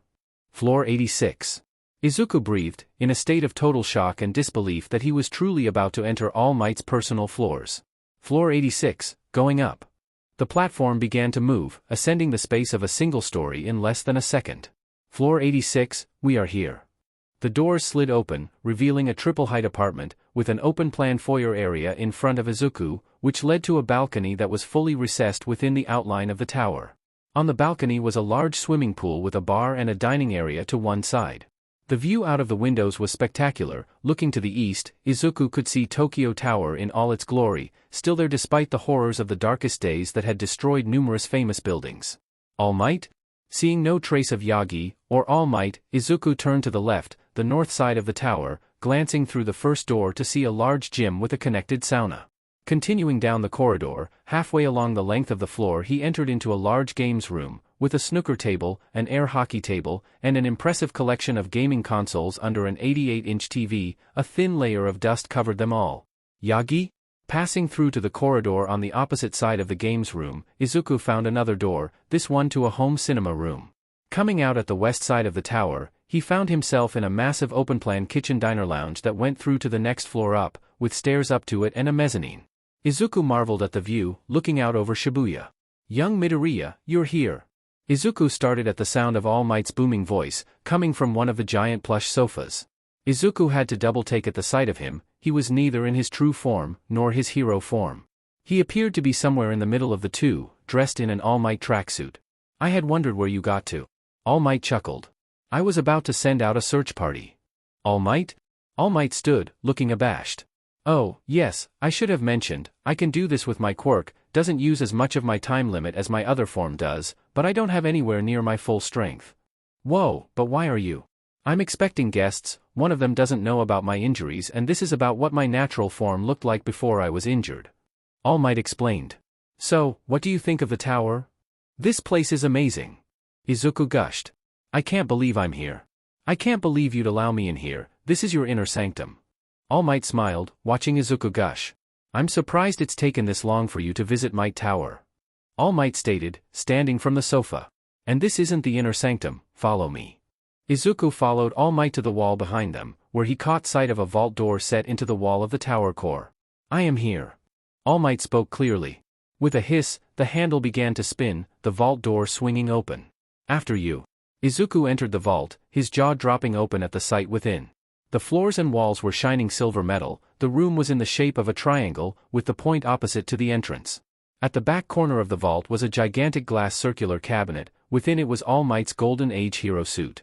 Down the left-hand wall it was lined with more cabinets, containing the rest of All Might's various hero suits. On the right-hand wall were cabinets containing Sir Nightai's very mundane business suit, David Shield's armor and a number of others.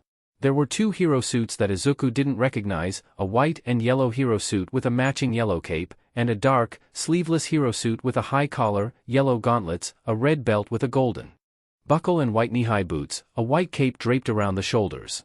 This is the real inner sanctum. All Might explained. And this one. All Might pointed to a cabinet, positioned at the Golden Age hero suit's right-hand side. It was empty. Is yours. Am mine. Izuku stuttered, pointing at himself. All Might nodded and smiled. It most certainly is, and it's the reason why I invited you here today.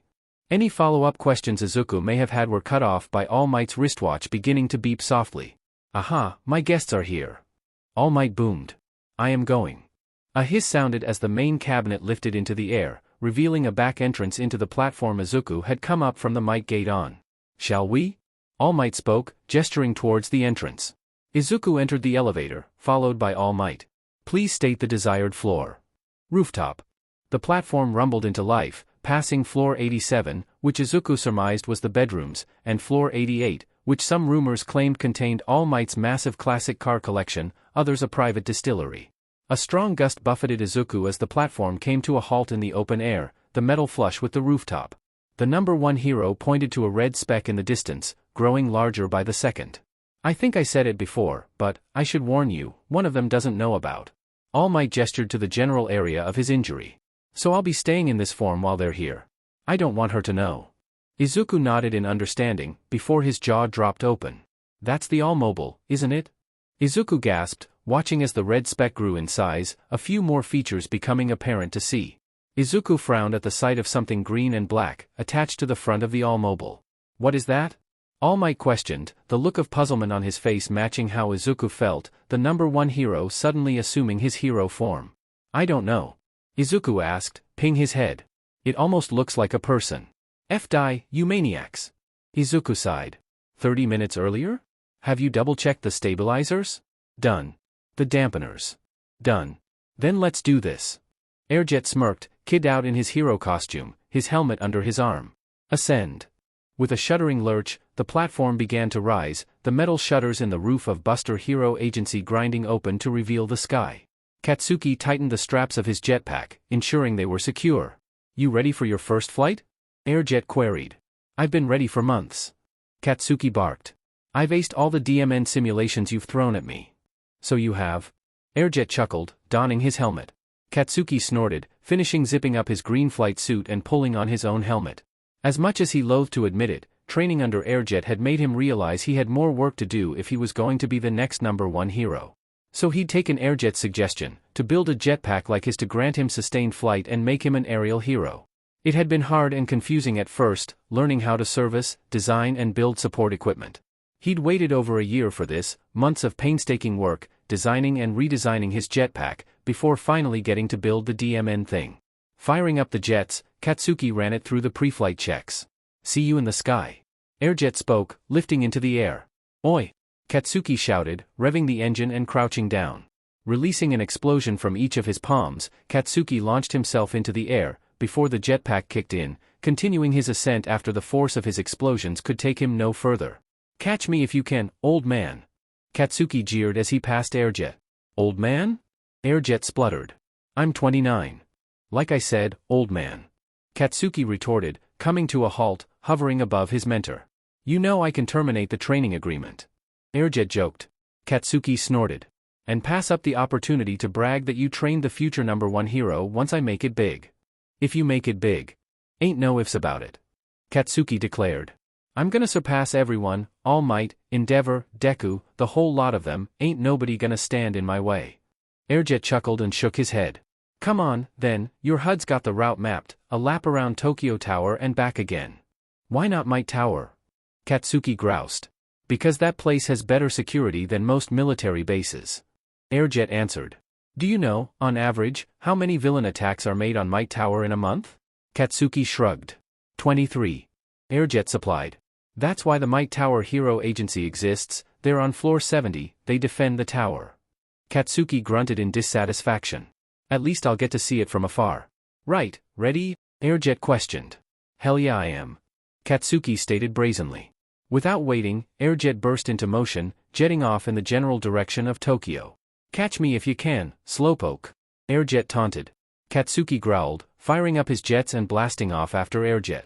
Turning this way and that, Katsuki maneuvered between buildings and bridges, unable to catch up to Airjet at all. As buildings gave way to verdant fields, Katsuki aimed his hands behind him, routinely firing off explosions to boost his speed and try to close the gap. Within a couple of minutes, the skyline of Yokohama came into view, Airjet already weaving his way through the buildings. F this. Igniting his palms and pushing his jetpack to its maximum sustained move, Katsuki began to climb, rising above the tops of the buildings, allowing him to start catching up with Airjet. Oi, Bakugo, don't go too high. But Katsuki ignored him, and continued to climb into the sky, exhilaration pumping in his veins. Bakugo, that's high enough, wait up. Katsuki ignored him once again, activating the boost feature he'd added a couple of weeks ago to propel himself ever higher. Higher, I need to go higher. Katsuki glanced behind himself and squinted, catching sight of a red blob appearing on the horizon.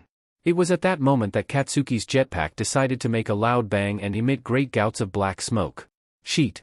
Katsuki was falling, pulling out his hands, he fired an explosion from each, but they did little to slow him down. The red object Katsuki had seen earlier had come into focus, now positioned directly in the path of Katsuki's fall. It was a car. A red, flying car. The all-mobile? Katsuki panicked, blasting off multiple explosions to slow his impact with the vehicle, but before he could, the all-mobile dived, matching the blonde-haired boy's velocity. A panel on the hood of the all-mobile opened up, revealing an articulated claw that latched onto Katsuki around his waist. Slowly, the all-mobile slowed its descent before leveling off. Oi, FING let go of me, you creep. Katsuki hit the hood with a gentle thump, quickly grabbing hold of it to secure himself. "Stop driving, you mad F dash."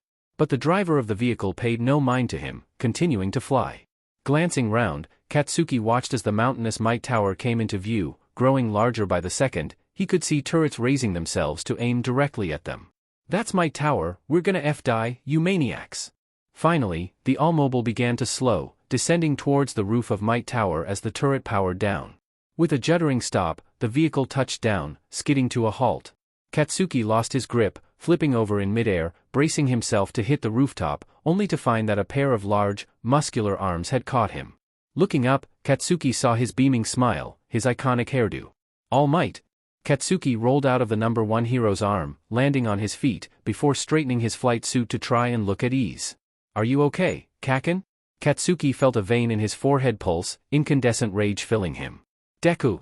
Katsuki barked, turning his head to see the FING nerd standing next to him, wearing one of his numerous All Might sweatshirts, Bronze Age. "What the F are you doing here?" FING BSTRD, rubbing the fact that All Might is mentoring him in my face. "It should be me, not him." Katsuki pulled his helmet off, throwing it into the gravel on the rooftop, before tousling his hair. "F this, I'll prove I'm better by beating the DMN Deku, not even All Might can save him from mediocrity." "Have you been involved in an accident that wasn't your fault?" Airjet quipped as he touched down on the roof of Might Tower. Katsuki turned his head and glared at his mentor. With a hiss, one of the doors to the All-Mobile opened, revealing a tall man with an average build and short, tousled brown hair. David Shield. Izuku stood in shock as one of his greatest heroes got out of the All-Mobile, specifically the Model 9, the most recent model, first used in David Shield had been All Might's sidekick from his time in America until he retired from heroics into Izuku. Growing up, he had been a lifeline to his dreams of becoming a hero. Unlike almost every other hero, David Shield didn't use his quirk, squirmy fingers, instead relying on his intelligence and his inventions. "Are you okay?" Dr. Shield asked, looking at Bakugo. Bakugo bristled. "Of course I am. Dave, it's so good to see you." All Might greeted, pulling Dr. Shield into what looked like a bone-crushing hug. "It's great to see you as well, T. All Might." David Shield groaned as he stepped backward, stretching his back. "First time back in Japan in, what, 4 years? 5 years. All Might corrected, sounding suddenly serious. Another hiss sounded. Izuku looked back to the All-Mobile, watching the other door open to reveal a blonde-haired girl, maybe a year or two older than Izuku. The girl stomped over to Bakugo and grabbed him by his jetpack, turning him around. "You could have died." The girl spoke plainly, producing a screwdriver from her pocket and beginning to open the back panel of the jetpack up. "It was lucky my father and I were on our way past." Bakugo snorted dismissively. "I had it in hand." The girl looked over at Izuku. "Is he always like this?" Izuku found his voice had abandoned him, choosing to nod instead. "It's just one of the move generators, the FING thing's overheated." Bakugo barked, trying to turn away, but the girl held the jetpack in place. "Just one of the move generators? Overheated?" The girl questioned, her voice even. "Your thermal management unit is fried, the fuel DLVRY system is leaking and I can't see any emergency safety systems, just a botched booster system. What kind of utter cowboy built this thing?" Bakugo again bristled, barely managing to rein in his temper. "I built this thing." "Well then, I suggest you throw the thing away and start again." The girl answered honestly. In Izuku's opinion, probably too honest when Bakugo was involved. Bakugo was seething, about to erupt at the blonde-haired girl, only for Airjet to suddenly grab Bakugo by the ear. "You removed the ESS?" Airjet questioned, his voice incredibly serious. "So what? I've got my explosions to slow my fall." Bakugo retorted defiantly. "And if you were knocked out in a fight, the ESS would activate on its own to save you." Airjet shook his head. "I genuinely enjoy mentoring you, Bakugo, but if you ever do anything like this again, I will end our training agreement." Izuku didn't know how to process what he was seeing. Apart from by his parents, Bakugo had never been chastised or punished by any authority figures, only encouraged. Instead of exploding in rage, Bakugo looked genuinely shamefaced for the first time since his quirk had come in. He actually respects Airjet. "I'm sorry for this, All Might." Airjet apologized, looking to the number 1 hero. "Do you mind if we use?" "Go right ahead." All Might replied jovially. "Just ask for floor 1, it'll take you straight down to street level." "Thank you." Airjet nodded his head, before tugging on Bakugo's ear. "Come on, you idiot." Sputtering and hissing, Bakugo was dragged to the platform by Airjet, before they both began to descend a few seconds later. Izuku shuddered, Bakugo's eyes glaring back at him before they vanished below the level of the roof. So, you guys know each other? The girl asked, approaching Izuku. Are you friends? We go to school together, I wouldn't say friends. Izuku stuttered out. I mean, we used to be, but that was years ago, before his quirk came in, and then we kind of grew apart, and then my quirk came in and now he thinks we're kind of rivals. I'm rambling, aren't I? A little. The girl smiled, before holding her hand out. It's really nice to meet you. I'm Melissa Shield, by the way. Melissa Shield? That must mean David Shield is her father. It's really nice to meet you, too, as well. I'm Midoriya, Izuku Midoriya. The green-haired boy replied, shaking her hand, hoping his palm wasn't as sweaty as it felt to him. I'm talking to a girl, I'm shaking her hand. What do I do? Why are we shaking so long? How do I stop? All Might gently cleared his throat. Izuku and Melissa broke the handshake, both blushing slightly, the latter turning to the number one hero, before running to him and tackling him into a hug. I thought you'd forgotten about me. All Might chuckled, before whispering something that made Melissa blush. Of course I haven't forgotten about you, Uncle Might. Melissa denied. It's so good to see you, it feels like forever. You've grown so much, Melissa. All Might spoke, a beaming smile on his face. How's Island? How's school? Going well, I've learnt a lot, especially since Dad gives lectures every so often. Melissa answered as All Might set her down. Going well? Dr. Shield repeated incredulously. She skipped another grade, going back into her final year next month. Melissa blushed at the praise. I didn't mean to. Well, it's wonderful news. Have you thought about what you're going to do after you finish at Academy? All Might asked. I don't really know yet. I had thought about applying to University, or maybe a Quirk Sciences course. Melissa offered, sounding unsure. Really, I've heard UA is adding a new Quirk Studies course from this next year. All Might replied, before looking over at Izuku. Don't tell anyone I told you that, young Midoriya, it's not public knowledge yet. Melissa shook her head, laughing. Never change, Uncle Might. I'm determined not to. All Might smiled back. Dr. Shield turned to look at Izuku, suddenly making him feel very nervous. So, you must be the young Midoriya that Toshi has been telling me about. Dr. Shield spoke, holding out his hand. Toshi? Hi, Dr. Shield, I'm a big fan. Izuku greeted, shaking Dr. Shield's hand, this time for a more normal amount of time. Inside, Izuku was screaming, he was meeting David Shield, the man who held 2 Nobel Quirk Prizes, one for quirk remodeling and the other on binatism. He'd even been the one to introduce the theory that the first triumvirate was already born and the world just didn't know about them yet. So I've heard, Toshinori has said your quirk analysis is quite impressive. Dr. Shield replied. Wouldn't say that. Izuku refuted. Well, I'd like to have a look at some point, remind me at some point, and I'll give you my email address. Dr. Shield stated. Plus, I do have some scans and documents that may help you with your project you're working on with Recovery Girl. Well, that confirms who it is that doesn't know about Yagi's injury, although it was kind of obvious. That would be massively helpful. Izuku gabbled. Now, onto the reason for Dave and Melissa's visit, other than for me to get to see them, of course. All Might explained. They're here, young Midoriya, to help you design your first hero suit. What? Izuku felt like his brain was crashing. David Shield was going to design his hero suit, the sole developer of All Might's known hero suits. Oh dear, I think we've broken him. I'd be honored. Izuku breathed, breaking out of his stupor. So then, to the lab? Dr. Shield questioned, looking to All Might. All Might laughed, booming and bold. Lead on, Dave. With a wry chuckle, Dr. Shield moved to the mighty platform, now returned to the rooftop level. Shall we? Izuku pulled nervously at the gray bodysuit that Dr. Shield had told him to put on. When did I get so muscular? And why does this have to be so tight? From the rooftop they'd gone down to floor 86, the bottom floor of All Might's apartment, to a large laboratory, Dr. Shield's when he'd lived at Might Tower. That's when Dr. Shield had given Izuku this outfit and asked him to change into it. Exiting the bathroom he'd changed in, located on the floor above, Izuku headed to the mezzanine and down the stairs.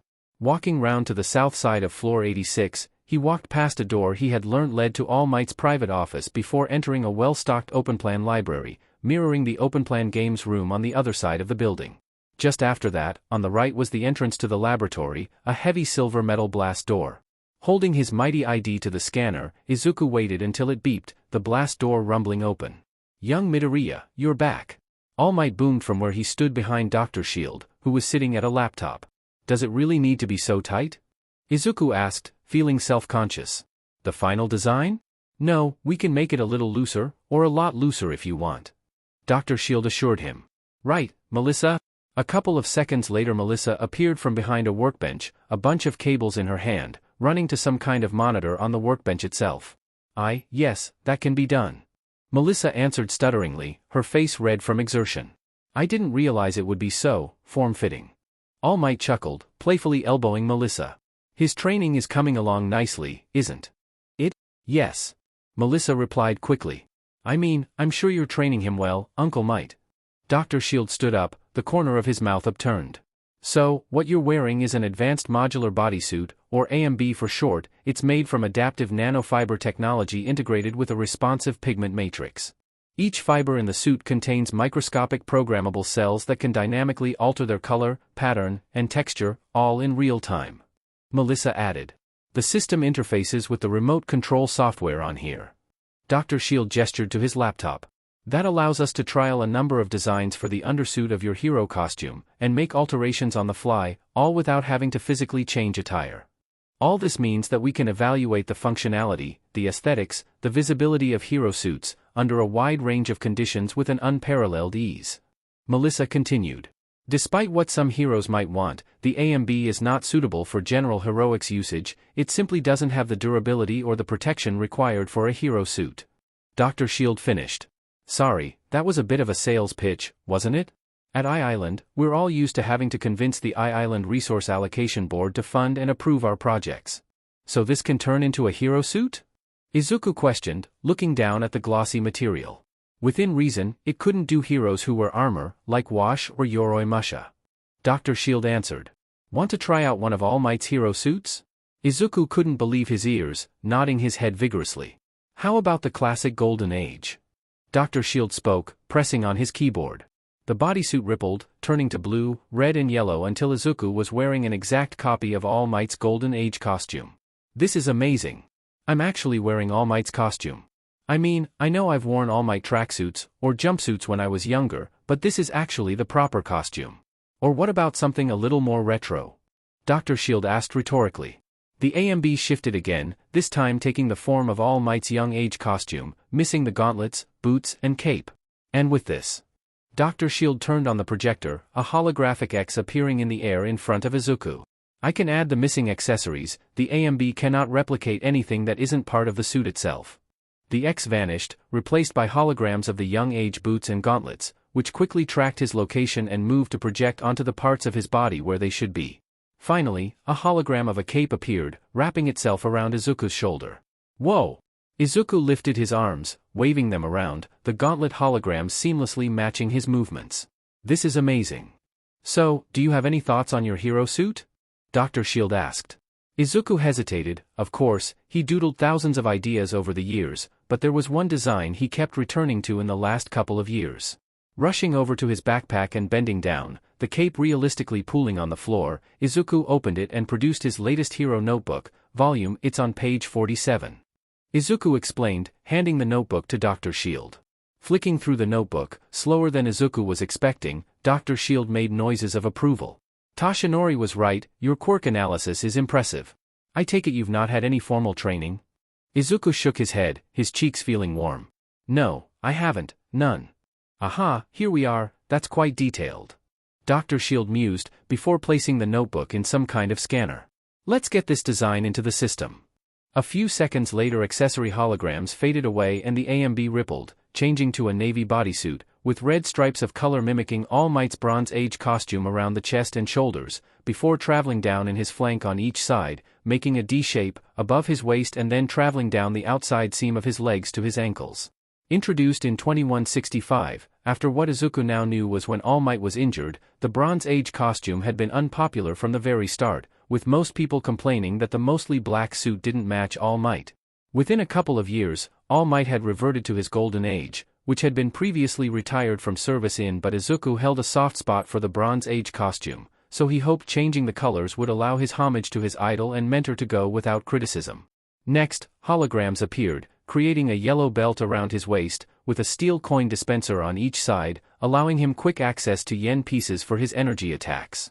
Red boots with white soles, just like his everyday footwear, came into existence around his feet, the only difference being that the tops of them came a little further up his legs, to his lower calves. Then came the gauntlets, which were to be made of a reinforced plastic over a synthetic viscoelastic urethane polymer, which would absorb some of the shock of his energy attacks, allowing him to burn more material and create more powerful attacks. They were black with red stripes around the tops, directly copying the general color scheme of the Bronze Age suit.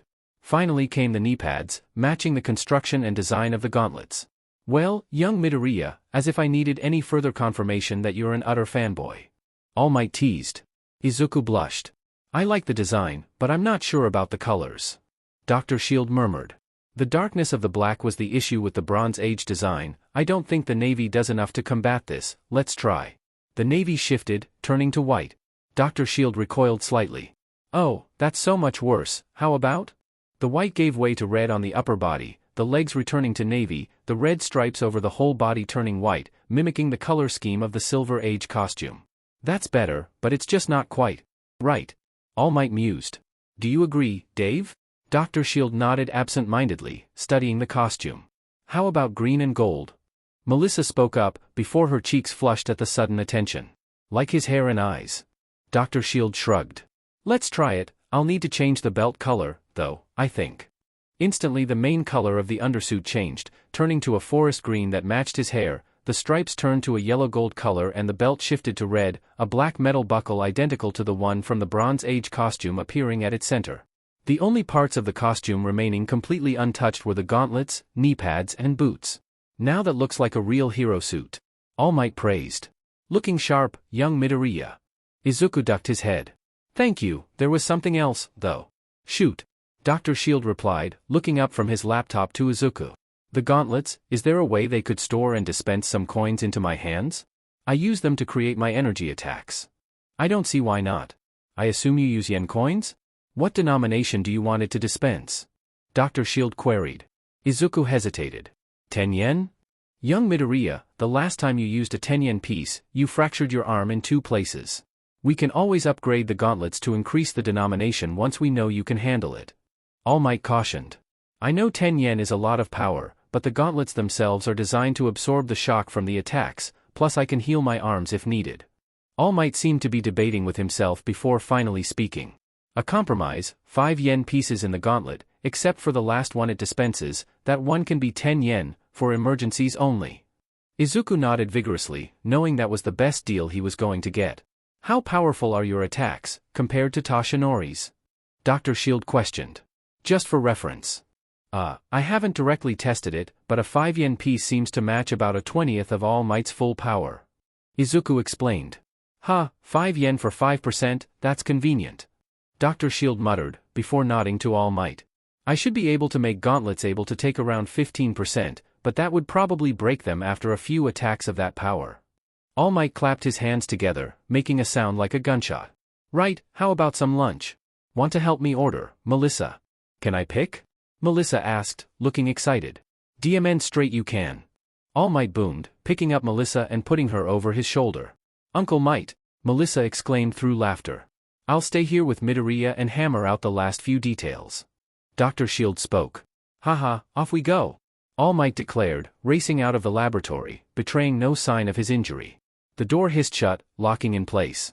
Now, we can talk about your project. Dr. Shield spoke. Melissa doesn't know about Toshinori's injury, and I know he'd prefer to keep it that way. Yagi said before you arrived. Izuku replied. So, from what Toshinori said, your quirk is some kind of matter manipulator? Izuku nodded. It's called Overhaul, it lets me disassemble, reassemble and transmute matter, but I can choose not to reassemble, that's how I create my energy attacks. So this works on organic and non-organic matter? Dr. Shield uttered. That sounds like it could be potentially horrifying in the wrong hands. Izuku shuddered at the memory of Kai Chisaki standing over him, his fingers pressing into Izuku's cheek. It could be, but I'm never going to use it that way. Izuku declared. I'm going to use Overhaul to heal All Might. That's what I like to hear. Dr. Shield replied, with a relieved smile. So, how is it coming on? Not as quickly as I'd like. Izuku admitted, the wind coming out of his sails. In order to heal an old injury like that, I need to have the structure of everything I want to change in my mind perfectly. If I mess up, I could potentially kill him. Izuku returned to his backpack, protecting a USB drive and holding it out to Dr. Shield. This is where I'm up to. I have some scans from Recovery Girl from before his injury, even some from when he was a student at UA, but it's lacking the detail I need to be confident it will work. I definitely think I can help. Toshinori comes to Island in secret every year for his physical, for his quirk that is. I'm not that kind of doctor, but the scans I do are medical grade. Dr. Shield continued to study the contents of the USB on his laptop. If they're that detailed, then the only barrier to me completing the healing is for me to memorize the target structure. Izuku breathed. How long should that take? Dr. Shield queried. Maybe a year. I have to commit it all to memory, and routinely test my knowledge. I need to have it in my long-term memory. It's going to be a stressful process. I cannot afford to make a mistake. Izuku admitted. I can't be the person who killed All Might. Well, you're doing better than me. Dr. Shield assured him. When the time comes, I'll be there to help in any way you need me to. That would be amazing, thank you. So, what are you planning on using as the donor material? Dr. Shield posed. I assume you need to transform the new organ from a similar material. I don't strictly need to. Overhaul lets me transmute any material to any other material. However, the more dissimilar the starting and target materials are, the more draining it is for me. Steel to iron is easy, but steel to gold is very tiring. Izuku answered.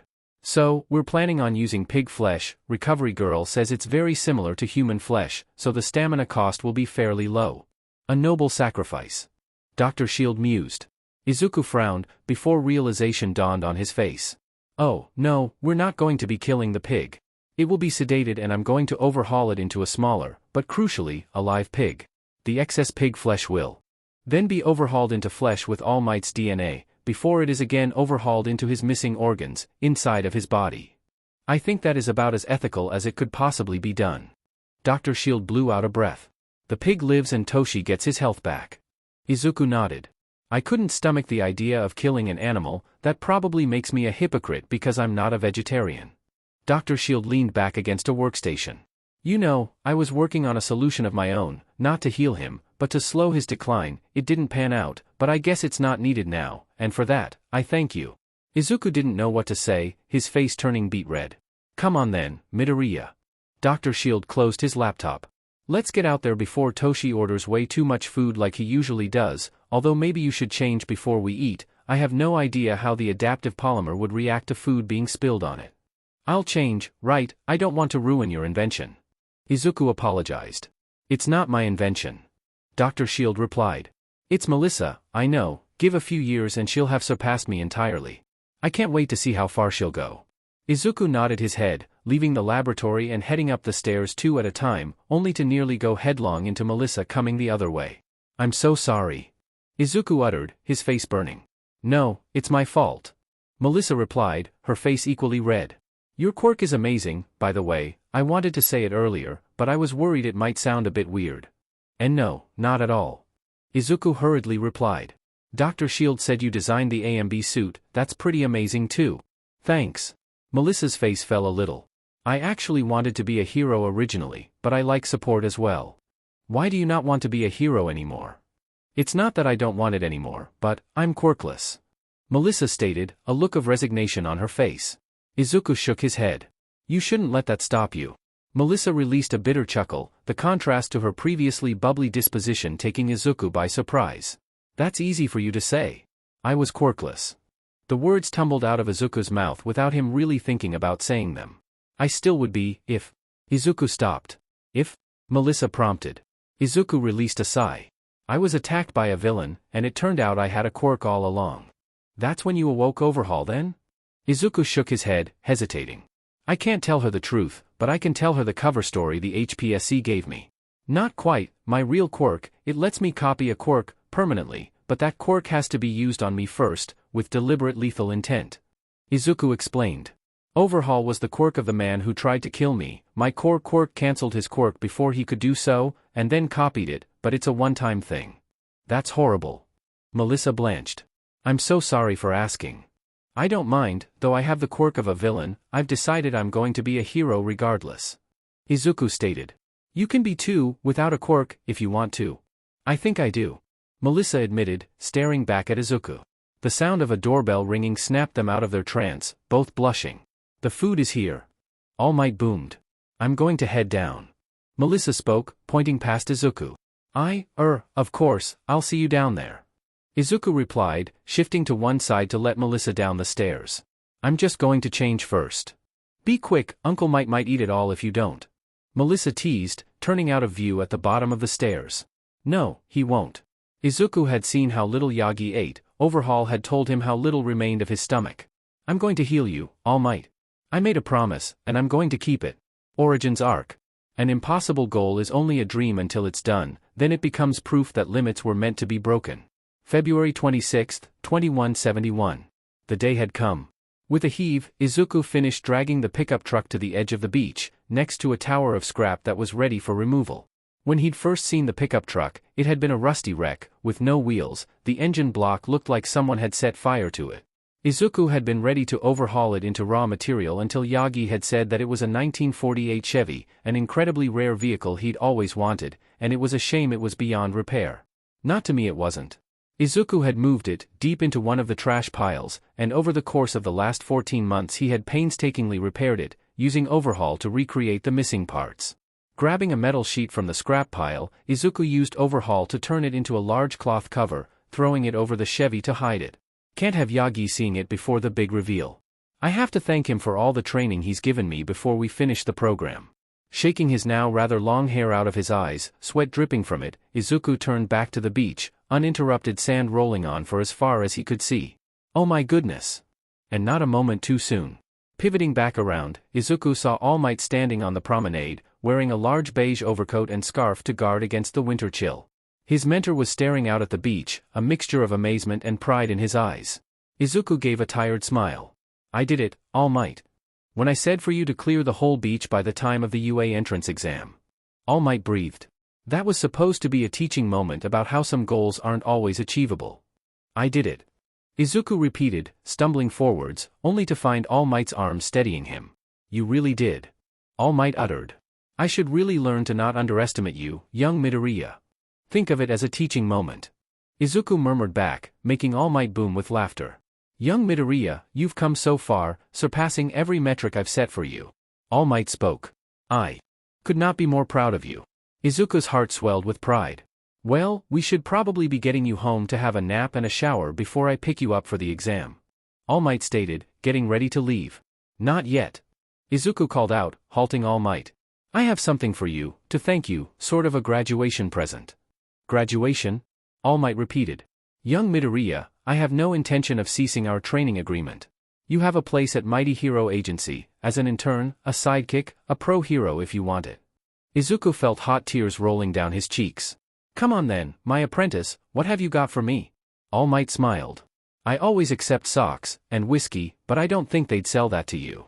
It's not something I bought, I used Overhaul. Izuku pulled the cover away, revealing the cherry-red 1948 Chevrolet pickup truck, gleaming in the morning sun. Young Midoriya. All Might whispered, his voice thick with shock. This is the Chevy from the beach, isn't it? Izuku nodded. You repaired it? Again, Izuku nodded. All Might tackled Izuku into a hug, holding him so tightly the green-haired boy was a little worried his head might pop right off. I thought it was the only thing that might come close to repaying you for all the support and teaching you've given me. Izuku managed to force out. And a hero suit designed by David Shield. Training you has been a reward unto itself. All Might stated firmly. But I won't say no to the Chevy. Come on, I want to see how it runs. But, All Might, it's not road taxed. Izuku protested. What's point 9.7.4 of the HSPC Heroics Code? Izuku's brows furrowed. In the discharge of official heroic duties, pro-heroes are granted the authority to commandeer, utilize, or requisition any civilian or official vehicle deemed necessary to ensure the safety of the public, prevent imminent danger, or respond to emergencies requiring immediate intervention. Exactly, you require transportation to your heroics course entrance exam. I would classify that as an emergency requiring immediate attention. All Might called, climbing into the cabin, a grin on his face like a kid at Christmas. Oh good, full tank of gas. Come on, young Midoriya. Izuku hesitated, before running around to the passenger side and clambering in. Just think, young Midoriya, no one else is going to turn up in a cooler ride. All Might pressed the gas pedal, sand spraying behind them as they set off. Just remember, Bakugo, you can't take your jetpack into the UA Heroics exam. Airjet spoke mockingly. What the F is that supposed to mean? Katsuki roared. Of course I know that, besides, I'm gonna ace that exam and come first without any of my gear, that's how you know I'm gonna be the next #1 hero. Airjet chuckled. Yeah, go and mock me, number 104 hero.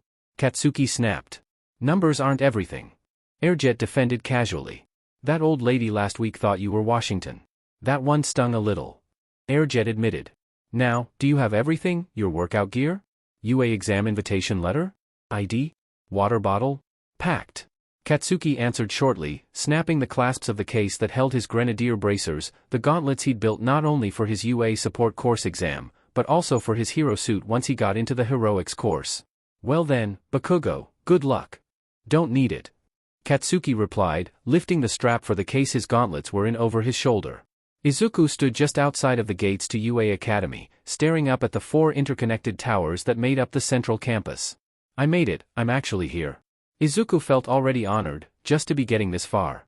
The UA Heroics course usually got around 10,000 applicants every year, of whom only 1,000 would be invited to take the assessment. This way to the induction. Holy crap, that's lunch rush.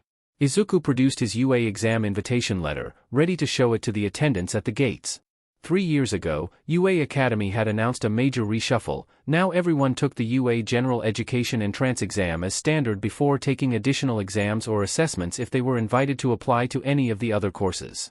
And now if you got into multiple courses you could choose to major in one of them and minor in the others, whereas in previous years prospective students for UA could apply to multiple courses, but only choose one of them. The only courses that didn't apply to were Heroics and General Education, both of them could only be a major course. And, starting from this year, a whole new course, Quirk Studies, had been added. For the first time since the management course had been introduced in Izuku himself had applied to Heroics, Quirk Studies, Management and General Education courses. Which meant he was going to have a very busy day. The itinerary had shown he had the General Entrance exam first, which would take up until lunch. Then he got an hour for lunch, before he had Management and Quirk Studies exams in the early afternoon. Then Izuku had a break while the support course assessments took place, before finally he had his Heroics course assessment. Pulling his backpack up on his shoulders, Izuku prepared himself to head in. Out of my way, Deku. Izuku stumbled slightly as a large metal case slammed into his side, followed by Bakugo coming into view from behind him. Kaken! Izuku exclaimed. You're trying out for the support course? TCH, only as a backup. Bakugo retorted dismissively, stopping with his back to Izuku. Hope you've got a backup lined up, cause there ain't no way you're getting into the hero course. Izuku held his tongue. Instead, he set off, passing Bakugo and heading to the gates, invitation letter in hand. Hey, don't you dare walk away from me, ya BSTRD. Bakugo spat indignantly. Hours later, Izuku sat at a table in the UA cafeteria, his left hand cramping as he ate his lunch. He was alone, not that he really minded it, he'd been used to eating by himself from elementary school right up until he got Overhaul. Then the very same people who had shunned and bullied him tried to befriend him, eating at the same table until Izuku had started bringing in a packed lunch so he could avoid them. The only person who came close to treating him the same as before he got his quirk was Bakugo, going from passive disdain to active disdain. Is this seat taken? Izuku looked up from his food and nearly dropped his chopsticks. Shield? Surprise! Melissa Shield smiled, taking the seat opposite Izuku. Why are you here? Izuku breathed. After meeting at Might Tower, they had exchanged emails and began communicating, talking about a range of subjects, from pro heroes to quirk mechanics. What you said to me at Might Tower, about being quirkless, it stayed with me. Melissa explained. I made my decision. I'm going to be a hero, without a quirk. So, I've applied to transfer to UA. I'm going for Heroics, Support and Quirk Studies. I even got my support gear approved for the Heroics exam. If you're going to be Uncle Might's successor, then I'll be my father's successor. Izuku frowned. I'm not All Might's successor. Melissa shot him a reproachful look. Izuku, I mean, Midoriya. You can call me Izuku. The green-haired boy said quickly, blushing at her use of his personal name. Then you can call me Melissa. The blonde-haired girl replied. Where was I? Right, do you really not know why All Might is training you? He said it was because I have the ability to inspire others, not that I'm really sure I do. Izuku argued. You've already inspired me, my dream of becoming a hero was dead, and you brought it back to life. Melissa replied. And that's why Uncle Might is training you to succeed him, plus he is 53. All Might is 53? Izuku whispered with disbelief. He really doesn't look it. I know, right? Melissa replied rhetorically. But thank you, for inspiring me. Even if I don't get into the hero course, I'm not giving up. What support gear do you have? Izuku questioned. Well, I managed to get my bounding saws approved, they let me run faster, jump higher, kick harder. Melissa explained. And my storm collars, they're a pair of gauntlets that produce electric shocks. Considering the fact that the UA Heroics entrance exam usually involves robots, I've increased the voltage somewhat. Izuku smiled. Well, I think you can do it, you're going to be a hero, Melissa. And so are you. Katsuki stood by the workstation he'd been assigned to, the case containing his grenadier bracers resting upon its surface. The support course assessment was not what he had expected it to be like. All the forums online spoke of private assessments held in front of a panel of support course teaching staff and industry professionals. Instead, they'd been led into a support course workshop and assigned to a workstation. A group of assessors, including Power Loader and Rikiya Yatsubashi, the CEO and president of Detonated, had been waiting for them. What followed was the assessors going around the workstations in alphabetical order, leaving Katsuki to be one of the last. Next we have Melissa Shield. Power Loader spoke, as he and other assessors approached the workbench of a blonde-haired girl. Please begin when you're ready. Wait, she looks kinda familiar. Katsuki scrutinized the girl, trying to figure out where he'd seen her before. Thank you, Mr. Power Loader. The girl spoke, turning to a mannequin wearing a silver bodysuit. This is the Advanced Modular Bodysuit, or AMB for short. It's made from adaptive nanofiber technology integrated with a responsive pigment matrix. That voice, it's her. Anger flooded Katsuki, the memory of this girl criticizing his jetpack, his support gear he'd built with his own hands. Shield, as in David Shield, she's his daughter. That is fascinating. Can the AMB be worn in combat? Power Loader questioned. I'm afraid not, it's simply too fragile for that. The girl answered. As it stands, the primary function of the AMB is to aid support designers in the development of hero suits. Illuminating. Yatsubashi spoke. If you don't mind me asking, what is your quirk? Shield's face fell.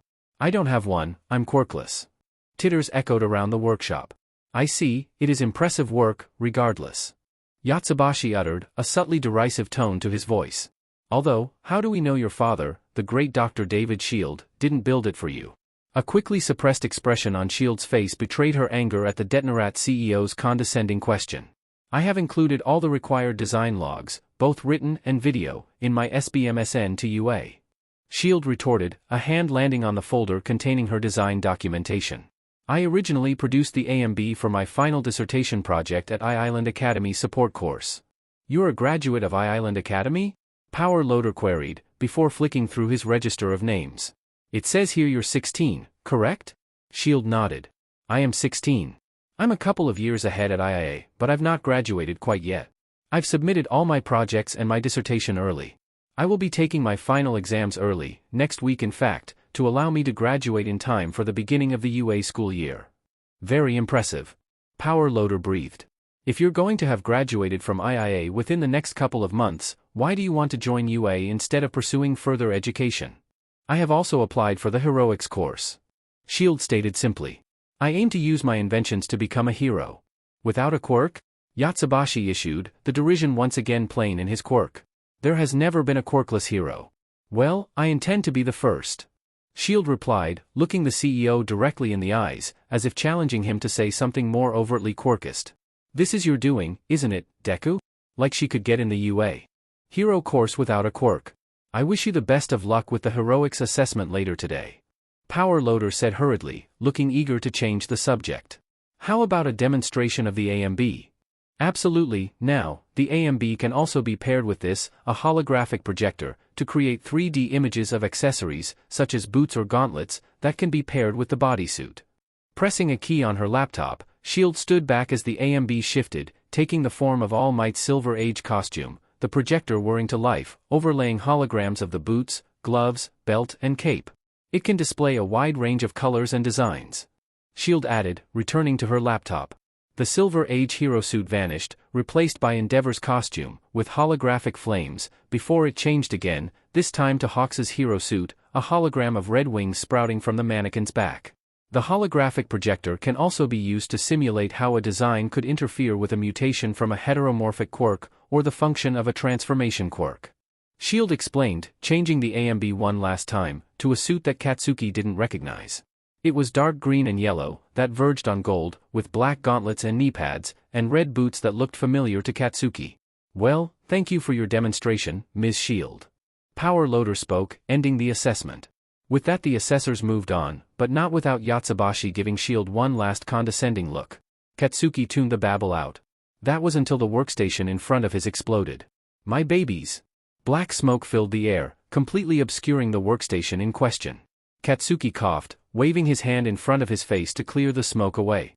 With a whir, the ventilation system kicked in, beginning to suck the smoke up into the vents in the roof, clearing the air. A pink-haired girl was revealed, wearing black overalls, her face streaked with oil and soot. DMN, that was a pretty cool explosion. Power Loader coughed. Was that your SBMSN that just blew up, Ms. Hatsum? What? The pink-haired girl, Hatsum, responded, barely looking up from her display case. Oh, that? Pyrotechnics. Seems like I didn't get the ratio quite right. I'll tweak it and get it right next time. Ms. Hatsum, this is an assessment, not an investment pitch.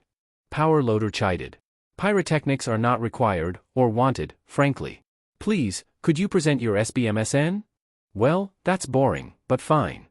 Hatsum spoke with a small sigh before her posture straightened, her eyes sparkling.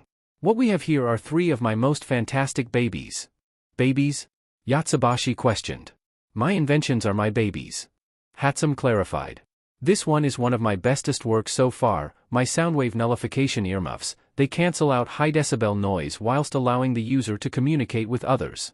The primary usage of these would be in support gear development and other industries where hearing damage is common, but also for heroics as they can shield against sonic attacks. Here. With no warning, Hatsum jammed the earmuffs on Yatsubashi's head and produced a megaphone. Before anyone else had time to cover their ears, Hatsum leaned in close to Yatsubashi and screamed into the megaphone. Katsuki winced at the amplified scream, painful even to him, with his secondary mutation to his ears that allowed him to withstand the noise of his own explosions. Some warning, please, Ms. Hatsum. Power Loader instructed. Sorry.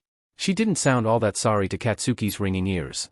Yatsubashi's expression turned to one of respect as he took the earmuffs off. Nothing, no sound at all with the megaphone, but I could hear you talking afterwards. That's just one of the 3 of my babies I have here today. Hatsum gushed, producing a large device that resembled a rocket launcher, painted red and gold. Everyone ducked, except Katsuki himself. Hatsum continued on, seemingly unaware. This is my auto-targeting net launcher. This baby deploys a net, braided with steel reinforcement, at speed, perfect for villain detainment. Watch. Turning to one of the other examinees, Hatsum pulled the trigger. Instantly a gray ball launched from the device, deploying into a large net that wrapped around the examinee, leaving him to list over onto the ground. Power Loader sighed. Hatsum, you can't just. And, my ultimate baby, the hovering utility sphere, or the HUS. Hatsum interrupted, releasing something from her display case. A metallic sphere, similar to a medicine ball, rose up from the display case, stopping above head height.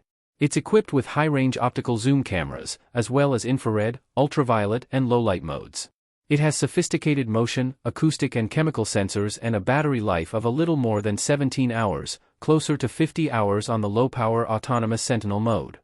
Hatsum raised her arm to show a chunky wrist unit on it. All data is transmitted at high speed to this control unit, fully encrypted, at a range of up to 40 kilometers. It has GPS navigation and uses LiDAR to avoid any obstacles, and will automatically return to its base unit if it loses connection to the controller or has low power. And in a pinch it can be used as a weapon. See. The examinee had just freed himself from the net and stood up when the HUS swooped down and slammed into his chest, knocking him off his feet. Power Loader pinched the bridge of his nose. Well, that's another accident form I'm going to have to fill out, but, very impressive work, nonetheless, Ms. Hatsum. Does anyone have any questions for her? There was a flurry of shaking heads and muttered nays, clearly none of them wanted to be Hatsum's latest guinea pigs. Excellent, next we have Katsuki Bakugo, from Aldera Junior High, a local, it seems. Power Loader spoke as he and the assessor hurriedly moved on to his workstation. What do you have to exhibit? To us today? Biting back a snarky response, Katsuki focused on what Airjet had told him.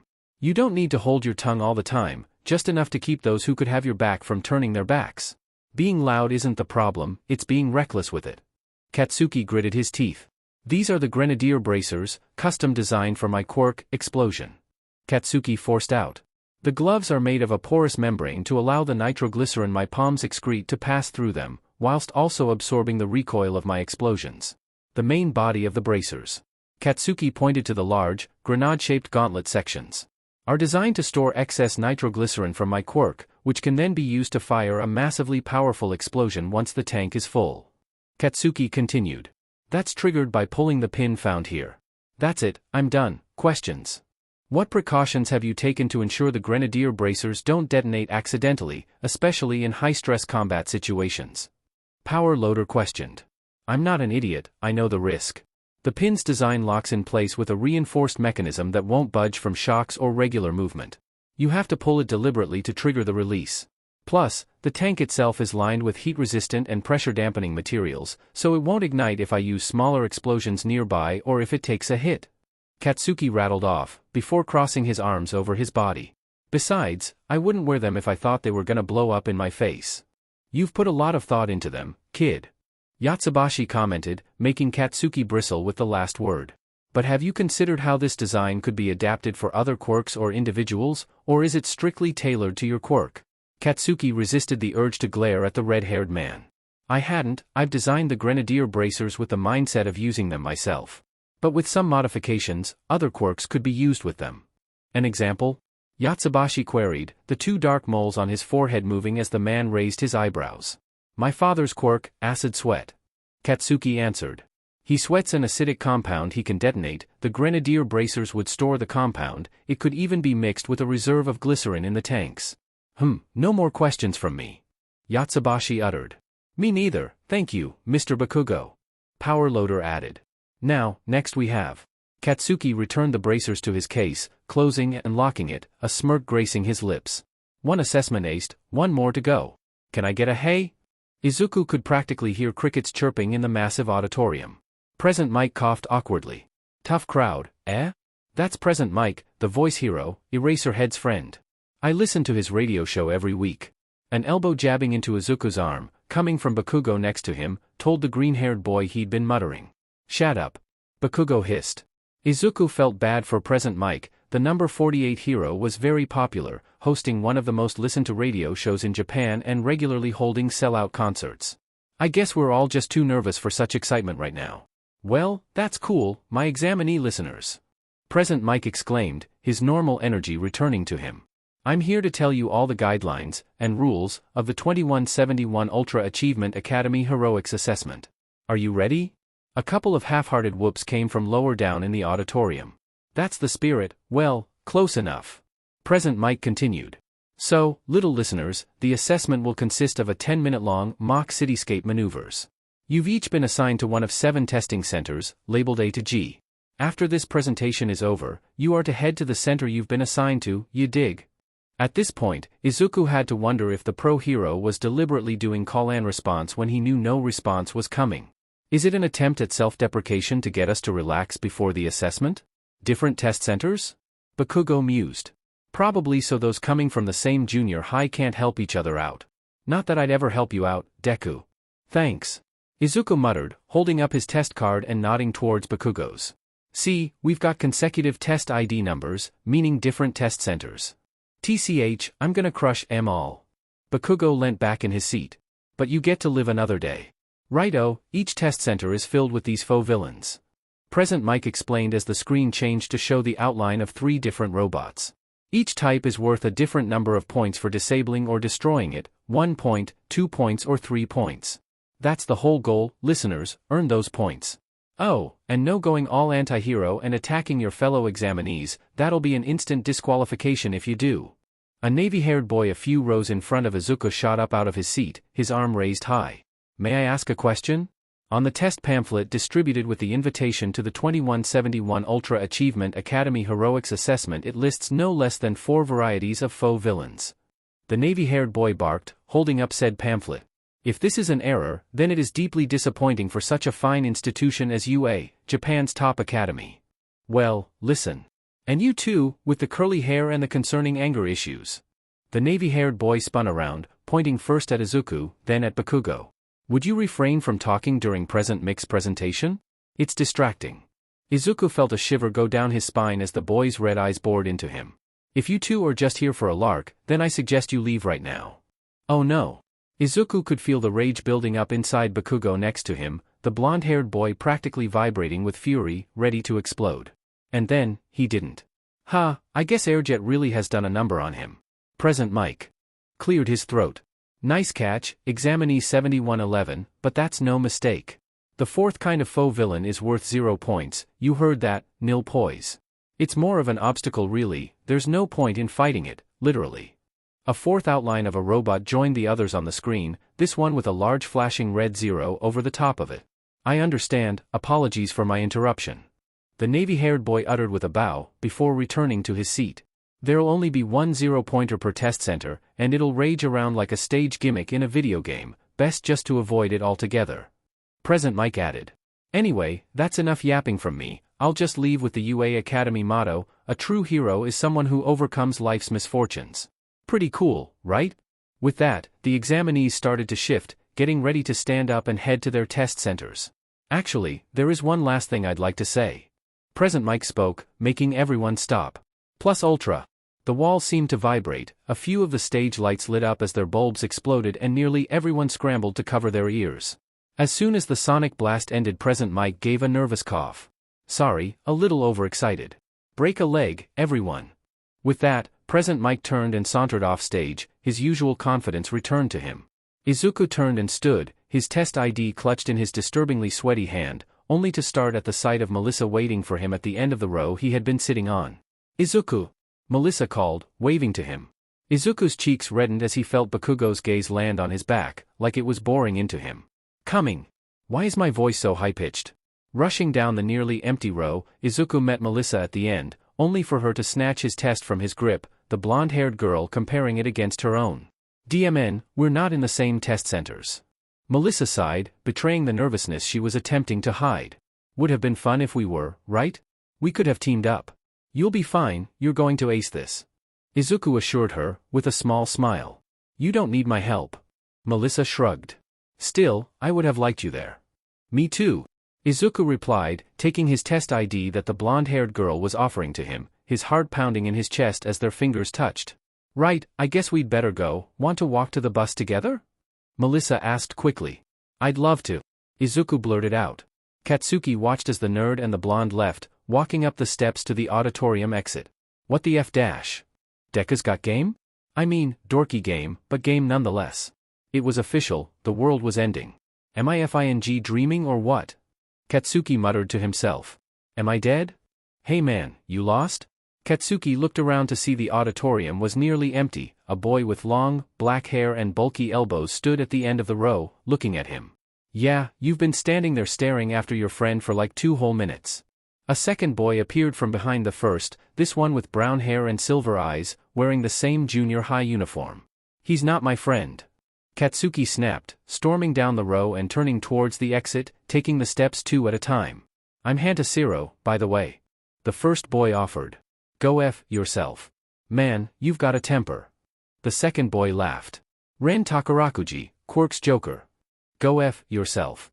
Katsuki exited the auditorium, swinging the door shut behind himself to stop them from following him. Consistent at least, isn't he? Takarakuji joked, undeterred. With that the 2 morons blessedly shut up, following him in silence, down the stairs and out onto the concourse outside the main UA building. Alright, can everyone continue to make their way onto the bus with the same letter as the test center you have been assigned to? Katsuki looked down the row of buses, eventually finding the one with the G marked on the side. Later, extras. Katsuki barked, making his way to his bus and hopping on. Heading down the aisle to the back row, finding it already filled. You extras are in my seat. Katsuki growled. No way, we got here first. Katsuki snarled. This seat isn't worth it. One by one the boys fled the back seat, leaving it clear for Katsuki. Psycho. Katsuki shrugged, dropping down into a window seat and putting his feet up on the seat next to him. Closing his eyes, Katsuki rested his head back against the window as the bus rumbled into life. Can you believe it, we're in the same test group? Katsuki felt a vein in his forehead pulse, opening his eyes in time to see Shiro joining him on the back row. F off. And yet he didn't. Katsuki growled. Origins arc. Don't watch the clock, do what it does. Keep going. Sam Levinson. Melissa zipped up her red boiler suit and fastened the collar. Sitting down on the bench, she grabbed her bounding saws from next to her. The piece of support gear mainly consisted of 2 silver metal saws, outfitted with repulsive technology, that fit over the footwear the user wore. Sliding the bounding saws over the boots already on her feet, she gripped the straps and secured them over the top of her foot and around her ankle.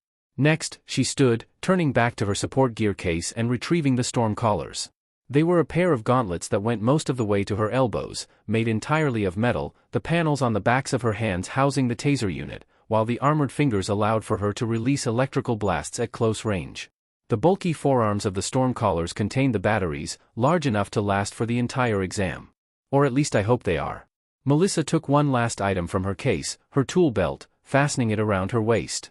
On it were a number of miscellaneous tools, as well as a number of smaller gadgets, all pre-approved by the UA exam board. Closing and locking the case, Melissa stowed it under the bench. I can do this. Melissa whispered to herself, glad the changing rooms were very nearly empty and she was far away from those who remained in the room. Straightening her glasses, Melissa turned and made her way to the exit, which led to just outside the mock cityscape where the exam was going to take place. I'd have thought you would have come to your senses and just stayed in there. Melissa flinched, finding the doorway out of the changing room blocked by 3 girls she didn't recognize. The girl in the center had orange hair tied back and a heavy metal visor, a line of blue energy across it, over her eyes. The girl in the center spoke again. Did you hear me, Quirkless? Or are your ears defective as well? Excuse me. Melissa uttered, trying to keep her tone polite. Kogasu asked you a question, dud. One of the unremarkable girls snarled. Yeah, come on, Quirkless, answer the question. The last girl chimed in. Please could I get past? Melissa asked, ignoring their vitriol, just like her mother had said to. You aren't going anywhere, Quirkless. Kogasu spat. Go on, back in there with you, where you belong. I think the showers need a clean, you can do that, can't you? 'Cause that's all you're good for. Yeah, clean up after us, Quirkless. One of the flunkies added. Melissa sighed. Is this really the best you've got? What? Kogasu blurted out, taking a half step backward. What I'm saying is that this is amateur hour, and I don't have time for it. Melissa retorted. So, let's get this over with. What are you going to do? Force me back inside and lock the door? Tell me to kill myself? I've had all this before, more times than I can remember, and yet I'm still here, right now. So what do you think you can do to stop me that others haven't already tried? Melissa resisted a smirk as the 3 girls floundered, looking at each other with confusion. Go kill yourself. One of the lackeys hissed. There it is. Melissa sighed. Creativity isn't your strong suit, is it? This is boring. Kogasu declared, turning and flouncing away, her 2 minions trailing after her. Melissa released a breath she hadn't realized she was holding. So you've had the fun of meeting Reza Kogasu, then? Stepping out of the changing rooms, Melissa looked to her right to see a blonde-haired boy casually leaning against the wall of the adjacent boys' changing rooms. You know her? Melissa queried, pointing towards the retreating form of the orange-haired girl. Know her? The boy scoffed. Unfortunately, we go to the same junior high. Melissa shrugged, readjusting her storm collars. And her little entourage of sycophants can always be found trailing a couple of steps behind. The boy continued, an almost bored tone to his voice. I take it you two are not friends, then?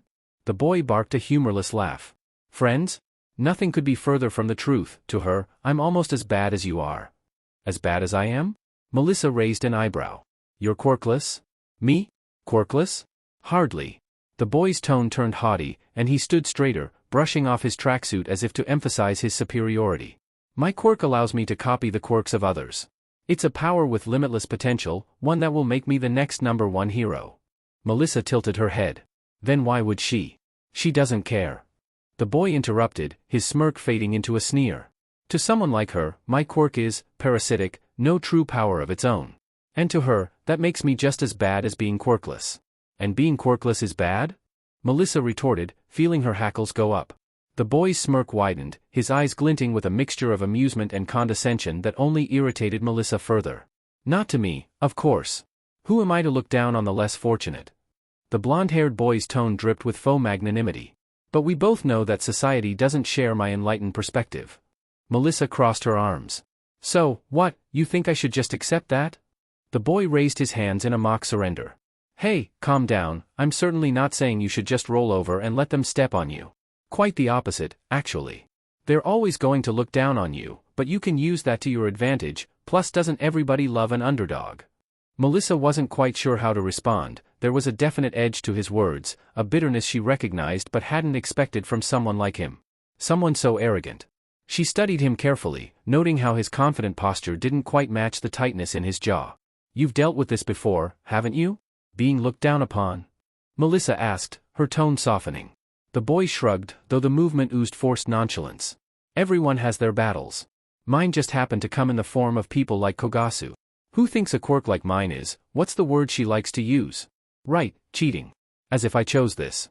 As if I care what they think. The blonde-haired boy's smirk returned, sharper this time. But enough about me. This isn't a therapy session, unless you're happy to pay me. What about you?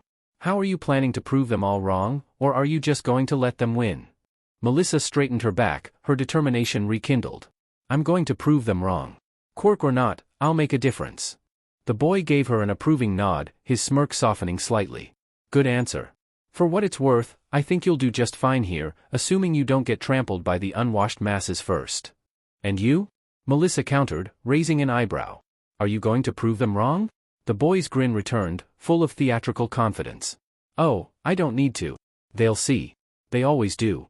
With a push, the boy came away from the wall and began walking away, though not before tossing one last remark over his shoulder. Remember the name, Nito Monoma. You'll want to say you knew me way back when.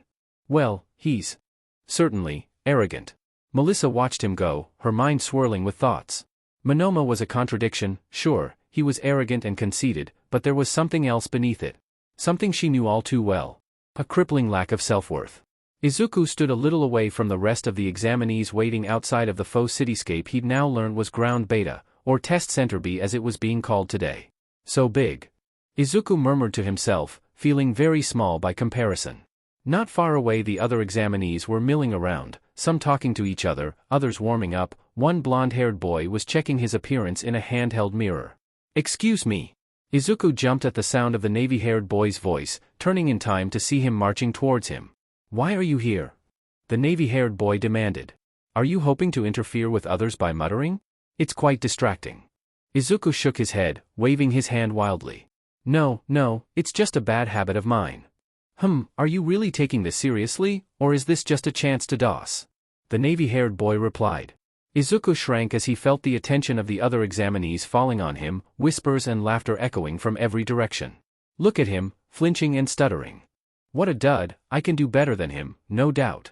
It's just sad, weirdo. He could feel how pleased they were, one less competition, it oozed off of them. And start. The crowd rippled, turning towards a massive tower from which present Mick's quirk-enhanced shout had come. Izuku didn't do the same, he remembered what All Might had told him on the drive to UA. Oh, and by the way, young Midoriya, when they shout start, just book it, don't look around, just run. Izuku did just that, racing towards the gate of Test Center B as fast as his legs could carry him. Hey, there ain't no countdowns in real life. The test has begun, what are you waiting for? Silence fell, apart from the sound of Izuku's sneakers pounding on the tarmac. The die is cast, listeners. Run. Izuku turned his head back towards the crowd, finding that the other examinees had now finally set off running after him, the navy-haired boy rapidly catching up to him thanks to the engines in his calves. Just a few seconds later, the navy-haired boy blew past him, nearly making Izuku stumble, entering ground beta a few seconds ahead of him. Izuku turned left immediately, ignoring the small cluster of faux villains that the navy-haired boy was already tearing to shreds with high-powered kicks. Winding through a few roads, Izuku quickly found himself in a plaza, with numerous faux villains milling around in obvious patrol patterns. Bending down, Izuku placed his hands on the paved ground and activated Overhaul. Within a few short moments, the paving glowed red before spikes burst from it in an arc radiating out from where Izuku's hands touched the ground, skewering 2 1-pointers and a 3-pointer. 5 points, it's a start, but I can't rest on my laurels. Instantly, the remaining 4 robots all froze in place and began to slowly rotate to point at Izuku, their previously blue lights now a violent red. Oh. The foe villains burst into motion, a pair of two-pointers going wide either direction around Izuku, trying to encircle him, while a one-pointer shot towards him, raising one of its Gatling gun arms at him and firing.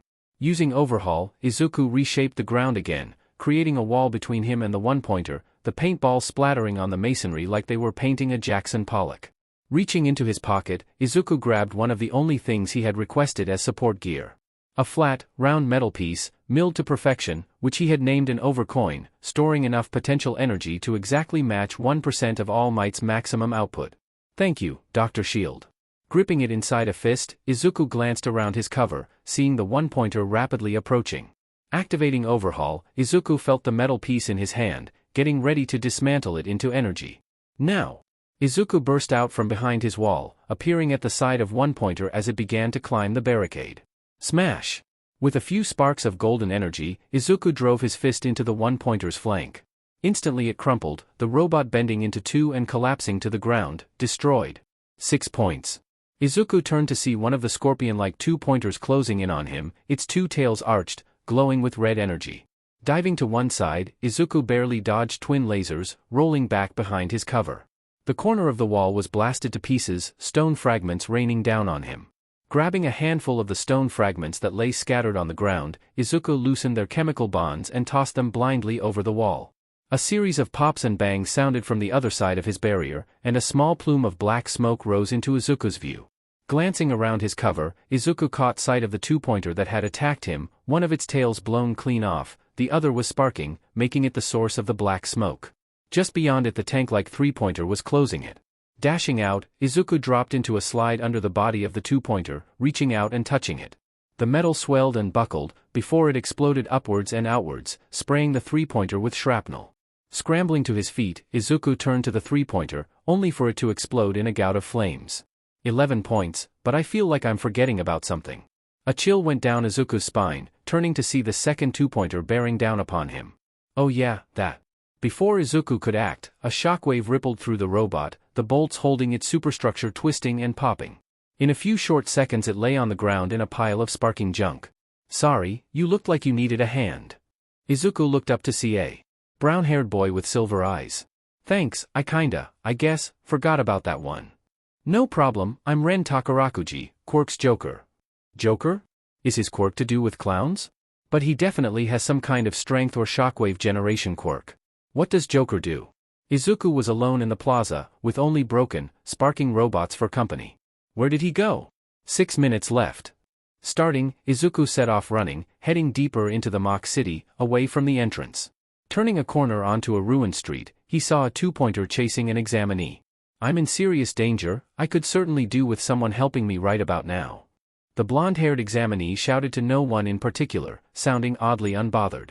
Sprinting forwards, Izuku tagged the two-pointer's leg, using his quirk to transform all the joints into solid metal, leaving it barely able to move and allowing the other examinee to flee.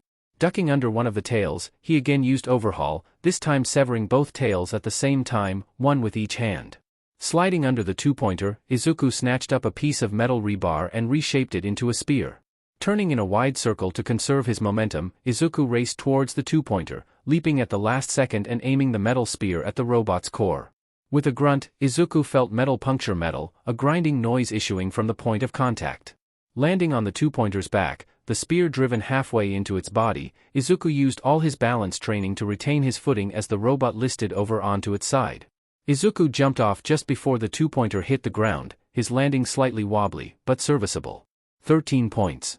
I have no idea how good that is, but I just have to hope that it is a good number.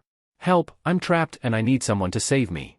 Izuku turned towards one of the ruined buildings, the front facade lying scattered into the street, the second floor at the front drooping where the wall supporting it was gone. It was the same examinee, now pinned under rubble and a steel beam, yet he had a calm smile on his face. Hey, could you help me? Izuku nodded, dashing to the cheery boy's side, examining how he was pinned. This building is too large for me to overhaul, plus disturbing this rubble here could make the whole building collapse. Flicking through a mental encyclopedia of designs he had memorized, Izuku stopped on the one he wanted and placed his hands on the steel beam. Red energy crackled, and within a few seconds, the beam reformed into an acro prop. Positioning it under the sagging second floor and in a clear patch on the ground, Izuku adjusted its height until it took the weight of the second floor above, supporting it. Returning his attention to the trapped examinee, Izuku laid his hands on the rubble that formed a dome over his body. Overhaul returned a sense of the rubble, none of it was in contact with the boy and nothing was piercing his body. It's safe to remove. Using his quirk again, this time freestyle, Izuku reformed the rubble into two large homogeneous mounds either side of the boy's torso. Oh boy, that feels great, thank you for saving me. The blonde examinee announced, leaping to his feet before Izuku could stop him and beginning to do warm-up exercises. You shouldn't really be getting up. Izuku protested lamely, before gathering himself. You could be hurt, please allow me to check you over. The blonde-haired boy stopped mid-high knee. Sure, why not? Izuku moved over to the boy, placing a hand on his shoulder and using Overhaul to heal any injuries he might have. Nothing much, just a graze on his calf. Ooh, I hadn't even noticed that.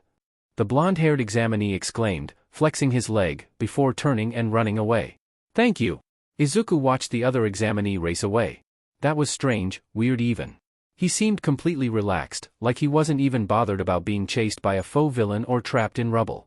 And how did he manage to get buried under there so quickly? 4 minutes remaining. Shaking his head, Izuku turned the opposite direction and set off, rounding the corner to find a solitary one-pointer in the middle of the street. Palming a 1% overcoin from his pocket, Izuku ped his fist back, ready to destroy the faux villain. I'll take it. A pale blue beam of energy ripped through the one-pointer, an arm and half its torso crashing to the ground a few moments before the rest of it. A laser? Izuku turned to see a blonde-haired boy, his longish hair perfectly styled, wearing a tracksuit with ruffles and a large metal belt around his waist, some kind of lens in its center. Merci. The boy spoke. That was good teamwork, non? But I doubt we'll ever meet each other again. Before Izuku could even respond, the laser boy was running away at top speed. Adieu. And I thought the last guy was strange. So that's agreed, 7 rescue points to Kirishima for protecting 2 of his fellow examinees. Toshinori watched Nedzu sit back in his chair, his rodent legs not even reaching the front of it. Agreed. Vlad King spoke. What a fine young specimen. Midnight chimed in. Toshinori didn't add anything, despite being impressed by the boy's heroism. His role today was merely as an observer, in preparation for his teaching role at UA the coming year. Excellent. Nedzu smiled. Now, how about Izuku Midoriya, examinee number 1818? We agreed to give rescue points for defeating the 2-pointer chasing our faux examinee. Togata was laying it on a bit thick, though. Snipe commented, his voice muffled slightly by his mask. Nedzu cleared his throat. That he may have, but Midoriya's rescue of him from the rubble was quite impressive. Ideas on points? 10. That's a little low, don't you think, Eraserhead? Nedzu queried. I thought you liked the boy. I never said that. Eraserhead replied, from where he leant with his back against a wall. And even if I did, that doesn't mean I would give him an easy ride. Glad to hear. Nedzu smirked, glancing directly at Toshinori for a moment. Now, any disagreement with 10 rescue points? 15. Cementos offered. 5 for securing the floor above first. Anyone disagree with 15? Nedzu looked directly at Eraserhead, who gave a small shake of his head. 15 it is. 33 points, young Midoriya, just a few more and your space in the hero course will be guaranteed. Toshinori looked at the monitors on the wall, quickly finding the one tracking Katsuki Bakugo's progress. He's young Midoriya's friend? Rival? I'm never quite sure. The blonde-haired boy was tearing his way through the faux villains. He already racked up 63 villain points, not far from surpassing the record for number of villain points, 71, set by Endeavor in. If he only got some rescue points, he could even surpass the record for total points, held by Toshinori himself. Toshinori's gaze then fell on another monitor, this one showing Melissa, his niece. To say he'd been shocked to hear her declare that she was going to try out for the UA hero course would be an understatement.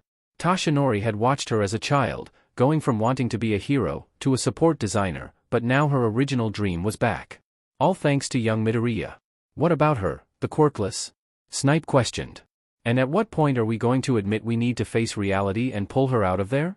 She hasn't scored a single point, and she's in serious danger without a. Toshinori felt himself bristle, his eyes narrowing in on the gunslinging hero. Say it. The room turned to look at Toshinori before he'd even realized it was him who had spoken, or that he had activated One for All. All Might. Snipe stammered, suddenly looking quite nervous. I didn't mean that. We all know what you meant. Eraserhead interrupted. She deserves her fair chance like her quirked peers. She still has time to score points, villain, or rescue, if she is capable. Melissa had messed up. She had seriously underestimated how much electricity would be needed to fry the robots. And now she was running, or rather bounding, away from a three-pointer that seemed particularly focused on her. Rounding a street corner, Melissa saw her opportunity and ducked down an alleyway, hiding from the faux villain as it rumbled past. Breathing a sigh of relief, Melissa scrambled to pull a pocket toolkit from her belt, opening up a panel on one of her storm collars and beginning to tinker with it.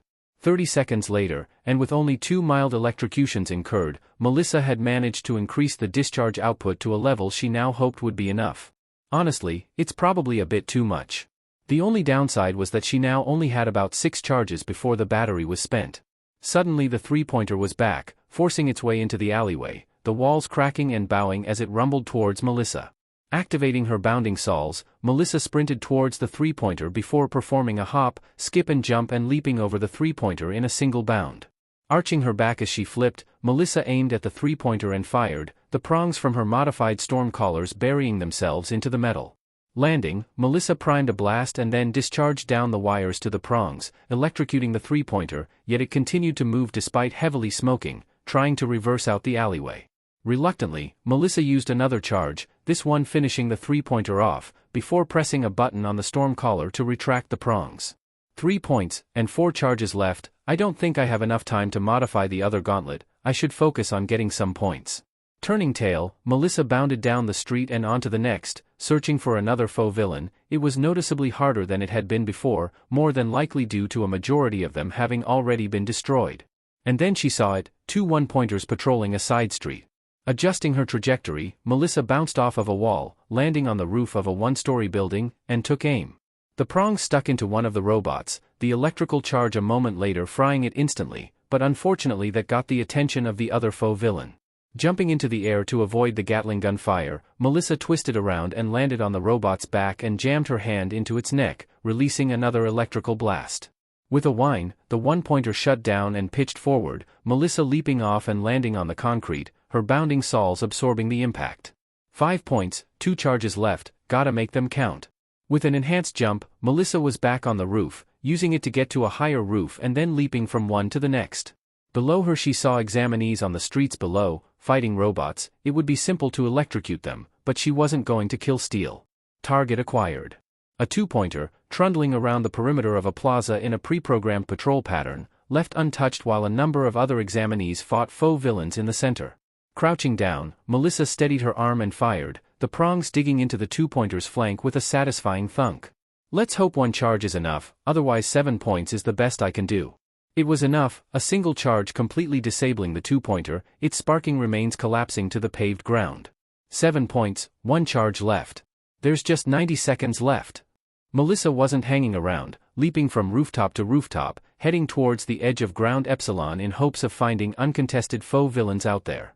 That was when she heard it, but really, she felt it first, a great tremor that ripped through the city, before a screeching sound reached her ears, coming from ahead of her. It was Zero-Pointer, a massive 40-story behemoth rising from between 2 buildings, only a couple of blocks ahead of her. It wasn't that big in the pamphlet. 1 minute is all you've got left.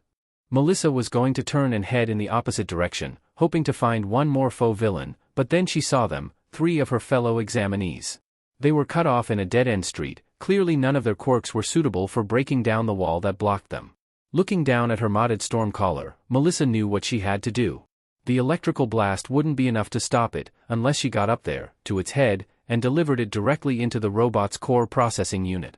Taking a few steps backward, Melissa took a deep breath and began to run towards the edge, leaping high into the air with the aid of her bounding saws. The wind was driven out of her as she hit the side of the Zero-Pointer's leg.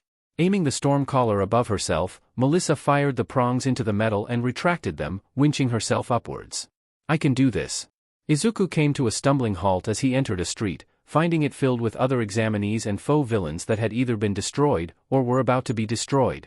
All the faux villains he'd been coming across were either already destroyed or someone else was already fighting it.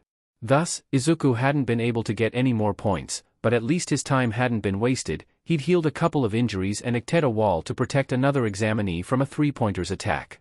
3 great crashes sounded as 2 3-pointers and a 1-pointer smashed into the ground, obliterating them. 28 points. A brown-haired girl with doe eyes spoke, her hands clasped together. A blue blur blew past Izuku, slowing down as it rammed into a two-pointer, turning it into scrap, revealing that it was the overly serious navy-haired boy from earlier. 45 points. Izuku felt panic pool in his stomach, the dread clawing up his throat. 28? 45? I've only got 13, I'm going to fail unless I can get more points. 1 minute is all you've got left. Desperately searching the street, Izuku's trepidation only rose as it became very apparent that there were no free robots left. A sudden rumble grabbed Izuku's attention, making him turn to see a massive faux villain, taller than the surrounding high-rise buildings, stomping down the street towards them. The zero-pointer, there's no point fighting it, just like Present Mike said, I need to go and find more faux villains, I need more points. Izuku turned to run, joining the fleeing crowd, the navy-haired boy blasting past him again, making him stumble and fall. Rolling to a halt, Izuku glanced up at the zero-pointer. I need to go, I need more points. Izuku began to push himself back to his feet, ready to commence running away from the towering robot. Ow! Izuku froze, turning back towards the zero-pointer. Can somebody help me? It was the brown-haired girl, her legs pinned under rubble created by the zero-pointer's rampage. Izuku's feet moved before he could think, carrying him back towards the zero-pointer and the brown-haired girl. There's no way I can make it to her before the zero-pointer does, I need to stop it, I have to stop it. Crouching down, Izuku placed his hands against the asphalt of the street and activated Overhaul. A column extruded from the ground, under Izuku's feet, angled at the zero-pointer's head. Reaching into his pocket with one hand, Izuku produced his trump card, a 100 yen coin, which, unlike the specially designed overcoins Dr. Shield had created for him, required no prior approval. If the trend with the coins holds true, then this move will be like All Might did it. Izuku didn't know how bad the backlash was going to be. The largest attack he'd ever done had been a 10% smash, and that had left his arm fractured in 2 places. The column stopped, running out of material to be created from, launching Izuku towards the head of the zero-pointer. Reeling his fist back, Izuku began to deconstruct the 100 yen coin into energy, wisps of golden energy gathering. Smash! Just as he reached the zero-pointer, Izuku punched it, golden energy crackling as its head was blown clean off its shoulders, explosions issuing all the way down its spine. With a deafening creak, the zero-pointer pitched backwards, hitting the street below with a crash that shook the faux city, shattering windows all across it. Izuku hung weightless in midair for a few moments before gravity remembered about him, and he began falling towards the earth. Pain ripped through Izuku's left arm, the green-haired boy looking at it to see it was clearly broken, the skin a mottled purple, white bone protruding from it as the whole limb flapped uselessly. Izuku screamed. 30 seconds remaining, just time for a few last points. Melissa was past caring about points, crouching as she landed on a metal service platform at the back of the zero-pointer's neck.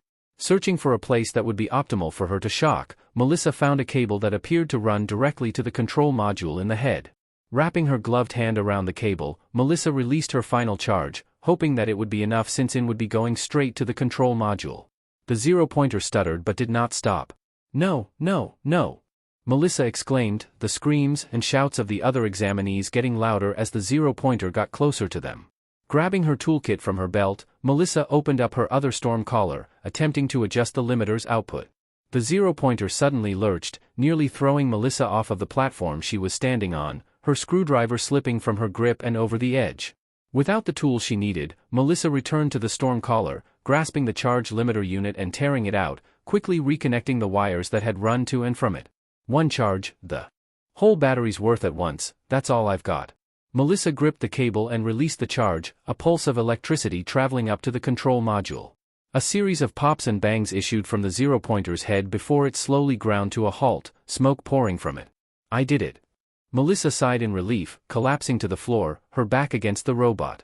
15 seconds left. Izuku was nearing the ground, desperately reaching out with his good arm towards a piece of metal that was also falling from the zero-pointer. I just can't reach it. The ground was only meters away. Izuku closed his eyes, taking a deep breath. And then he felt a hand slap him across the face, and instantly his body lost all its weight, stopping him and leaving him floating in midair, just a couple of feet from impact.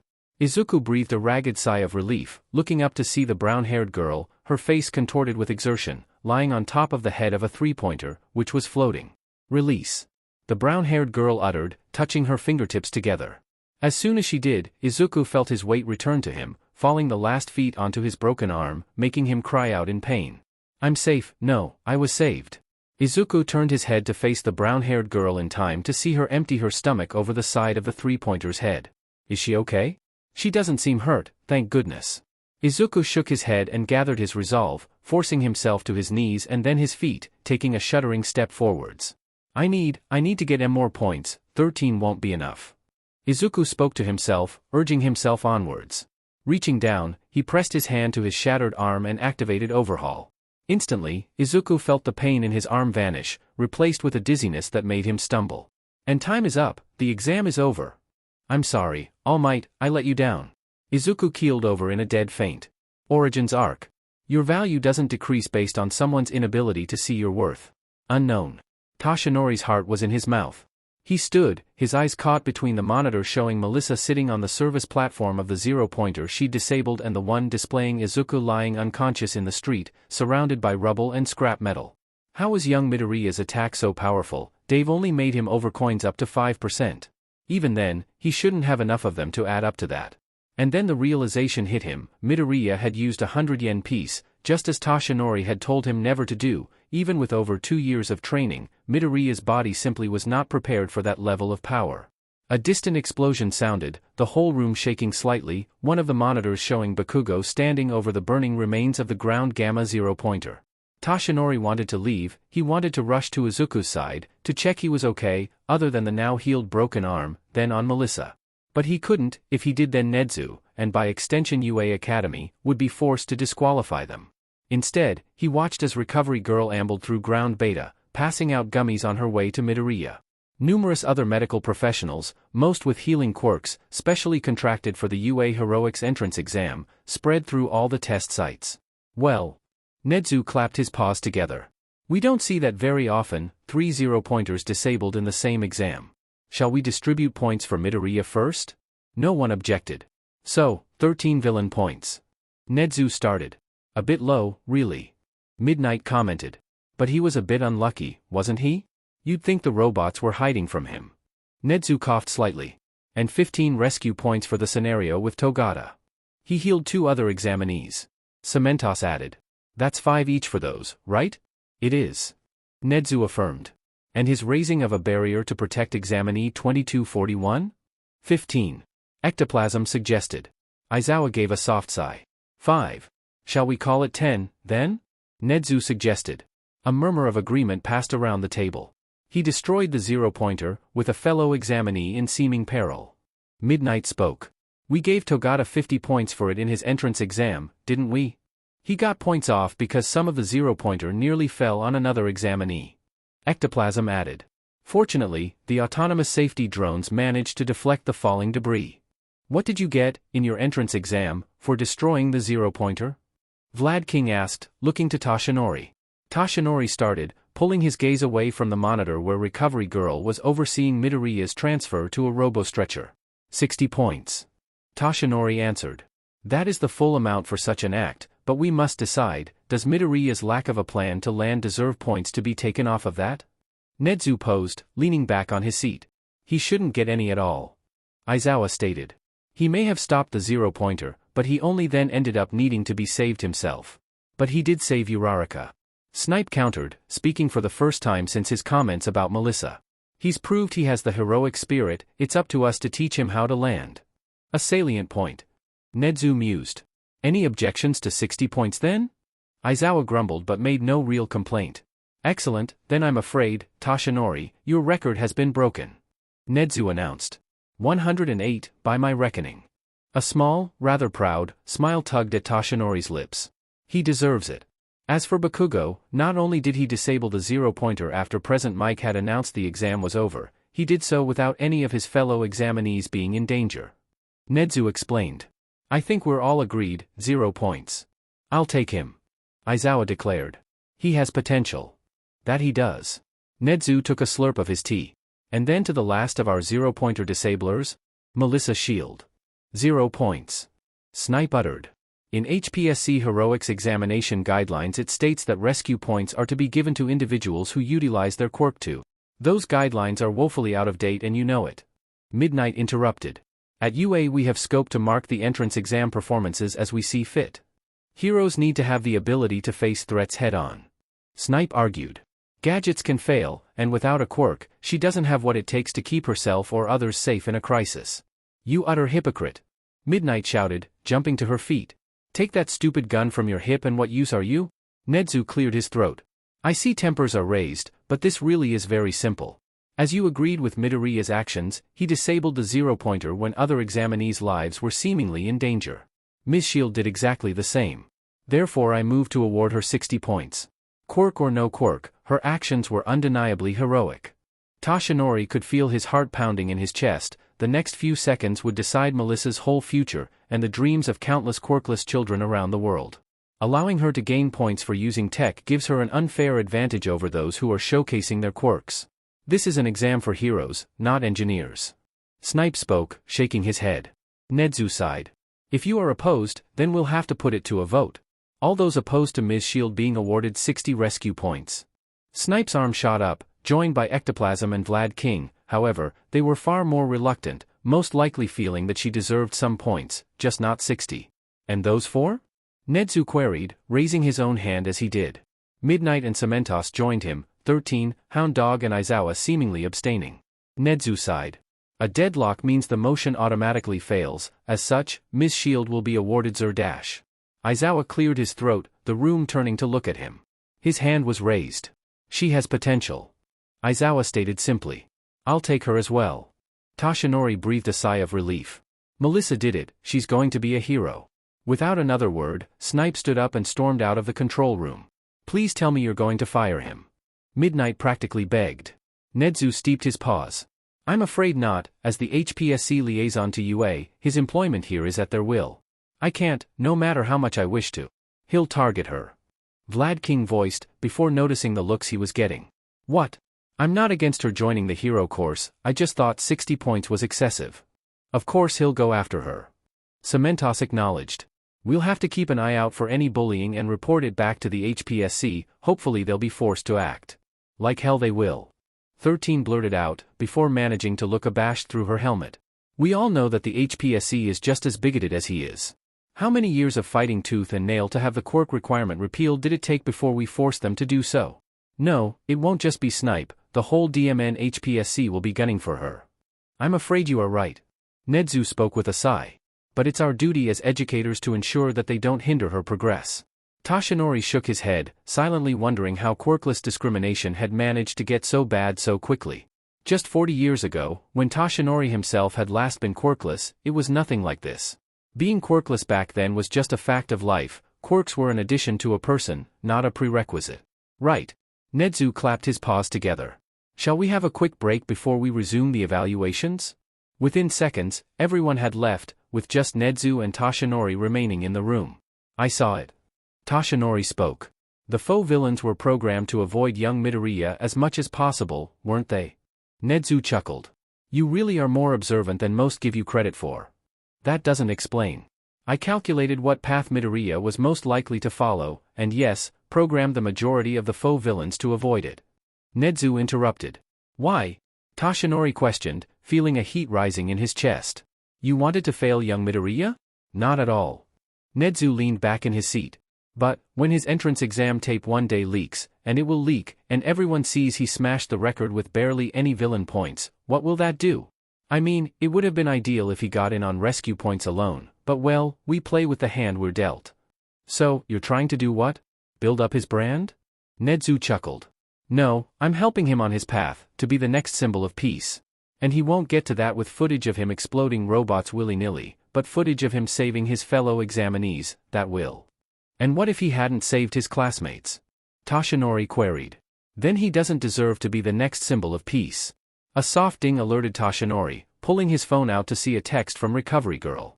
I thought this one knew better, I've healed him, he'll be awake soon. Toshinori stood. Sorry, I need to go.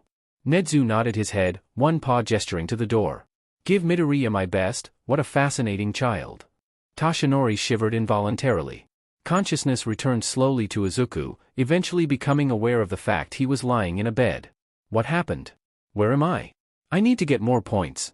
Izuku grunted in pain as he tried to force himself into a seated position, his heavy eyelids fighting his efforts to open them. A large, but slender, hand landed on his chest, stopping him from getting up any further. Izuku's eyes finally opened, revealing the sight of Yagi standing over his bed, a look of concern on his face. It was his hand holding Izuku in place. "The exam is over, young Midoriya." Yagi spoke, removing his hand and sitting down. "You need to rest." "I failed," Izuku admitted, as he laid back against the bed. "I only got 13 points, there's no way that's enough, 94 is the record, your record." Yagi chuckled. "You really are a hero nerd, young Midoriya. The exam changes every year, so too does the average number of points needed to get in. You'll just have to see when the letter comes." "Was your entrance exam like mine?" Izuku asked, before feeling very stupid as Yagi hadn't been there to see what his exam had been like. "Wait, how did you know I was here?" "Recovery girl texted me." Yagi held up his phone to indicate. "And to answer your other question, my exam was the villain siege scenario. We had to hold a fake hospital against hordes of faux villains." Izuku sighed. "Mine was so much easier than that, and I still failed it." "Young Midoriya, please don't be so harsh on yourself," Yagi assured him, placing a hand on his shoulder. "You'll just have to wait and see. You'll get the results in a week, I mean, if it's the same as it was for me." "I guess," Izuku admitted. "I just have to wait. Now, I'm very glad you're okay, even if you are in need of some rest." Yagi paused, before suddenly swelling up into his hero form. "But we must have a serious conversation about how you got injured in the first place." Izuku felt his mouth go dry, his hands becoming clammy. I guess. As your overseeing hero, I am very disappointed that you ignored my instruction to not go beyond the 5% limit." All Might spoke, his tone even and serious. Fear clenched at Izuku's heart. This was it. All Might was going to end his internship because of this. "However, I have been made aware as to why you did so, and as your mentor, I could not be more proud of the true heroic spirit you showed." All Might continued. "But please never do that again, I'm not sure my heart could take it." Izuku gave a relieved smile. "I'm very sorry, All Might, it's just. I know you did it to save another examinee." All Might interrupted. "I would have done the same thing." "Of course you would have, you great oaf." Recovery girl chastised as she entered the drawn curtains, using her cane to part them. "And stop encouraging him to hurt himself." All Might flinched as Recovery girl smacked her cane against the floor, the number one hero deflating to his natural form. The elderly pro hero looked depleted, no doubt from the number of patients she'd had to heal today. Her quirk may pull stamina from the person being healed, but it took its toll on the user as well. Izuku felt guilt gnawing at his insides. He'd added to her stress by collapsing like he did. "I was fine, I healed myself," Izuku offered. "And how will that work out on another day?" Recovery girl questioned, her tone more acerbic than usual. "You can't heal yourself when you're on the floor unconscious, can you?" Izuku ducked his head, his cheeks aflame with embarrassment. "Now, I checked your arm, it wasn't totally healed. I was able to finish healing it, despite you fainting," Recovery girl explained. "No lasting damage, but there will be if you keep doing that." "But what if I need to?" Yagi sank lower into his seat, but that wasn't enough to avoid Recovery girl's cane hitting the back of his head. "This is your fault," Recovery girl scolded the number one hero. "I've been training with Mr. Yagi for over 2 years and my body can still only handle the equivalent of 5% of All Might's output," Izuku explained. "That wouldn't even have dented the zero-pointer. So that's an excuse for turning your arm into overcooked spaghetti?" Recovery girl admonished, shaking her head. "Have you ever considered that maybe this oaf here didn't start off with the strength he has now? He had to build up to it." Izuku's mouth opened and closed without a sound coming out of it. "Well, sit on that for a while," Recovery girl groused, shuffling over to the bedside with a sling in her grip. "Here, this goes on your arm, there's still long-term healing it needs to do, so you need to keep this on for the next 2 weeks." Izuku shook his head. No, it feels fine, really." To prove his point, Izuku raised his arm up. "HNGH. Okay, maybe it doesn't. Just wear the DMN sling," Recovery girl uttered unenthusiastically as she walked away, tiredness clear in her voice and her movements. "You're free to go, Mr. Midoriya." Izuku slung his feet off the side of the bed. "Do you need any help? I could use Overhaul too." "I appreciate the offer, Midoriya," Recovery girl interrupted, her tone softer than it had been before. "But I used a lot of your remaining stamina to heal your arm, you need to rest and recharge. There are no serious injuries here today, just sprains and simple fractures, but thank you." With that Recovery girl left, the curtains falling closed behind her. Yagi stood, holding out an arm. "Come on, let's get you home." Accepting the arm, Izuku used it to pull himself to his feet, finding himself to be quite unsteady. Do we have to tell my parents about this? Izuku queried, nodding towards his sling. Yagi laughed. Nice try, Izuku, but we do, and we'll just have to face their wrath like true heroes. I thought you would say that. March 5, 2171. Izuku closed the apartment door behind himself, dropping his now rather worn backpack onto his bag hanger, before stowing his shoes in the shoe cupboard. I'm home. Izuku called. His arm was still in a sling from the UA entrance exam. The green-haired boy had been insistent that it felt fine after a few days, but his mother wouldn't hear of it, so the sling would be staying on for the full 2 weeks. It had led to a rumor going around Aldera that Bakugo had attacked him before the entrance exam and forced him to drop out. Izuku shook his head at the ridiculousness of it. Izunii, you're home. A white-haired bullet slammed into his lower half, hugging him tightly. Hey, Eri, did you have a good day at school today? Izuku questioned, crouching down to match her level.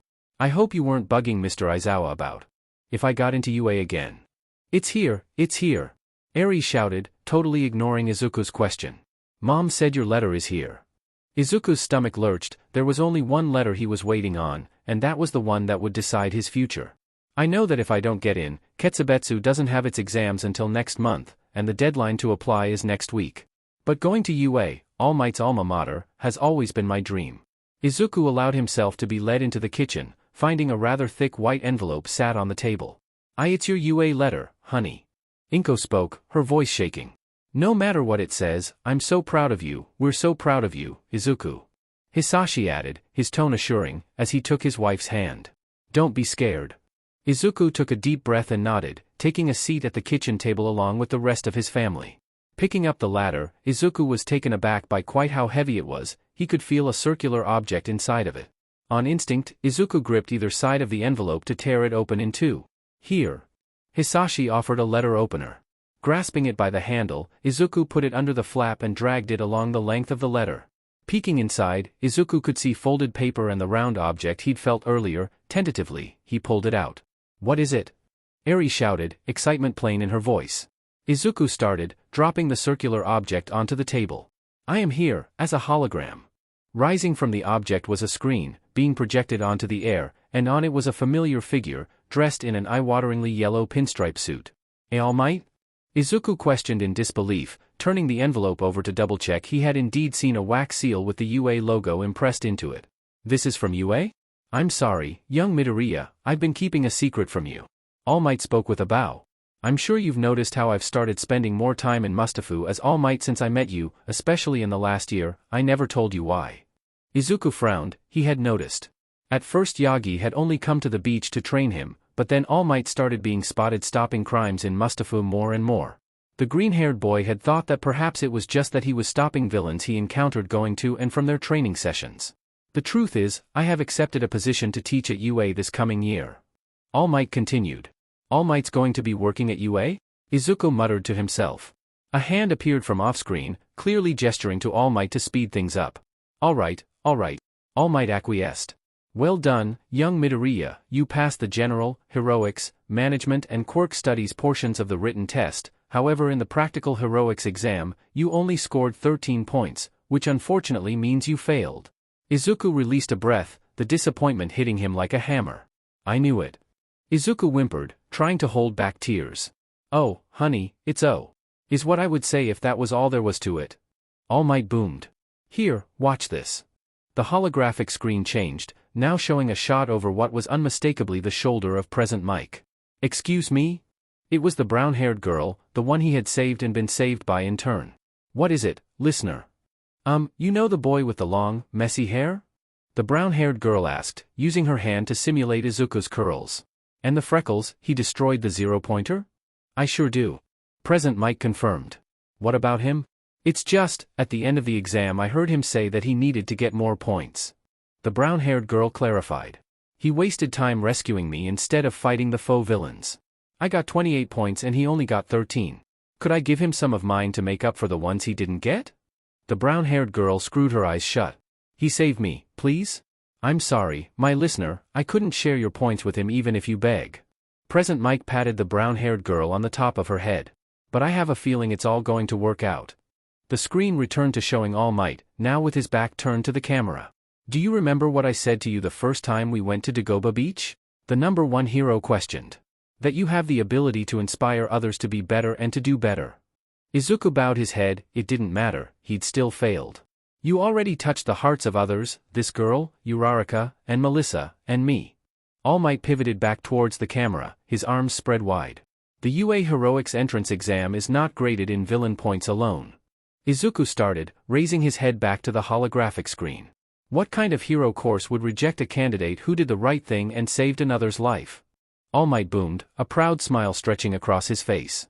That's why the exam has rescue points as well, determined by a panel of examiners, and my boy, you got a lot more than 13 of them. A table appeared on the screen, next to All Might, showing what Izuku quickly realized was the final point totals for the hero course entrance exam. Izuku's eyes flicked to the bottom, finding the entry for 36th place, Toru Hagakure, with 11 villain points and 25 rescue points. If she got in with just 11 villain points, then maybe I did too. Izuku moved his gaze up the table, fear creeping in as he got higher and higher up without any sign of his name. Izuku, oh my goodness, look at first place! Hisashi exclaimed. No doubt Bakugo got first place, I bet. Izuku's mind went blank, unable to process what he was reading. Number 1. Villain. Rescue. Total. Izuku Midoriya. 13. 95. 108. This can't be correct. Izuku finally managed to murmur. 108 points? That would mean I've broken All Might's record. I can't have 108 points, which is a new record, beating my own by a whopping 14 points. All Might announced with a beaming smile. Young Midoriya, welcome to your Hero Academia. The hologram recording ended, the still image of All Might and the scoreboard hanging in the air for a few more seconds before the projector turned off. I got first place. Izuku breathed, his voice shaking, crying uncontrollably. I'm so proud of you, Izuku. Inko choked out, tears streaming down her face as well. Izuni, I got in UA. Eri shouted, hopping off her chair and onto the sofa, where she proceeded to jump up and down repeating the phrase over and over. A hand laid over Izuku's, the green-haired boy looking up to see it was his father's. I knew you could do it. Hisashi spoke with a grin. Plus, I think you'll have made your grandfather's, well, year, if not the whole decade. Izuku smiled. Jack Midoriya had always dreamed of being a hero, but his lack of a quirk and a weak chest had made that dream unobtainable. Instead, he'd taken a job at Akahashi Hero Support Company to be as close to the actions as he could be, later buying the company out when director Akahashi retired. Inko wiped her eyes as the tears slowed to a halt. This is wonderful, honey, but we have something we want to give you. Hisashi nodded, suddenly producing a large yellow box from beneath the table and placing it in front of Izuku. Go on, open it. Hisashi urged. Izuku hesitated, before carefully removing the bow and lifting the lid. It's amazing. Inside the box was a school bag, but not just any school bag, it was custom-made, the design of it clearly taken from the hero costume that Dr. Shield was making for him. I love it. Izuku breathed, lifting it out of the box, admiring the deep green and the yellow stripes in the same pattern as his costume. Your father did the design. I got some highly resistant materials from Masaru, the stuff he makes Katsuki's clothes out of. Inko explained. We figured that the first piece of hero merch of you should be yours. There's no hero name or logo yet, but I can add them once you've come up with one. Thank you, both, so much. Izuku managed to say between tears. You're going to be an amazing hero, Izuku. Melissa stared down at the letter on the desk, unable to open or even touch it. She'd found it waiting there for her when she'd returned from her cram classes. Just a couple more weeks and her early graduation from I Academy would be secured. 3 hours she'd been sat like this, unable to see if her last hope of becoming a hero had been crushed or not. A door opened and closed. I'm home, Mel. It was her dad, back from the institute for the day. Where are you? David called, the door to Melissa's bedroom swinging open. Here you are. Oh, is that? Melissa nodded. It is. Are you going to open it? I don't know. Melissa answered, shrugging. If I don't open it, then the answer, either way, never becomes real. Slowly, the blonde-haired girl picked the letter up, turning it over to reveal the UA wax seal. If I failed, then that's it, I got my hopes up for nothing, one last time. Melissa paused. But if I do get in, then I'll never stop fighting, just to have a seat at the table. They'll hound me, looking for any excuse to prove a Quirkless can't be a hero. And I know you would never give up. David assured her, placing a hand on her shoulder. Even if you don't get in, you shouldn't let it stop you. You don't need to get into a fancy school to be a hero. But it certainly helps. Melissa mused. And you won't know until you open it. I know. Melissa admitted, forcing her hands, shaking as they were, to slowly open the letter, pulling out a thick wad of paper and a circular device. A holographic projector, the switch should be right about. The projector sprang into life, a video beginning to play, showing Uncle Might in a garish yellow suit. I am here, as a hologram. Uncle Might, why is he on here? Melissa murmured, before looking to her father. Did you know about this? David shrugged guiltily. Dear Melissa, I have a secret I've been keeping from you. I have accepted a position at UA from the next academic year. Uncle Might explained. During the entrance exam you saw your fellow examinees in perceived danger and chose to stop the zero-pointer, sacrificing the chance to gain more points. Melissa held her breath, waiting for what her uncle would say. If the exam was so simple as to judge you on points obtained by defeating foe villains alone, then I'm afraid you would have failed. Uncle Might spoke, raising a remote and pressing a button on it. But UA is not so reductive. There is a secret second kind of points, rescue points, obtained by aiding your fellow examinees, and some foe examinees, when they were in perceived danger. A table appeared on the holographic screen, detailing the points obtained by each of the 36 successful candidates. Melissa's eyes scanned up from the bottom. Her name should be easy to find if it was there. It would be written in the English alphabet. Number 6. Villain. Rescue. Total. Melissa Shield. 7. 60. 67. A ragged breath slipped from Melissa's lips as she felt her eyes begin to water. I did it, I got in. The blonde-haired girl murmured, before jumping to her feet and hugging her father tightly. I got in. I did it. David hugged his daughter in return. I'm so proud of you, Mel, and I know your mom would have been too. Melissa buried her face in her father's lab coat, filling her nostrils with the smell of oil and solder. I know she would.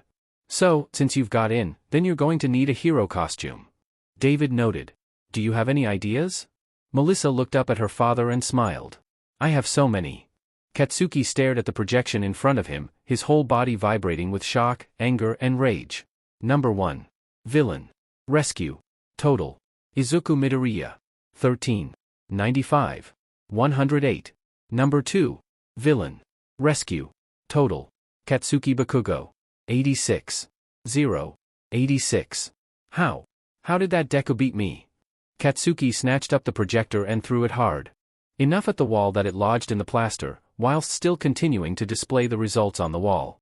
It was supposed to be me. This is my story, not his. Foregoing his gloves, Katsuki began to lay into his punching bag, hitting it over and over again, imagining the Deku's face on its surface. 108 FING points, that's a new record. How dare he beat All Might's record? With a yell, Katsuki opened his fist and released an explosion point blank, lifting the punching off its hook and splitting it open. His chest heaving, the blonde-haired boy glared down at the burst punching bag. Oi, did you just use your quirk on that bag again? Katsuki growled at the sound of his mother's voice. Cram it, you old hag. Do I need to come up there? The sound of a creaking step reached his ears. All right, I'll fix the DMN thing, you nagging witch. Katsuki barked, grabbing a roll of duct tape off his dresser. Night had fallen by the time that Izuku arrived at Dagoba Beach, the open, empty expanse of sand taking his breath away. Shivering, Izuku pulled his gilet right around his hooded sweatshirt. Over here. Izuku looked towards the source of the voice, spotting Yagi, in his natural form, standing not far from the water, waving to him. All Might!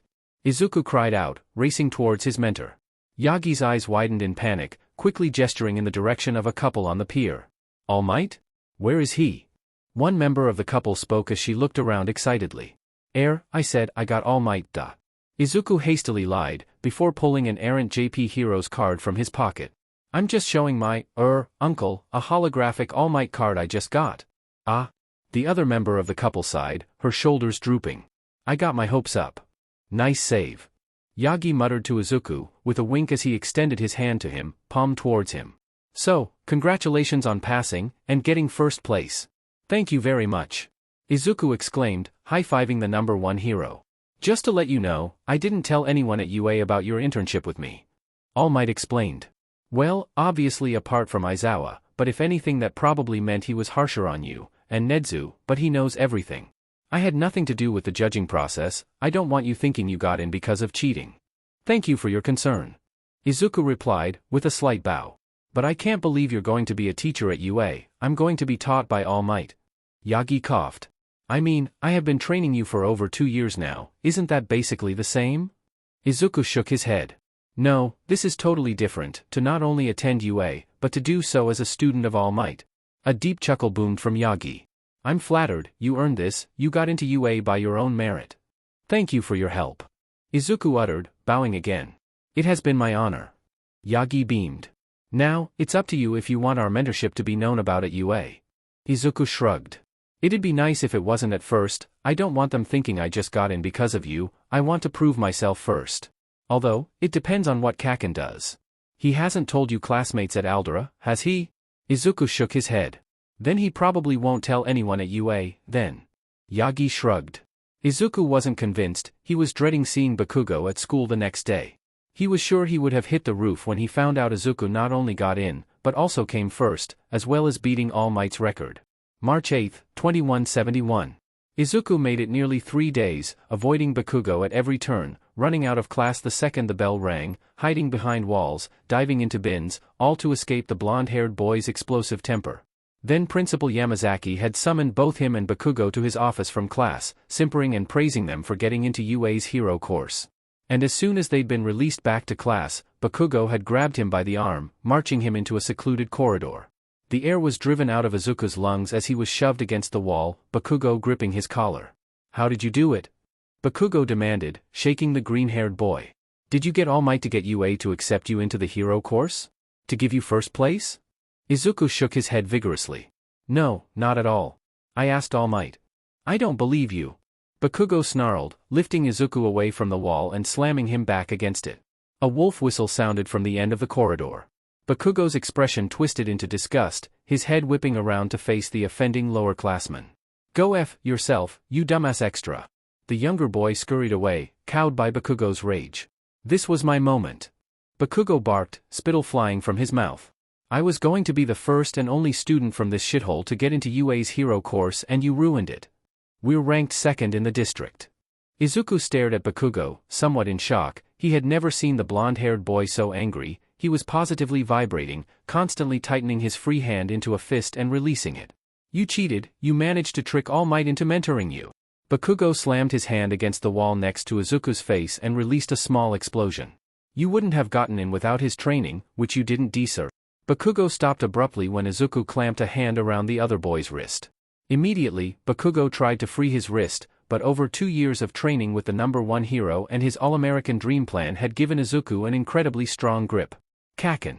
Izuku spoke, keeping his tone calm and even despite the fear he felt inside. All Might told me I have the heart of a hero, that I earned my place at UA.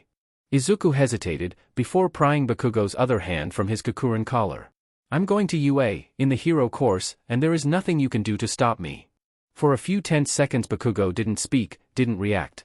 Until he turned and stormed away, leaving Izuku to slump bonelessly down the wall. This isn't over, Deku. End of Origins arc. Okay, sadly the chapter is over, and if you enjoyed the video just leave a like, and subscribe with post notification, so when the next chapter is ready, you will be notified. Okay, see you in the next video. Bye.